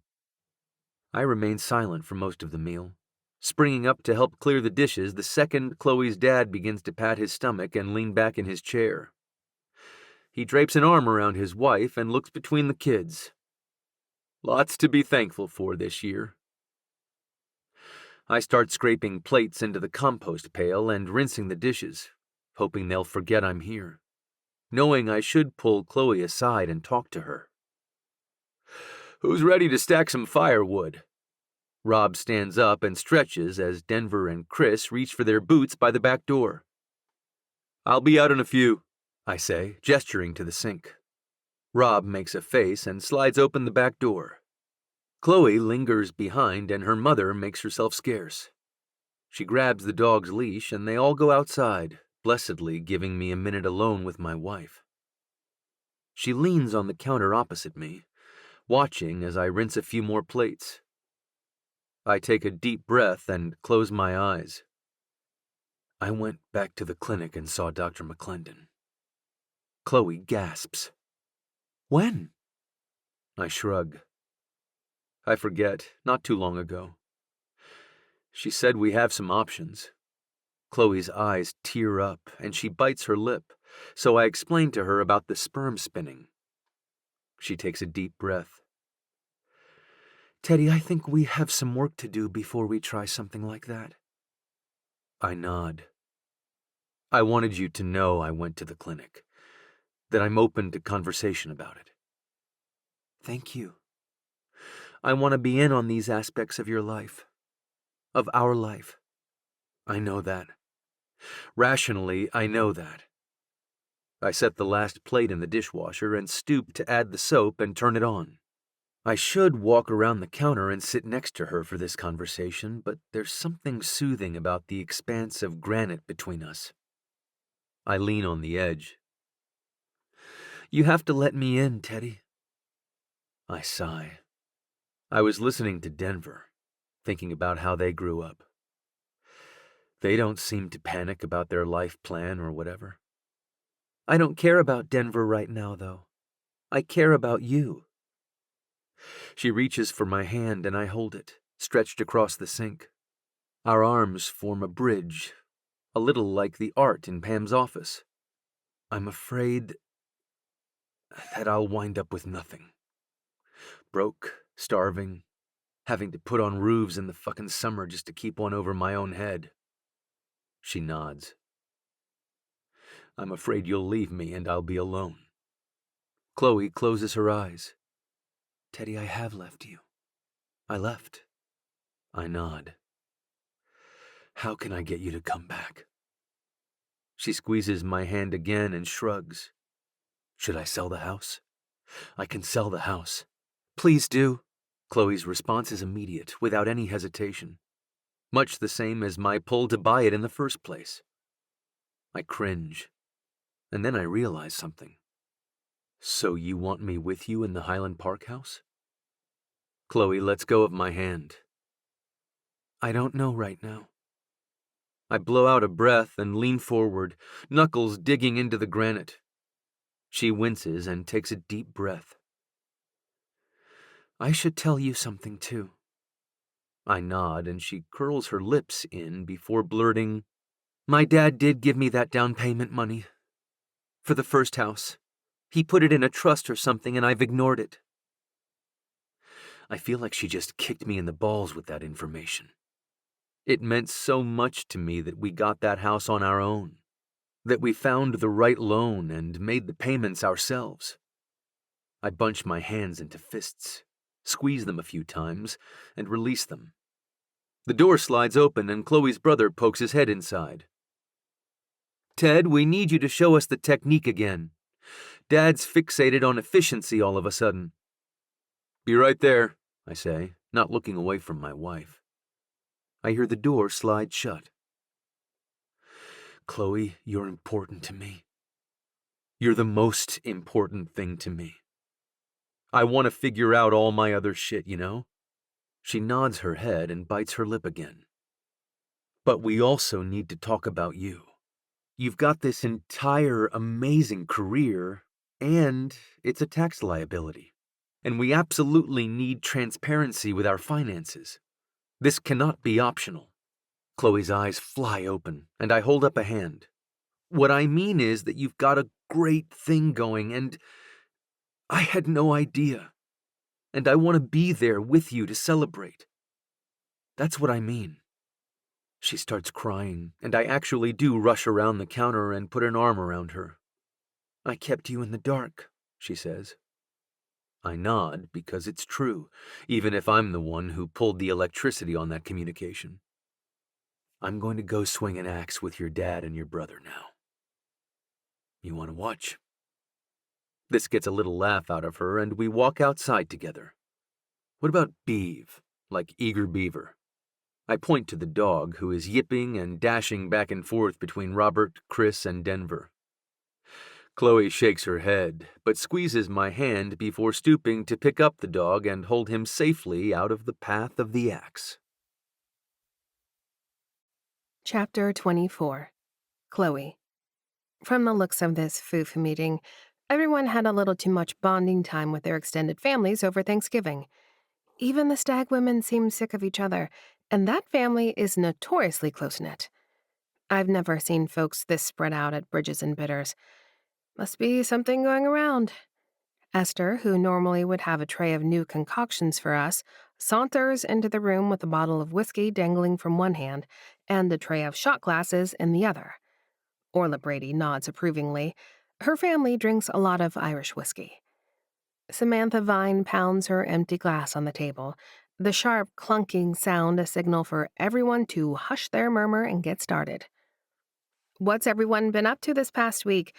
I had to deal with my siblings for 3 days, so it's someone else's turn to talk." She arches a brow at me, and I take a deep breath, swallowing the whiskey for liquid courage. Samantha dangles the power stick at me, but I shake my head. "Most of you know Teddy and I are going through a rough patch." I stare into the mouth of the glass when I say it, but I can feel everyone's nods of encouragement to continue. "We had a series of weird fights the entire weekend, and I think I realized something." "Realizations are great." Logan Brady raises her glass to me in salute before taking a tiny sip of her drink. I nod. "It's not easy to say this stuff, though. We're here for you." Piper pats my leg.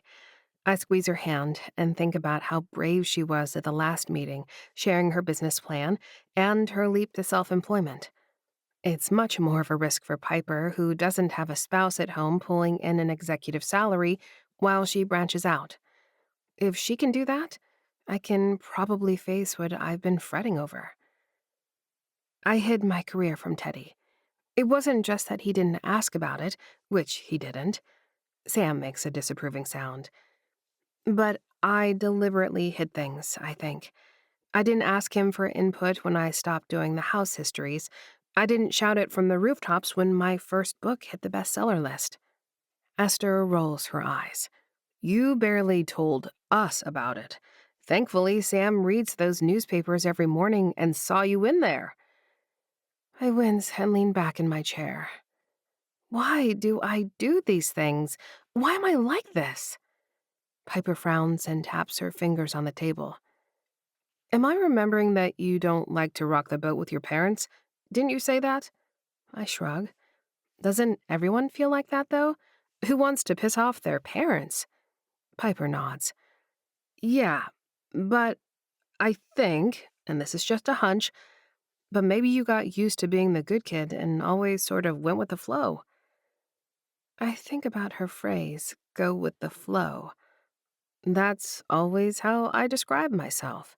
I never really had a preference for my position in soccer, just went with wherever coach needed me.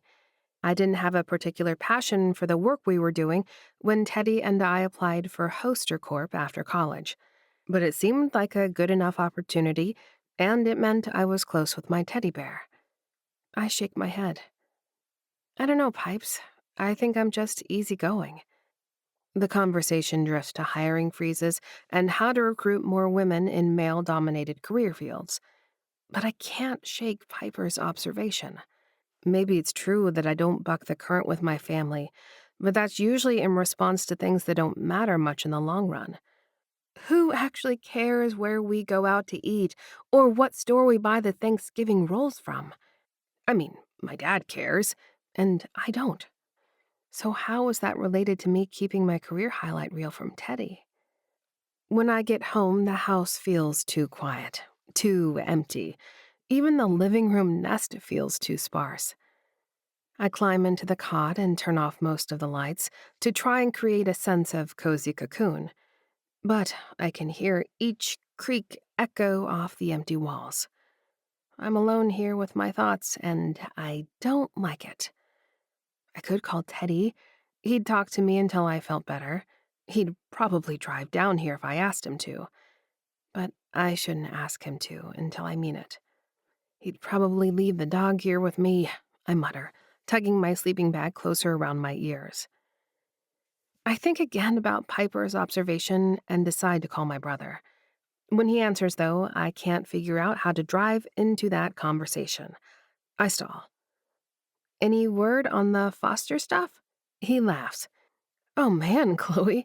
Our social worker said we could have a kid here tomorrow if we complete the home visit. Tomorrow. Can you imagine?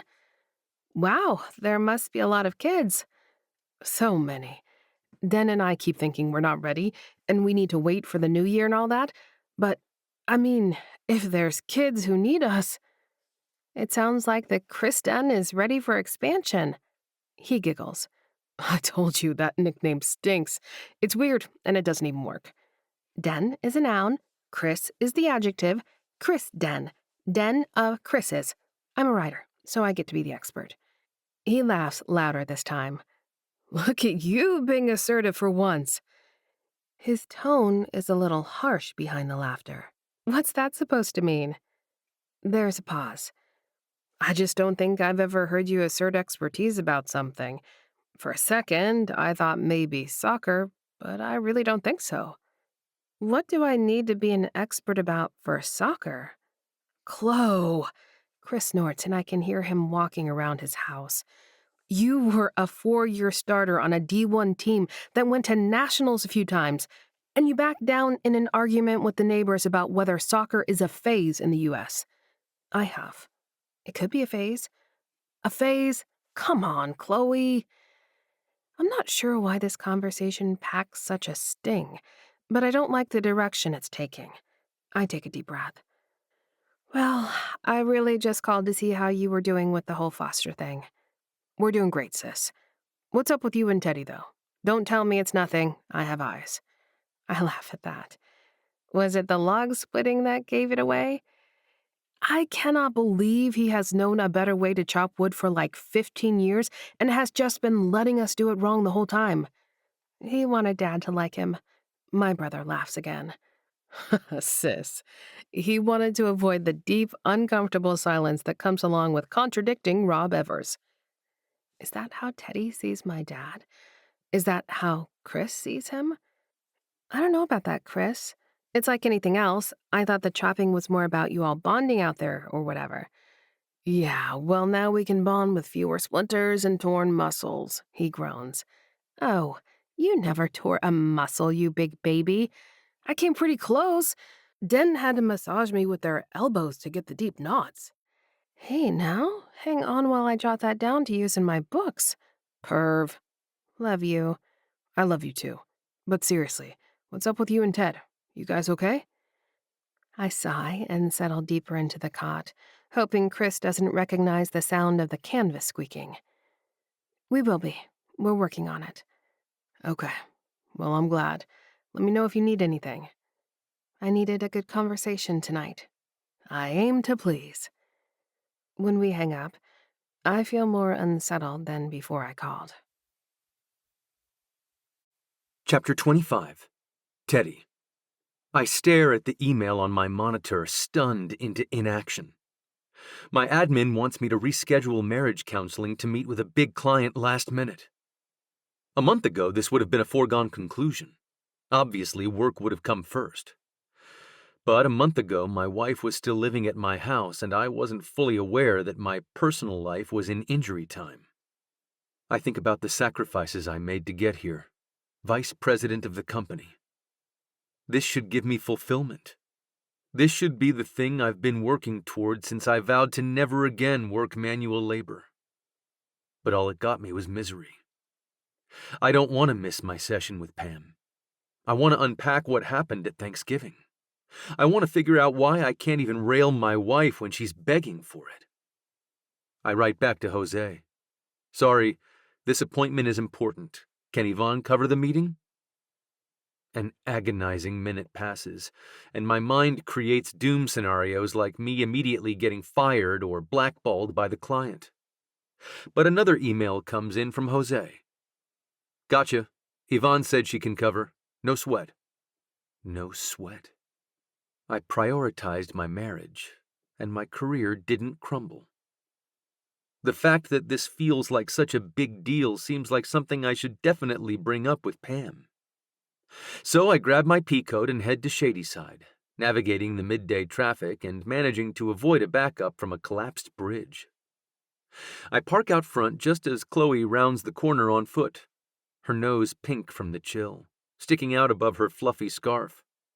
You look adorable, like an elf, I grin, poking her white puffy coat and then noticing she's wearing leggings. Her ass always looks amazing in leggings. Chloe smiles. I just took a class with Piper. I hope I don't stink. I open the door to Pam's house and hold it for her. I'm sure you smell great.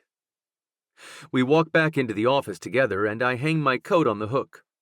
Chloe keeps hers on, saying she needs a few more minutes to get warm. I feel my own rush of heat when she sits next to me again. We're making progress there. How was your holiday? Pam cuts right to the chase, and Chloe opens her mouth to say something, but I raise my hand like we're in math class or something. Pam nods to me. I wanted to share something that happened today. I tell them about honoring the appointment, not canceling. I guess I was expecting more excitement from Chloe about this, but she frowns. Chloe, what do you think about Teddy keeping his commitment to our work? Pam leans forward on her stool, her clipboard balanced between her knees and her elbows. It pisses me off that they would ask him to move his appointment to accommodate someone who decided to breeze through last minute. Chloe rips off her scarf and flings it over the back of the couch. I feel like business people are always doing that, assuming the current changes direction to flow their way. Pam nods. That's a strong statement from you. Would you like to elaborate? She turns to face me on the couch. I talked to my brother last night. He said something about how I'm never assertive. He made me feel like I let people walk all over me. Chris said that? I feel protective of her, even as I can see some truth in his words. Chloe rarely makes a fuss. He was talking about Dad and how... I don't know. He made it sound like I always do what other people say. She turns back to face Pam. I really think I'm pretty easygoing. I don't have strong opinions about stuff, and people in my life really seem to, so I don't see what's wrong with going with the flow. Another water reference. Pam jots something down on her clipboard. I'm wondering how this pride in being easygoing relates to the anger you felt when Teddy pushed the house in the suburbs. Chloe's mouth drops open. I draw in a sharp breath. Have I been taking advantage of Chloe? Am I just another brute force in her life? We're all quiet for a moment, and Pam asks us again how things went at Thanksgiving. I bucked tradition, I blurt. I was angry about something Chloe and I discussed, and I just didn't feel like doing things the same way we always do. I shrug. It caused some ripples. There's more water metaphors for you. A stormy sea. Pam seems delighted. Chloe explains that her father is a creature of habit. And you are too, Bear. You like knowing what's going to happen, where we're going to stop for gas, all of that. She clacks her teeth together. Oh, God, you're like my dad. She pulls her braid over one shoulder and starts twirling it around her hand. I guess I do sort of go along with what Dad says, and with what Teddy says. What's the point in causing a fuss? Pam smiles and leans forward. You tell me, Chloe. What's the point? Chloe looks back and forth between me and Pam as I think about the reality of her words. Her father is assertive and picky, and I am too. Pam prods again. What happened when Ted bucked tradition, as you say? When nobody says anything, Pam prods. Was anyone angry? Chloe frowns. My dad was confused, but it seemed fine. Pam studies her notebook. And then today, when Ted set a boundary at work, nobody was angry? I shrug. Not that they expressed to me. Pam nods her head and smiles. Is it fair to say that sometimes standing up for our wants and needs allows others in our lives to practice their own adaptability? Chloe looks like someone punched her. She squeezes her hands into fists, processing all of this as I think about all the things she just went along with. All the time she didn't tell me what she was feeling. This is bigger than just the house. I whisper the words, but Chloe hears and turns to look at me, nodding. Obviously, I always feel like there's a justification for my actions. I have a long-term plan, and the career and house and school district are all part of that. Long-term strategy is a huge part of the MBA curriculum. This way of thinking is ground into my bones. But I guess I never stopped running toward the goal long enough to see if Chloe was with me on the field. Chloe starts to cry and reaches for the box of tissues. I really like living in the city. And I really like working for myself. I never really felt passionate about, well, anything before. I was just having a good time. You're fun, Chloe. You are a good time. You were fun at work when we worked together. I'm trying to reassure her, but I don't think that's how she interprets this statement. She shakes her head. I hated that job. She takes a deep, shuddering breath. Oh, I've never said that before, but it's true. I was always playing games to keep my mind off the clock. Like, could I type in a group of email addresses faster than the mail merge? Lord. It all felt like busy work to me. She squeezes my leg and I stare down at her hand. I was relieved when I got laid off. I swallow and place my hand on top of hers. I didn't realize that. When I tried to reframe everything, tried to tell her it was good timing for us to try getting pregnant, I was really just trying to cheer her up because I assumed she felt like I did. Terrified. Honestly, I was rattled when Chloe lost her job. All I could focus on was the loss of income, the impact that would have on our retirement savings, and all the other things I now see as me scrambling to meet my pyramid of needs, or whatever Pam called it. Tell Pam about the house histories. I squeeze Chloe's hand and scoot closer to her on the couch.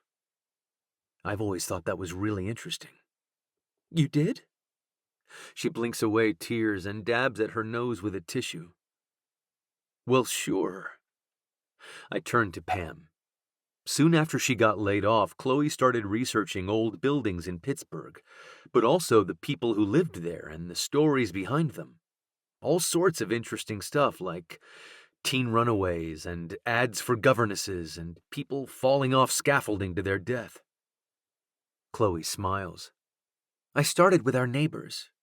The Stagg family was really curious about who owned their house when it was built, and one day I realized I could probably help them figure that out.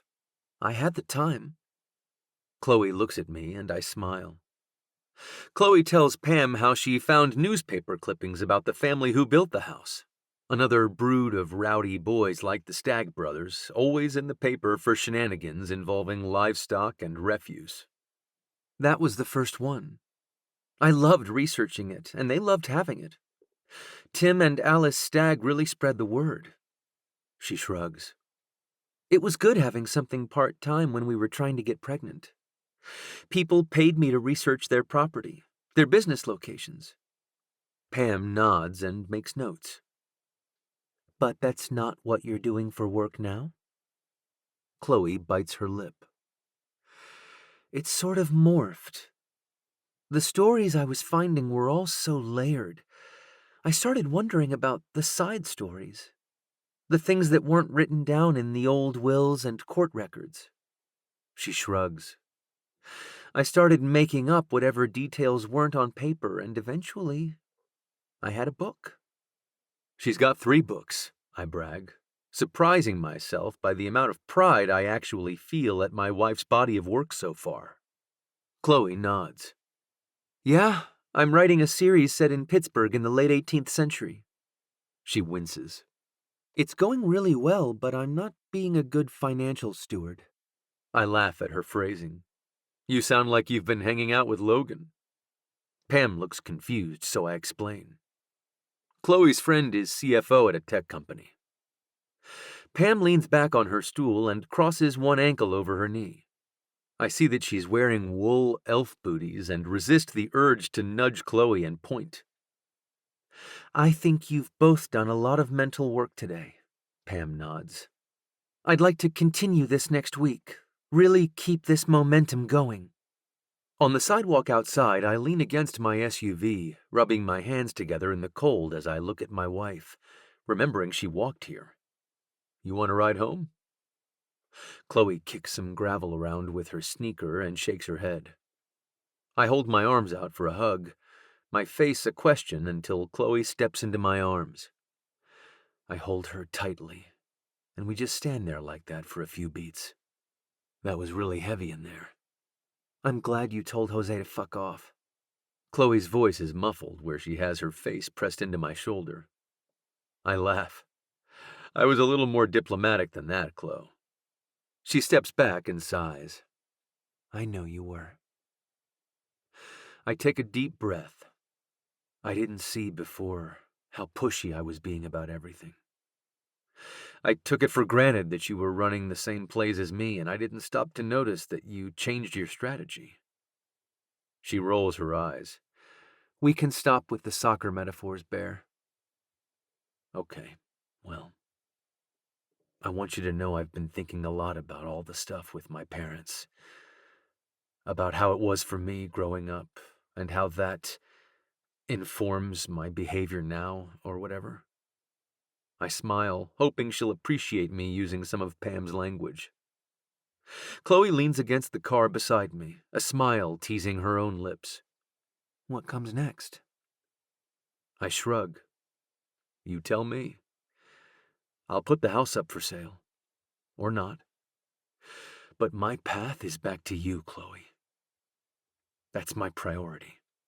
What about your balls? I blow out a breath. Well, frankly, I've been putting off thinking about those. She shakes her head. We can't go back to avoiding that. I nod. What if we table it until we figure out the house? Like, where I will live if I sell it? I arch a brow, hopeful that she'll insist I move back in with her immediately. She frowns. How about you list the house and we'll work through a fertility discussion before closing? I laugh and kiss her on the forehead before I can think twice about it. You'd be a shark in a contract negotiation, babe. Nah. You have a preference for a realtor? It feels like a good idea to ask her since she wasn't even part of the conversation the last time around. Chloe nods. What about Sarah? who helped us buy the Highland Park house. She was nice. I'll give her a call. You want to come check on the mushrooms? Chloe smiles and I nod. We walk together and spray down our shiitake project before I head back to the office. I don't want to get my hopes up, but it seems like we can get a second life out of this kit if we keep up the hard work. Chapter 26. Teddy. Co-ed rec soccer. Someone left the neon green flyer on the counter in the kitchen at work. I might never have noticed it if I'd been there for lunch, among the busy rush of my colleagues clambering for our corporate chef's daily hot feast. But now, as I warm my leftovers up in the microwave, the flyer seems targeted just for me. Co-ed. Usually this means 1 or 2 token women to meet a quota, but Chloe could always hang. I think about how much fun we had coaxing a log of mushrooms to life, how much more intense it could be to work with her on the field. I need to make amends with Chloe. For the dog, for all of it. For bulldozing through plans and not including her until late in the game. This soccer event feels like it has potential as a peace offering. I call her, but it goes straight to voicemail. Shit. She's either writing or deep in the county archives with no reception. I bite my lip, not wanting to steamroll her with another forced choice, but not wanting to miss our chance at a spot in the game either. I decide to sign us both up for the game, vowing to cancel if Chloe seems the least bit uninterested. An 8 p.m. start time on a field in the city will be tough for me on a Thursday, especially with a long drive home at the end of it. But I think it'll be worthwhile. I close my eyes and remember watching Chloe run around with the women's alumni a few weeks ago. The joy on her face as she kicked a corner to her friend Lucy, who tapped it into the goal. I text a picture of the flyer to my wife. Want to check this out? Her response is immediate, startling me since I just called her with no luck. Chloe Preston. Oh my God, where did you find that? Yes, definitely yes. Should I buy you new shin guards? Or, I guess, should I buy me new ones? I grin, feeling like a kid about to attend a professional sporting event.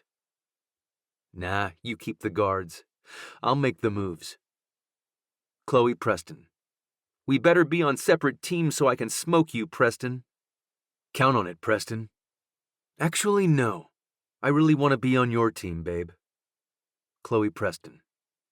Okay. She sends a series of excited face emojis, and I make plans to meet her at our city house after work tomorrow to eat and change before the game. She even agrees to let the dog hang out in his crate while we play soccer, especially after I share painstaking details about his house training progress. Is it weird that I feel nervous? Chloe bounces in the seat beside me, already wearing cleats and looking adorable in a beanie, puffy coat, and leggings. Of course she'd wear the distractingly tight leggings. I send up a silent prayer again that I get to be on the same team as her so there's less chance I'm caught off guard staring at her ass. I believe that feeling you're experiencing is excitement. I reach for our bag with our water bottles and hand warmers. I marvel at all the small touches Chloe put into our night out together, from scrounging up packets to warm our hands and toes, to matching Preston t-shirts we can wear over our warm layers.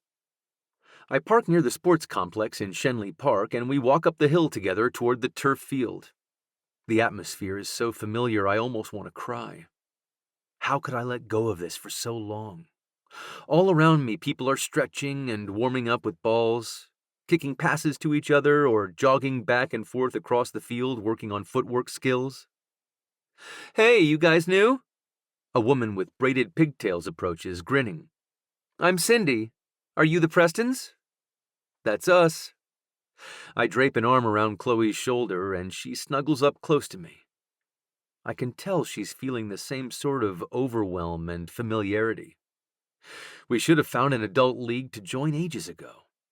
Somewhere in between grad school and asserting my fucked up life plan on our marriage, I lost the stuff that makes us click. Healthy competition. Cindy assigns us to the red team and hands us a pair of mesh pennies. Chloe frowns at our custom t-shirts, but I nudge her with my shoulder. We can wear them to counseling, I shrug. Or Thanksgiving. Your dad would love that. She laughs and I help her into the penny. Glad I could ease her disappointment and still let her know I saw her effort in making the shirts. And then we take the field together. We start out in the midfield side by side. I can't keep anyone's name straight on my team, but it hardly matters once Chloe has the ball. The group is pretty evenly matched skill-wise apart from Chloe. I lose myself watching her beat out defenders, making moves and practically dancing up the sideline until she's in range to pass to our striker. I trap a high ball with my chest and slide it to my wife without looking, sensing her there beside me before I dart ahead to get another pass back from her up the side. Like she read my mind, she sends the ball exactly where I'm headed. I take 2 steps, plant, and strike the ball toward the tiny goal this group uses for their pickup matches. It soars through the torn park net, right out the back and into the bleachers. Ha! I pump a fist in the air.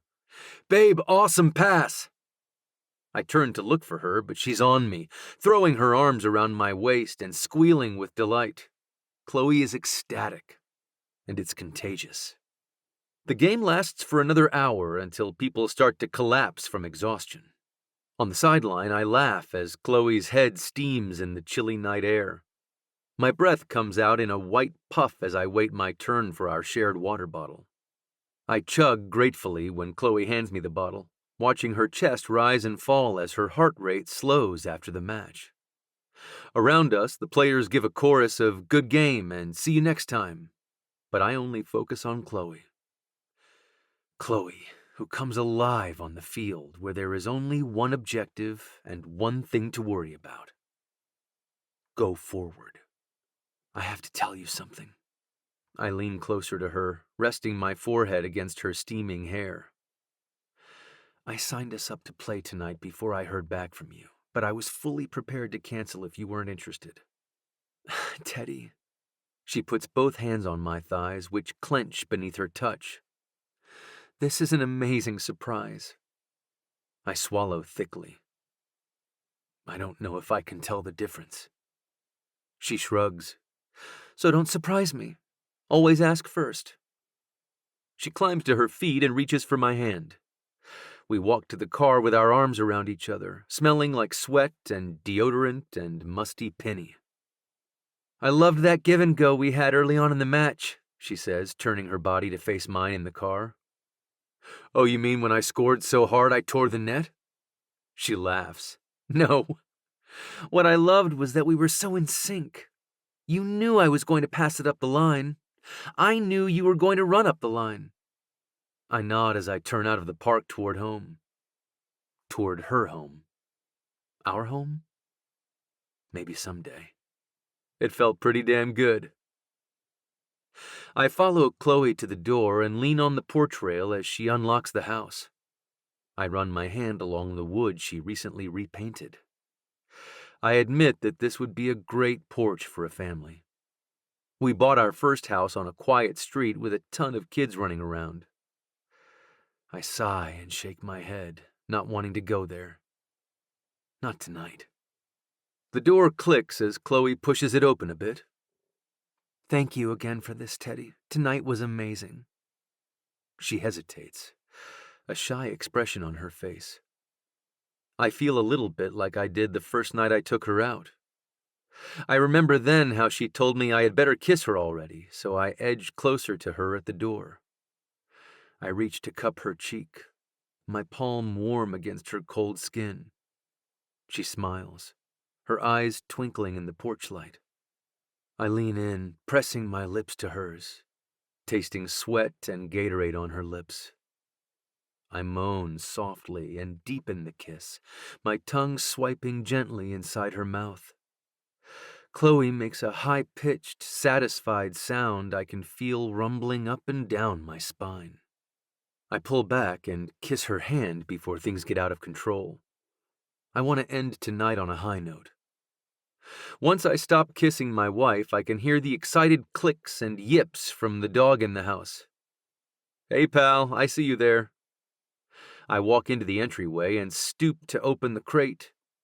I scoop him into my arms and turn to see Chloe holding his leash. I smile and gather everything up to take him back with me. By the time she waves and shuts the door, I feel hopeful that things might eventually be okay. Chapter 27. Teddy. I need help. Lots of it. I keep doing the same shit again and again and digging myself into deeper holes with Chloe, and what I need is a plan to keep us on track. Only my plans usually lead to me barreling headfirst into something that excludes Chloe. I don't know how to break this cycle. It's Saturday morning and I've got nothing to do because I'm selling my house and my wife lives somewhere else. I roll over in bed and find the dog wagging his tail. How'd you get out of the crate? He licks my hand, startling me as he jumps up onto Chloe's pillow. I drag my hands through my hair and growl, and then laugh when the dog mimics my sounds. I have absolutely no idea what to do now. I've clearly reached a point where whatever I think is the right idea, I should do the opposite of that. That soccer game felt like a turning point. I know we can click together again. I felt it. I remember that I do actually have to be out of the house by 11 because the realtor is doing an open house. Within hours of texting Sarah, she had a whole package put together for what we could expect selling the suburban house. I was a little shell-shocked by how much more money she thought we could get than when I bought it a few years ago. Apparently, a lot of corporate folks have the same life plan as me. She thinks we'll get offers this weekend, if I ever get out of here. I hop out of bed and quickly straighten the covers. I glance around the room. The whole house is practically sterile. I'm barely here, and the housekeeper was just in the other day. I don't think there's anything I need to do before families start combing through my closets. I wonder if I should call Chloe, see if she wants to hang out with me this morning. I hate that I feel so much hesitation about spending time with my own wife. The dog licks my ankles as I fill his bowl in the kitchen. I ruffle his ears and watch him eat, wishing I knew who to call about all this stuff. Chloe's always saying her friends help her sort through big ideas. What do they call themselves? Floof? Foof. I say it out loud and the dog yips, his bark sounding a lot like the word for Chloe's friend group. Foof, I repeat. Foof. Maybe that's what I need. Advice from people my wife already trusts to have her back. I look at the dog again. Are you allowed inside a bar? He licks my hand in response and I nod. I drive toward Bridges and Bitters, prepared to beg Esther and crew to meet me outside if I can't bring the dog in for some pooch hooch. I wave at Esther through the window, the dog in my arms. She raises a dark brow at me, and so I pick up the dog's paw, making him wave too. She beckons me inside, still looking confused. What's up, Theodore? She leans against a table, arms crossed, a white towel dangling from her jeans pocket. It's early in the day, and nobody has wandered into the bar yet. Who's your furry friend? I approach Esther, who scritches the dog's fur between his ears, earning a few licks. He doesn't have a name yet. I bought him for Chloe. As a gesture. Esther sucks air in through her teeth, making a cringe face. That seems impulsive. Yeah. I continue petting the dog. Hey, can I get a drink? She scowls as she considers, and then tips her head toward the bar. Pull up a seat. I'm going to call for reinforcements. I set the dog on the stool beside me, and he mimics my posture, putting his tiny paws on the edge of the bar. Esther laughs. I consider asking her if she wants a guard dog. She emerges from the back with a bowl of nuts and a jug of something. This is a friend's beer. I figure you can help me taste test it while we wait for Piper and Sam and whoever else is nearby. My cheeks flush. Oh, I don't know about all that. Esther wraps her knuckles on the bar. If you came here looking for me, things are pretty bad, am I wrong? I frown at my lap. Hey, she snaps her fingers. Better out than in. As she says this, the front door opens and Piper bursts in, clad in workout gear and looking sweaty. Esther laughs. Isn't it like 20 degrees outside? Where's your coat? You caught me after kettlebells, Piper says, sinking into the stool on the other side of the dog, and then noticing him. Oh, my Lord in heaven, who is this? The dog immediately starts licking her sweaty hands and face as Piper coos and praises him for being a good boy. Esther pours 3 pints from the growler and raises hers for a toast. Piper and I clink glasses with her and take a sip of the beer, which is hoppy and fruity and goes down smooth. I smack my lips. That's nice. Esther nods approvingly and then crosses her arms, waiting. So, I stutter. I'm sure you both know Chloe moved out. They nod. I used to think this was only about the baby stuff. I'm guessing she told you that too? More nods and a few sips of beer to fill the silence. I drop a hand to the dog's fur, finding comfort in the warm curls beneath my fingers. I think mostly I have a lot of baggage about growing up poor. Esther shrugs. That tracks. Hunger sucks and all that. She gestures for me to continue. I've been operating in starvation mode for a long time, even though I haven't been hungry in a decade. I think they both know I was never truly hungry for anything except, apparently, comfort. But that's not true, is it? I was starving for success, for belonging. I was hungry for a different life. Somewhere along the line, Chloe slipped from being my partner on an adventure into someone I felt like I had to protect at all costs. And, well, I'm paying the costs now. I set the beer on the bar and am surprised when Piper puts a reassuring hand on my shoulder and squeezes. I just keep hoarding symbols of wealth. That's what our marriage counselor calls it. The house and the graduate degree and all that. Nothing wrong with wanting to get ahead in life. Esther takes another sip of her own beer, studies it, and then pulls a notepad out of her back pocket to jot something down. Then she looks up at me. I'm going to be honest, Ted. I don't think you're in the life you want to get ahead of. Yes, that's all becoming clear. My question for you is, what do I do about it? What do I actually do to get back on track? With Chloe.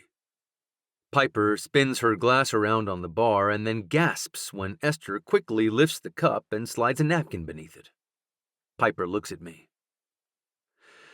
You two focused on you for a long while.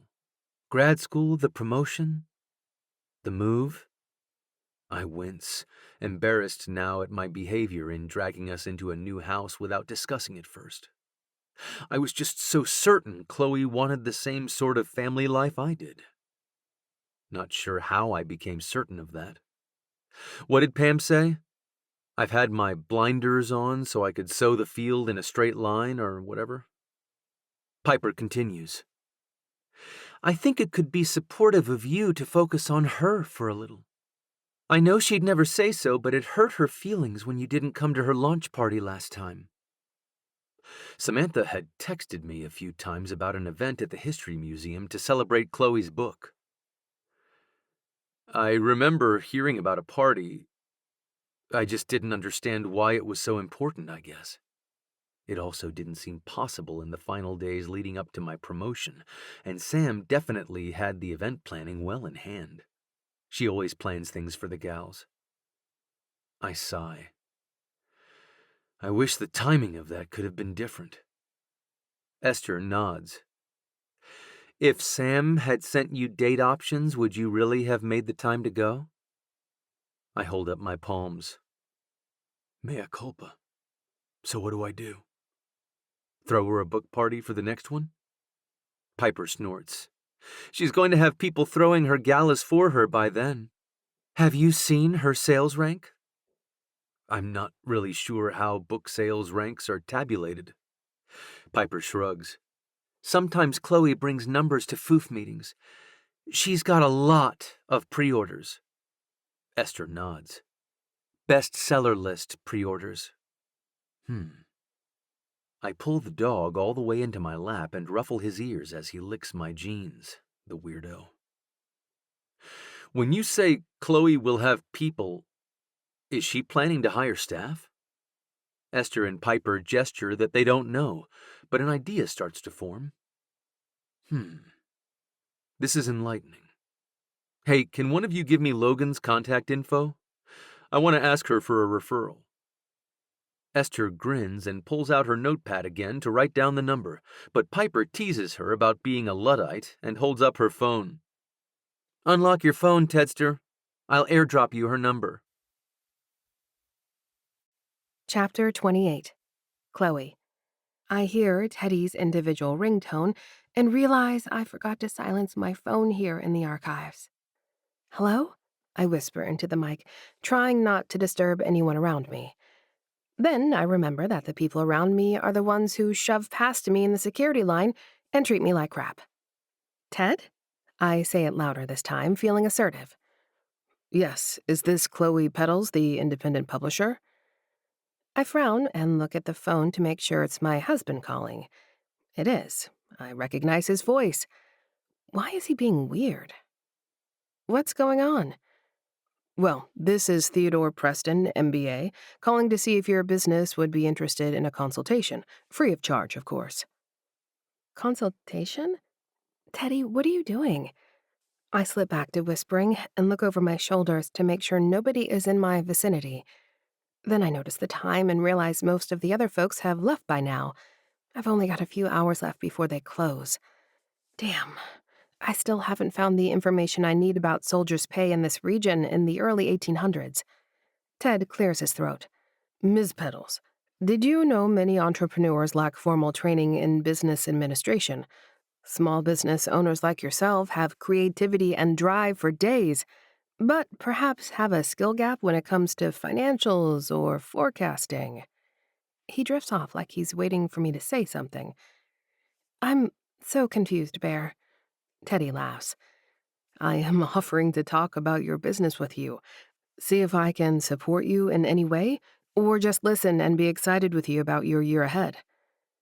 I bite my lip. I'm worried about what his form of support might look like. Scandal Sheet Press is mine, and I want to be in charge of everything about it, including, I guess, its potential tax penalties. I groan. You won't get bossy? You can't see right now, but I'm giving the scout sign to swear on my honor that I will not get bossy. Where are you at, babe? I hear footsteps echoing along the gross tile floor, and I look over my shoulder. I drop the phone when I see Teddy in the room, his head glowing in a cloud of dust near the flickering fluorescent lights. How did you find me? He shrugs. You weren't home, and I remember dropping you off by Mr. Rogers. I asked the security guard if she knew you. Any concerns I might have about my husband's sleuthing skills are erased by my excitement to see him in the middle of a workday. I can't help the smile that melts over my face. Can I sit? I nod, hanging up my phone and tucking it back in my bag. Teddy reaches across the table and squeezes my hand. He pulls a small notebook from his suit pocket and clicks open a pen. The whole image is very sexy, him in his sharp suit, preparing to take notes. I wanted to let you know I talked to Logan, he says, sliding me a business card. She recommended a tax pro who specializes in small businesses. This would be someone you hire for Chloe Petals, separate from Chloe Preston. I stare down at the card, a feeling of relief washing over me. I was so worried about giving my financials to Teddy, about having him pour over my expenses and ad spend the way he does our charitable giving. I don't even have an explanation for why I'd keep my business so fiercely secret. Should I call her now? I feel tears well in my eyes as I look up at him. Ted shakes his head. Maybe we can talk a bit first? I nod. I don't know if you knew that I did consults with small businesses in grad school. It was part of our graduation requirements. I guess I never asked you about the particulars. I swallow and fiddle with my braid. He tells me about a typical consult, how the business owner would lay out the basics like their corporate structure and some short and long-term goals. Would you be interested in talking through any of that, Chloe? I would love to recommend someone if you didn't want it to be me. I could tell you, I whisper. Then I clear my throat and say it louder. My publishing company is called Scandal Sheet Press. He grins. That's funny. Very clever. I nod. My goal this year is to publish my third book, also in audio, and maybe start some foreign translations for the series. I remember the agent email. I also turned down a fancy pants agent who wanted to woo me and buy my book rights. Teddy arches a brow. Buy your rights? I shake my head rapidly. I'm not ready to give up creative control. He smiles. I like your creative work. Teddy asks me questions about my business structure and seems impressed that I set up the LLC paperwork by myself. He doesn't mention the fact that I haven't kept up with the sole proprietor taxes on my royalties. Your tax pro should help you set up a system to pay yourself a salary, Teddy explains. You can choose what to reinvest and what to pay yourself, and how often. Eventually, he asks me what I'm working on today, and I show him some of the wills I was reading, along with property transfers. I'm trying to figure out what sort of house and property a soldier might have had, so I can weave that into the plot of the book. Teddy adjusts his tie. You mean so you know what kind of breeches Linus could afford to buy? I flush and nod. Yep. He arches a brow. And maybe whether he could buy Sally silk stockings? I swat at his arm and shiver, wiggling in my seat. I hadn't realized he'd been reading my book. But I like that he has, that he knows my characters and what they've been up to, in and out of their breeches. Teddy swallows and places his palms on the table. I wanted to run another idea past you. I nod, and he takes a deep breath. It really seems like you need some dedicated space for Scandal Sheet Press. Our house in Highland Park is so small, with just the two big bedrooms, and that third one is basically a closet. I frown, considering. I didn't have a home office when we lived there. I had just begun my house history work and did most of my writing and research from the couch.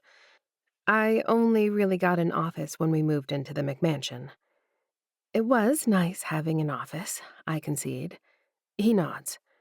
Maybe we can ask Sarah to show us some houses in the city with more rooms and space for you to have a proper office. My heart soars at the thought of this, of us looking together for the perfect home, one that's in the city with space and no huge commute for him. I gasp.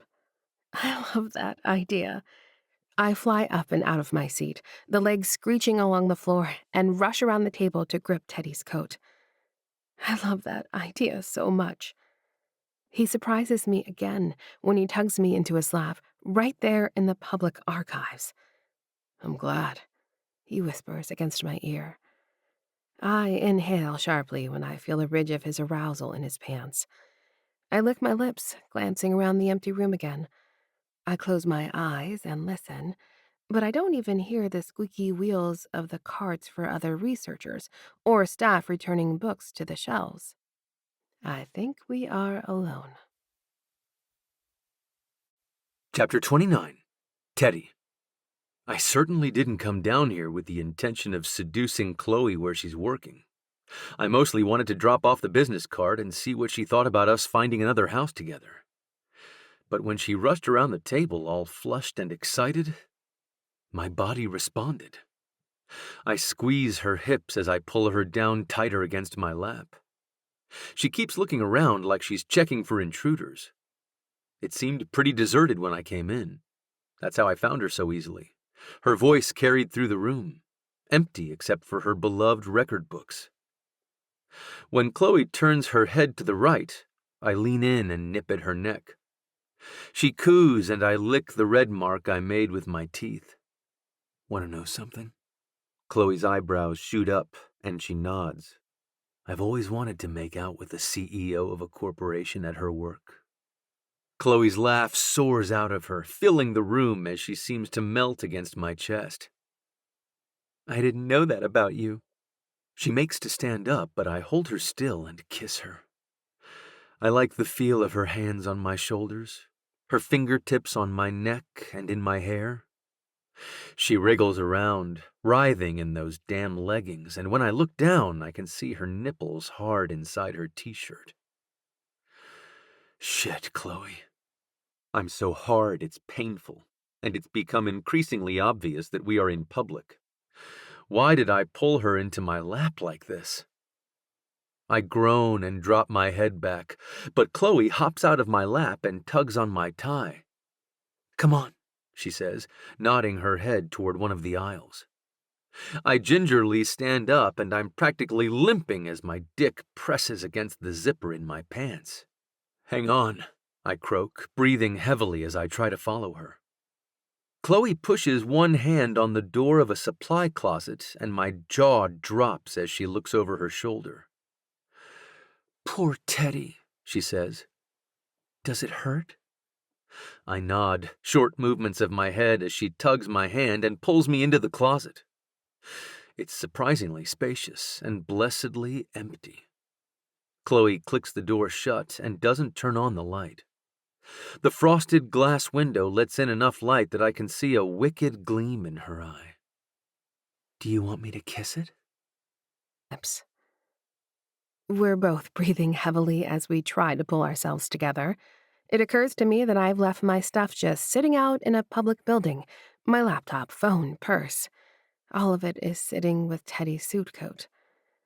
I look at the two of us, grinning with dusty knees and sex hair, and I laugh. I laugh until my throat feels hoarse. I gesture vaguely at my crotch, hesitating before I pull up my leggings. I need to get to the bathroom, I say, bummed for the first time that there's not even an old roll of industrial paper towels in this closet. Here. Teddy loosens his tie and hands it to me. He dangles the tip of it between my legs. Babe, no, that's gross, right? He shrugs. I'll buy another one, or I'll get it dry cleaned. It's worth it, trust me. He kisses my cheek and jumps to his feet, tugging up his pants and tucking in his shirt. A few rubs of his hair, and he actually looks decent enough to crack the door open and check if anyone's in the hall. I dab the tie into the mess and try to get my pants pulled up. I try raking my fingers through my hair, but it's no use. So I give up and peek out the crack in the door. I think we're clear. He grins, and the two of us hold hands, gathering up our things and practically frolicking out of the building. I'm out of breath navigating down the marble stairs, so old they've been worn unevenly by untold numbers of shoes climbing and descending these steps. People accessing these records, wanting to delve into history. Right now, all I can think about is the future. I took the bus, I pant to him, shoving open the door to the mezzanine. We pause together, taking in the grandeur of the old building. The marble is ornately carved. The signs are made of brass with bright curlicues decorating each element, each letter. Teddy snugs his arm around me, pulling me tight against him. Can I drive you home? Take you to dinner? I smile up at him. You better feed me after all that. Teddy's Escalade has a ticket. He parked in a lane that becomes an extra passing lane during rush hour. He tucks the pink paper into his pocket and smiles. Worth it. Seriously. I shake my head and climb inside. Since the parking spot is actually a right turn lane at the moment, we just wait for the light to change. I settle into the leather seats, feeling sleepy and satisfied. I love that you want to support my business, but not barge in and change things. He smiles, keeping his eyes on the road as he slips along toward the river. And then he scowls. Oh, crap. I got in the lane for the Fort Duquesne Bridge. I wasn't thinking. He starts to mutter and look for a way to change lanes, tries to scoot through 4 lanes of rush hour traffic to get himself turned around before he crosses the wrong river.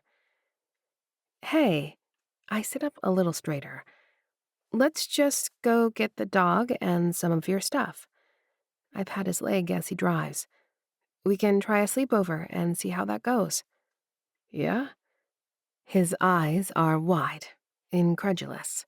I nod. Okay. Okay, I'd really like that, Chloe. I figured. He putters along, picking up speed as the traffic eases a bit. Ooh, we can take the carpool lane. We both smile as he cuts the wheel. Chapter 31. Teddy. The dog and I are snuggled together with Chloe on a nest of random cushions and blankets on the floor of the living room. We got takeout and ate it naked as the fur ball ran up and down the hall where I barricaded him using chairs and kitchen stools. Eventually, we gave up hope of an encore and brought him into the room with us. This is really nice, babe. I run my fingers through her hair, luxuriating in the sensation as the strands tickle my skin. I've missed this. I yelp as the dog's nails press into my stomach. Oh, hello, Chloe says, trying to scoot him off my chest. Yes, you can cuddle too. She roughs his fur and he digs in between our heads like he's always been there. What about Tony? I look at him, his bright eyes glinting in the low light. He's not a Tony. Don't be ridiculous, Theodore. I feel a little jealous of the dog as Chloe begins to pet him gently. I only just got her hands back on me. I want them to stay there. I try to communicate this to the dog, but he's a sucker for attention too. Chloe sniffs him. Maybe Fred. We fall asleep bickering over names, and eventually her arm does drape back across my body. Her hand on my heart, which she's always held in her palm anyway. Chloe and I have both always been early risers. It's nearly December, though, and we linger in our floor nest until the sun starts to spill through the living room windows. Hey, Bear? I run my fingers through her hair, inhaling her scent, luxuriating in this closeness between us.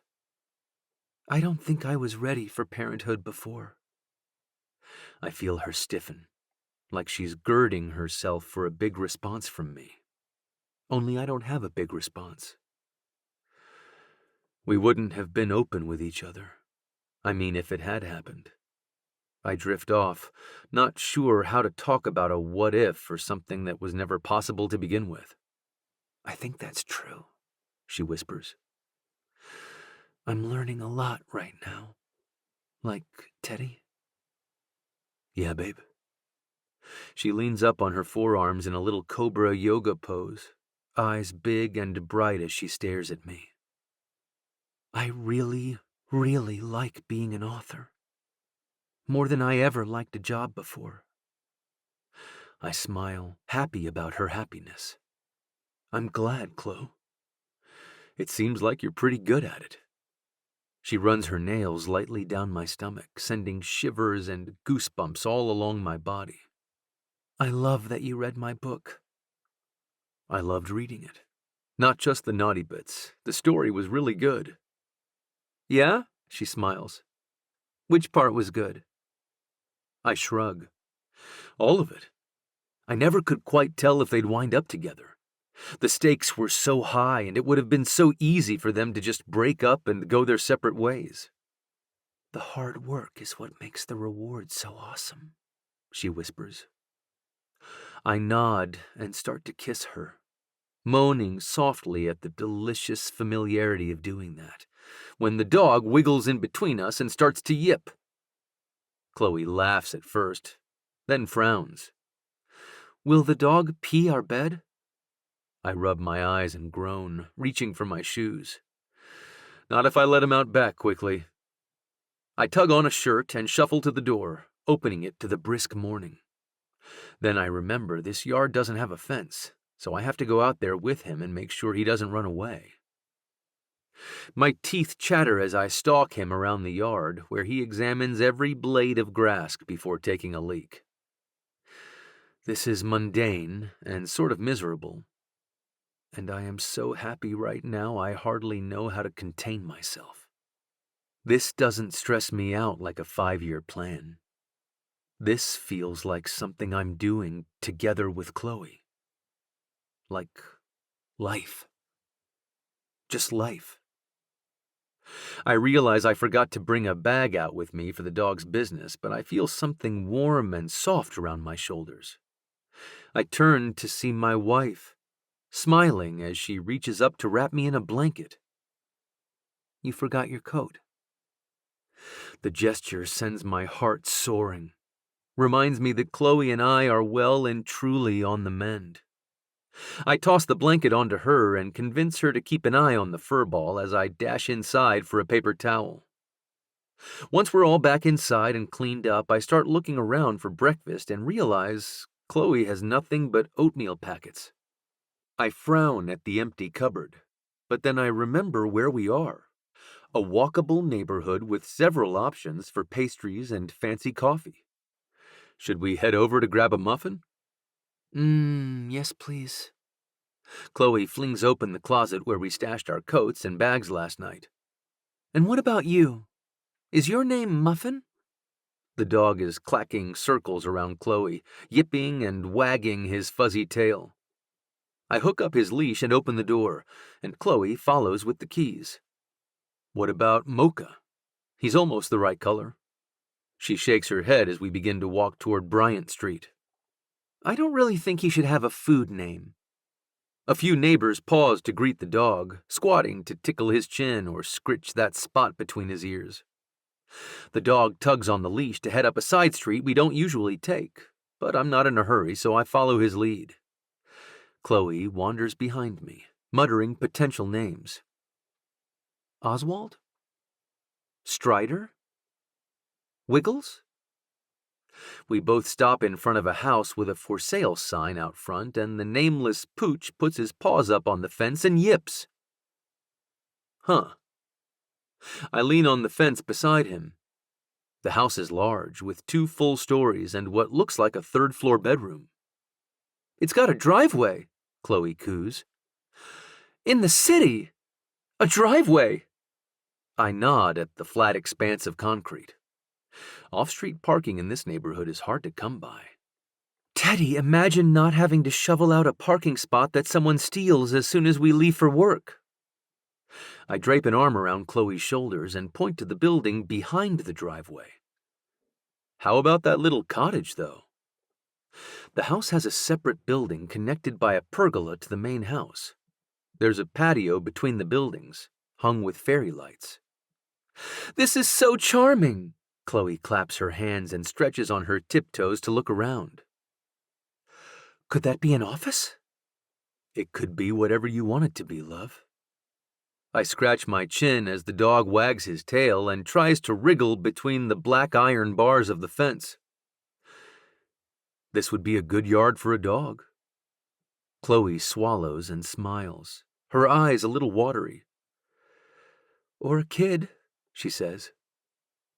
I feel my heart surge, not with shame or panic, but with hope. Or a kid, I repeat. Someday. Chloe runs ahead to the bakery to grab breakfast while I stand in front of the house and text our realtor the address and ask if we can get a showing. We head back to our house and settle in at the counter, chewing and sipping in silence as we stare at my phone, waiting to see what Sarah says. I pat Chloe's leg. Tell me more about your thoughts on that house. I want to make sure I'm not bulldozing. She grins. Not bulldozing. You're right that we need more space, no matter what shape our family takes. And that guest house. You mean detached office space? I grin, enjoying the satisfied expression that transforms her face.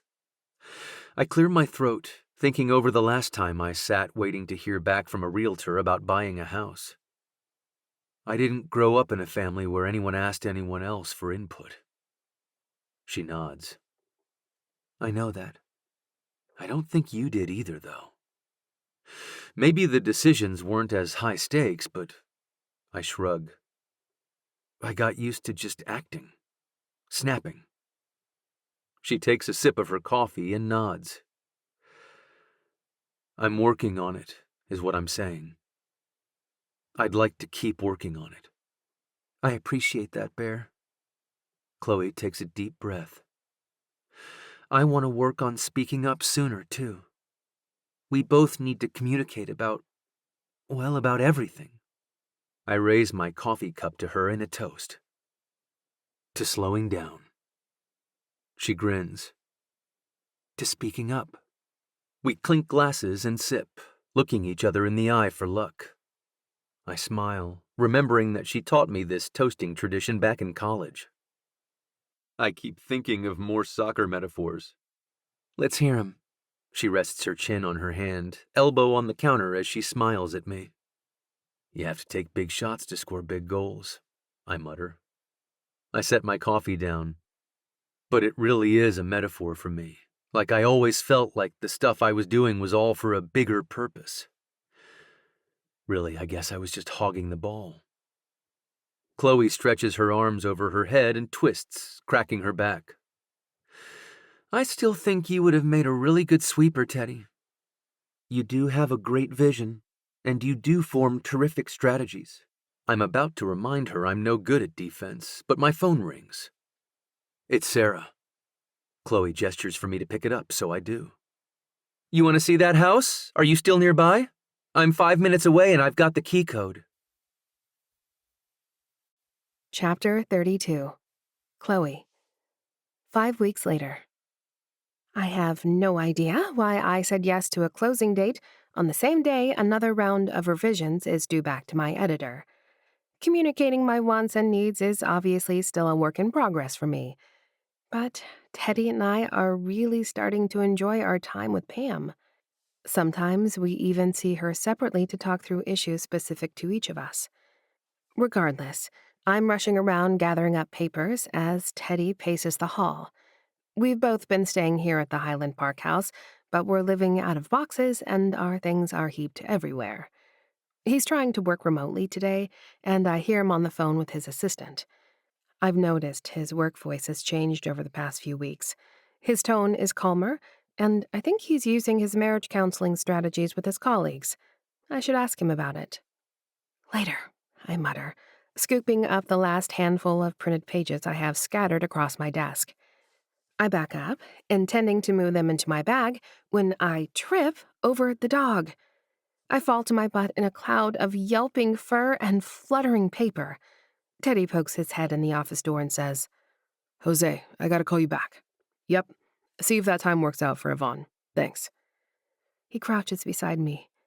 You all right? I can't tell if he's talking to me or the dog. I groan, seeing the pages all flung around out of order. Teddy starts to stack the pages, and I'm grateful as I see him slowly sorting them in numerical order. What's this mean? He points to the bold red type taking up most of a page. TK? I nod. TK is short for to come. Like that's the part I'm still working on, still in progress. He squints at the page and then looks at me. This is a spicy part. I nod, grinning. Yeah, I didn't have it in me to write that scene when it was due, but I didn't want to hold up the editing process. I shrug. I can add it in later. You TK'd the best part. He shakes his head as he straightens up the stack of pages. I smile, reaching for them. The best part is still to come. Teddy pauses, scooping up the dog and kissing the top of his furry head. I like that, Chloe. The best part is TK. We both look at the dog and he wags his tail, tongue poking out as he pants excitedly. TK? Teddy tilts his head and says it again. Is that your name, buddy? Are you TK? He barks a definitive yelp. I laugh. I guess we finally named the dog. Teddy stands up and offers me a hand, tugging me to my feet. Now let's go get him a yard. Sarah greets us at her office with stress balls and a smile. You'll want to squeeze these periodically between signatures. It'll keep you from getting a sore wrist. We are closing on the sale of the McMansion and the purchase of the Craftsman at the same time. Teddy stares at his ball quizzically, but I squeeze the foam in excitement, eager to move into this new phase of our lives. It takes us under an hour to sign all 10,000 documents, and soon, Teddy and I are standing on our new driveway with TK. You have the keys? Teddy seems as excited as me, bouncing in his shoes and fiddling with TK's leash. I nod, looking between the house and the office. I bite my lip, unable to decide which I want to open first. Stay right there, Teddy says, pointing and handing me the leash. He quickly sprints to the car and pulls a gift bag from the back seat. I got you something. He beckons for the leash and trades me, handing me the silver bag. I'm surprised by its weight and I flush, touched by him giving me an unexpected gift. I didn't get you anything, Bear. He smiles. Every day with you is a gift, my love. I roll my eyes, groaning as he continues to recite lines from my second book. I guess you're getting caught up with Chloe Petals? I am indeed. He waggles his eyebrows. Open your gift, babe. I reach into the bag and pull out a sturdy metal plate, and I gasp when I see what it says. Teddy got me an oil-rubbed bronze plaque with Scandal Sheet Press Headquarters in raised letters. When I look up at my husband, I see he's got the dog situated in the fenced-in yard, and Teddy is leaning on the front door to the office space, the sunlight filtering through the slats of the pergola above his head. Shall we explore your HQ, madame? I nod and dig the keys back out of my pocket, tears of joy brimming in my eyes. We walk inside the room, and I spin around, imagining where I'll put my desk, where I'll install shelves, and where I'll host foof events if we ever need to meet when Bridges and Bitters is closed. I clap my hands and squeal. This is it, I whisper. I rush over to Teddy and kiss him, and he wraps me tightly in his arms, picking me up and spinning me a few times. He sets me back down and presses his forehead against mine. The best part is TK, he whispers. Definitely. I kiss him again, and we walk toward the main house holding hands. Epilogue. Teddy. 1 year later. You sure you don't want me to go in with you? Chloe fidgets with her purse in the hall of the fertility clinic. I shake my head. I think that would make it even weirder. She nods. Okay then. Fist bump for luck? I tap her knuckles with mine, but not very enthusiastically. Have fun with busty office babes. Chloe laughs nervously. Do you think they changed out the video? I have no idea. I'm not going to watch it. I check my pocket for the specimen cup and sigh. When I look at Chloe again, she's smirking. Check your phone. Wait, do you have service in here? We both look at my phone and see that I do not, in fact, have service deep inside the hospital. I try to connect to the free Wi-Fi and check the box that I understand I won't be able to visit websites with inappropriate content. They really don't make it easy for guys to produce a specimen, I mutter. A text comes through from Chloe. Is this what you wanted me to see? She nods and points to the door. It's for in there. I'll see you in 2 hours. She stretches up to kiss my cheek and heads down the hall. I walk into private room A and try to decide if I'm going to sit on the couch that's been bleached so many times the vinyl cushions are faded. I decide to stand in the center of the room and drop my pants. I set the collection cup on the table where a laminated sign reminds me again that I can't use lube or it'll contaminate the sample. I sigh and fist my junk, pulling up the text from Chloe. I hope it's not another article about sperm wash techniques. I almost drop the phone when I see that it's a document Chloe wrote herself. 3rd time's the charm, by Chloe Preston. Preston, huh? I swallow and decide I'll turn the lights off in the room. It'll go easier if it seems like it's just me and my phone and a love note from my wife. Of us. I'll have to finish reading it later. I clear my throat and stand up, careful to keep the cup upright as I feel around for the light switch. I wash my hands and get myself wiped off and tucked in before I head down the hall to turn in the specimen cup. I try to kill time in the cafeteria while I wait for go time, but I can't concentrate. Between the anticipation of maybe making a baby today and the knowledge that my wife found a way to insert herself into my portion of the procedure, my mind is like microwave popcorn. When I finally make my way to the exam room to find Chloe, I blush at the sight of her. She's wearing a paper gown and a smug expression. I check to make sure we're alone in the room before I kiss her. "You're a naughty woman." She bites my lip and laughs, lacing her fingers together behind her head. "I can't wait to hear what you thought of my latest publication." I sink into the squeaky chair by her head. "You know what I thought of it. I thought very highly of it, Mrs. Preston." She rolls onto her side and reaches for my hand, which I squeeze. Dr. McClendon raps on the door and pokes her head in, smiling. "Who's ready to make a baby?" I hear Chloe inhale sharply, and I drape an arm around her shoulders as I continue to hold her hand. This feels a lot different from the first time we tried to conceive. But I know this is the best option for us for this moment, and it feels good knowing how hard we worked to get here together. Dr. M, as she asks us to call her, narrates as she works, sliding the tube inside Chloe and preparing. "I've got a 0.5 milliliter of perfect sperm here, Preston family." She grins. "I've got a great feeling about this." I lean closer to Chloe and look into her eyes. I drop a kiss on her forehead, and we both squeeze our hands.